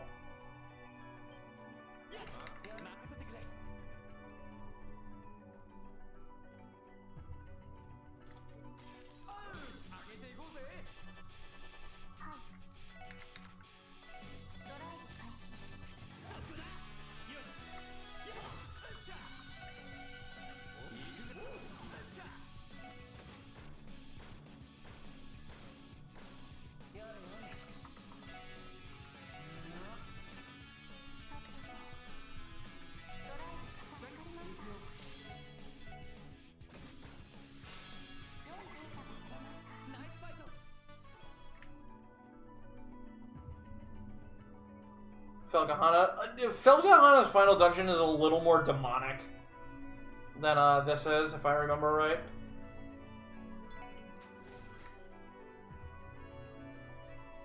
But some parts of it could be like that.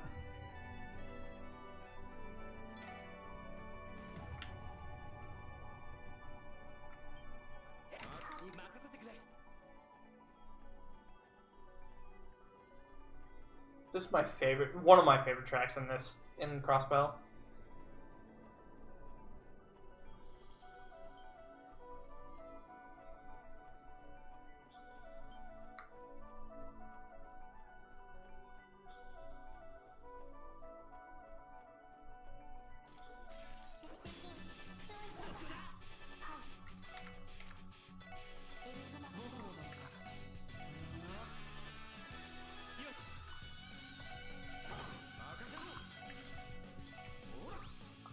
Oh, I didn't get the Warcry with Randy last time. Uh-oh. This is bad.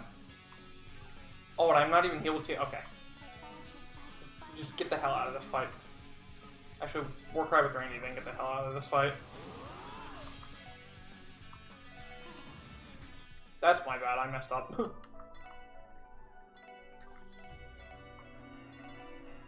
I was busy talking about the song and not paying attention. Let's try that again.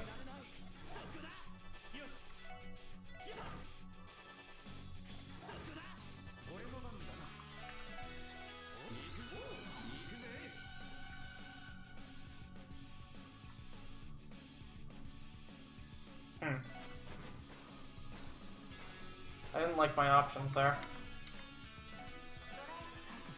We should still be okay? Yeah, we'll be okay. I can Trinity card him.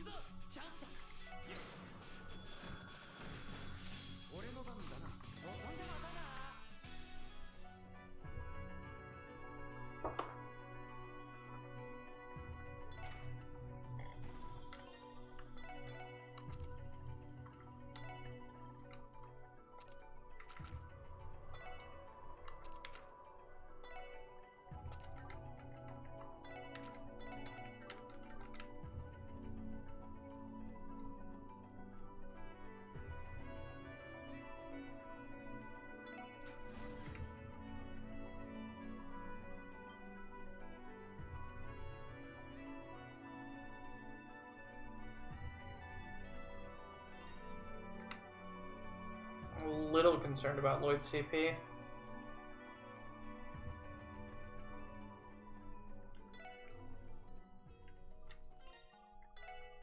I don't think we'll be short on damage, though. I think we'll be okay. Because I always have Randy's break as well. So now we interrogate Arios about the truth of all the matters that he's been involved with. And we find out he was the one who put Key in the box. He is the one who made Box Loli. And now we're going to kick his ass. Alright, we already win. This is a winning turn order. So once we cast his Master Art here, we literally can't lose the fight. Unless I fuck up. So let's just not fuck up.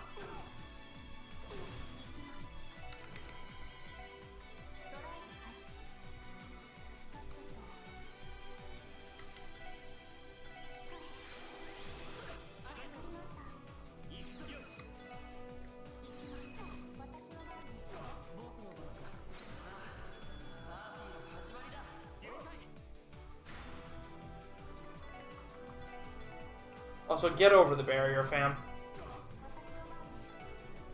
Make sure you roar while you're doing it.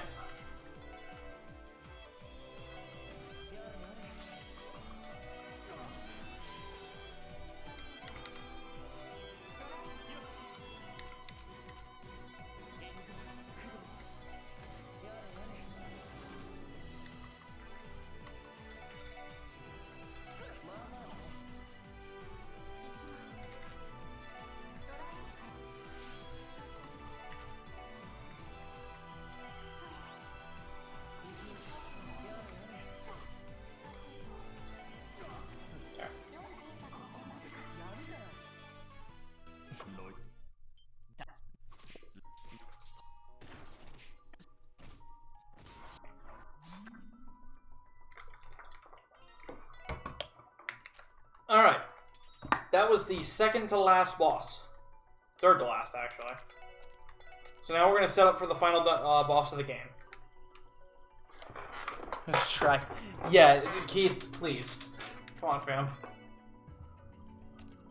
Combat Suit, Passion Rogue over Grail. Layer Plus. So if I fuck up any equipment here, we lose horribly. So I gotta be really careful here. Then we goes to Hyper Spike, Silence Blue, Mega Duda. Silence Blue to Depoacher.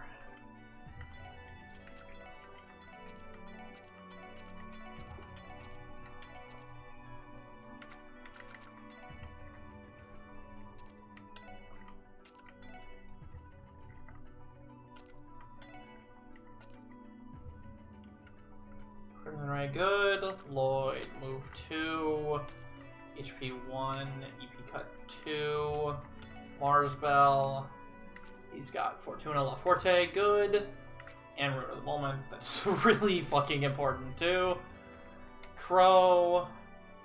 Drain Spell at mine 3. Randy, Mobius. Alright, so if you've never been disgusted with this game, prepare to be disgusted with this game.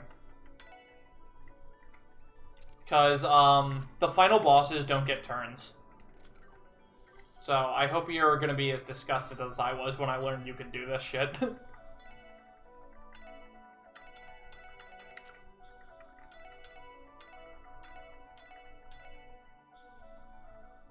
Blood Elitio. Okay, Noodles.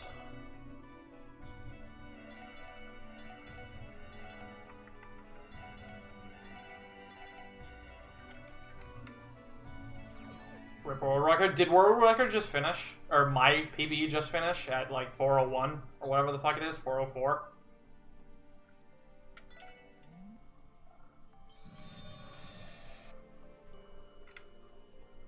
That's like CS2 delay strats? No, CS2 bosses not getting turns is Elisa plus Chrono Burst plus Blessed Arrow. And then, fuck. Resounding Roar? No, Tempestress Roar. The master, the Super Master Art Quartz thing. Lost Arts, that's what it's called. Randy 105. Okay, good. Also, I lied. Maribel gets turns, but beyond a certain point, she doesn't get turns.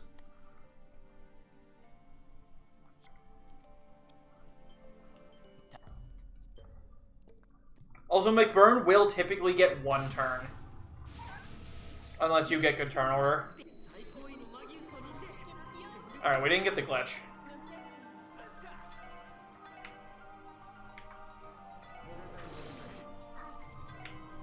By the way, that right there, that Deadly Storm is why we have to use Randy here instead of Wazi.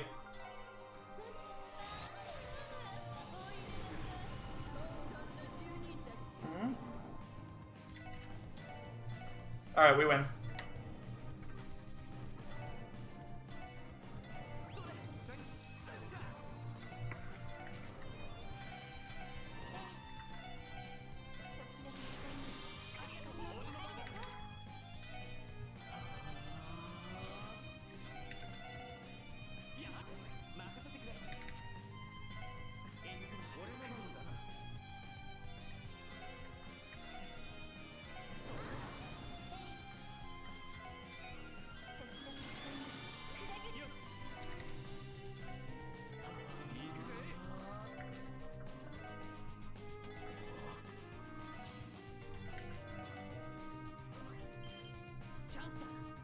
Absolutely, yes.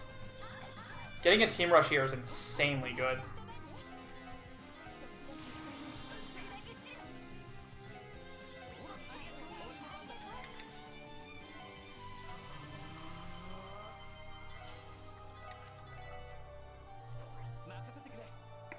Try to get the time back. Fair enough. We should be done pretty soon here. This is the second to final boss. But this fight is pretty long, unfortunately. It'll be a little bit faster than average, though, because I got good RNG.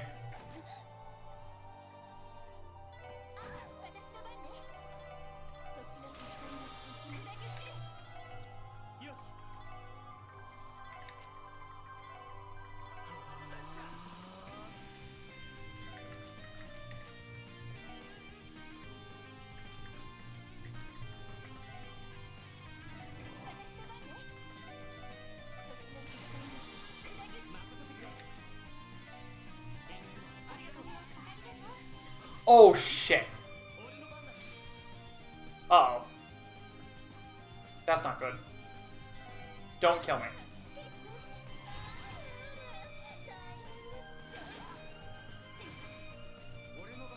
Please, no bully.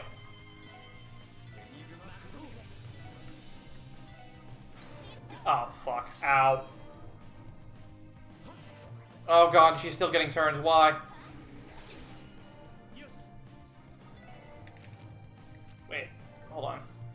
Oh, I can't ruin the moment. Oh, wait, I can. Okay, I can recover.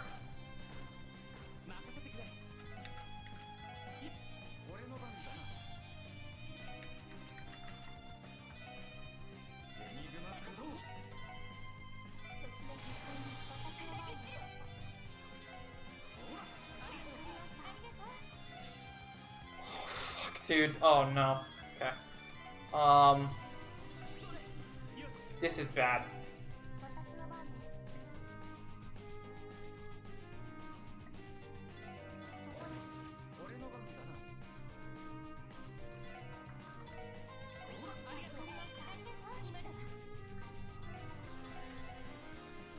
No! Tio, stop! Wait, I can do this. Okay, do that. Alright.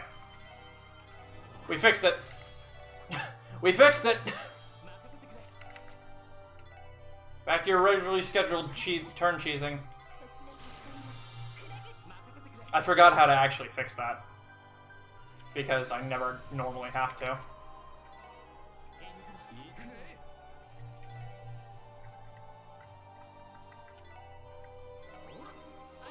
What happened? I accidentally continued with Tio, and that throws off the entire strategy.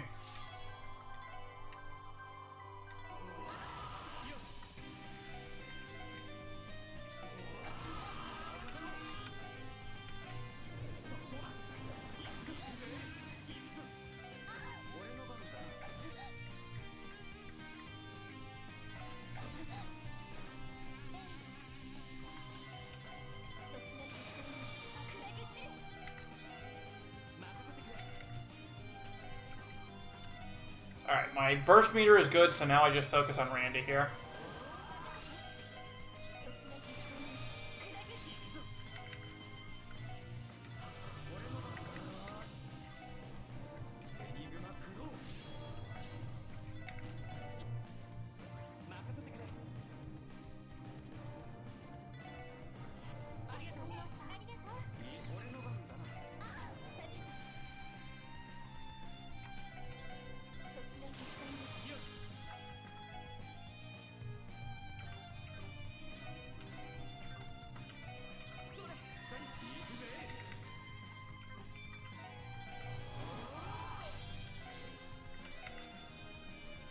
Oh, shit.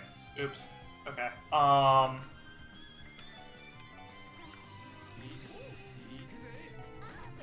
Thank God that killed her. Holy shit. Alright, that was really bad. But, okay. We got there. Time for the actual final boss. This boss does not have as much leeway. If I fuck up here, we're just dead. Also music.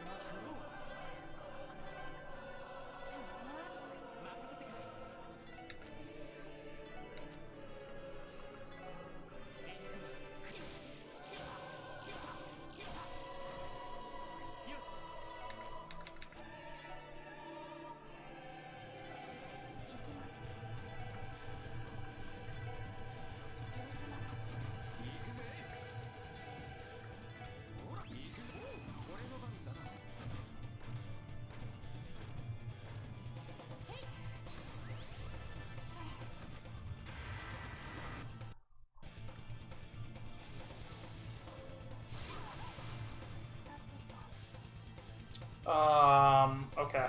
We should be okay.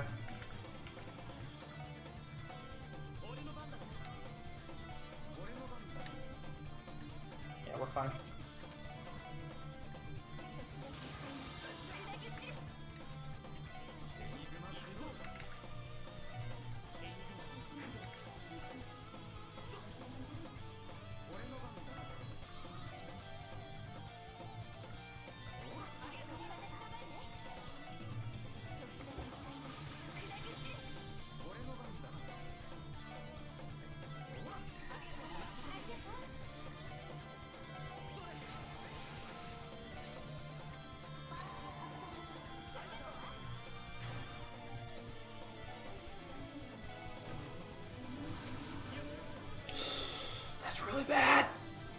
that's so bad.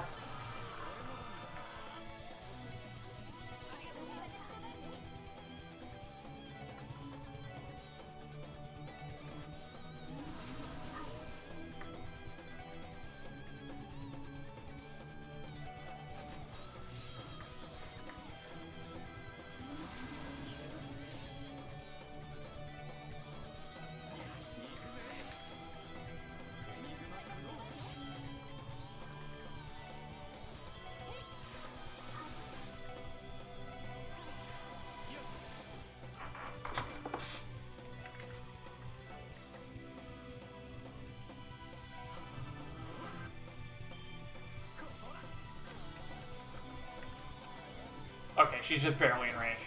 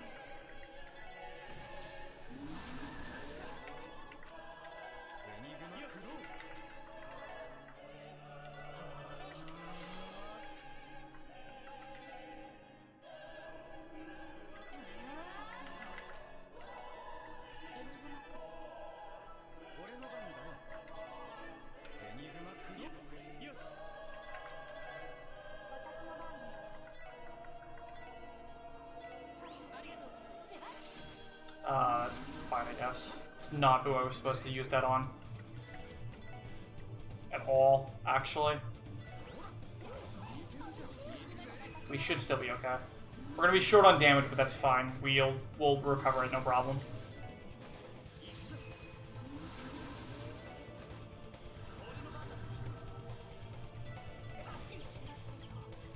Alright, yeah, we're fine. So that, my friends, is literally every ounce of damage you can fucking squeeze out.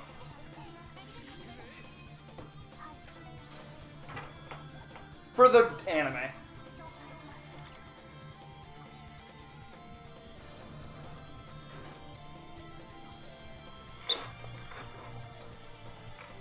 So basically, this fight, you basically use the Time Master Art, Strike Bell, and Burst to give yourself almost unlimited turns. Like, we're out of unlimited turns. Like, we can't give ourselves any more turns from this point, but it's just enough damage to win.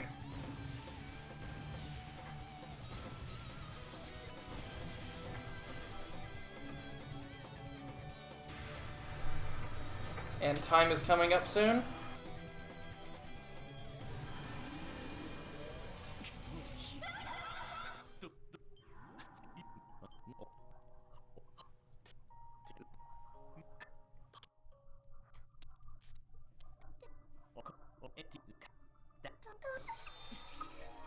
So we save Kia and convince her to give up her godly powers and just be a normal little girl. Alright, and time.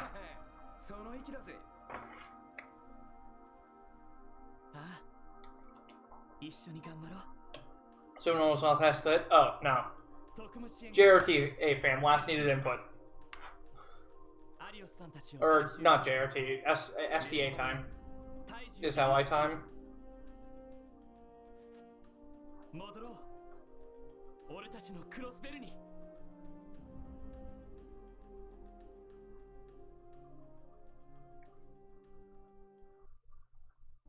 Alright, well, thank you for watching, everyone. I'm glad I was underestimate. I didn't think I would be.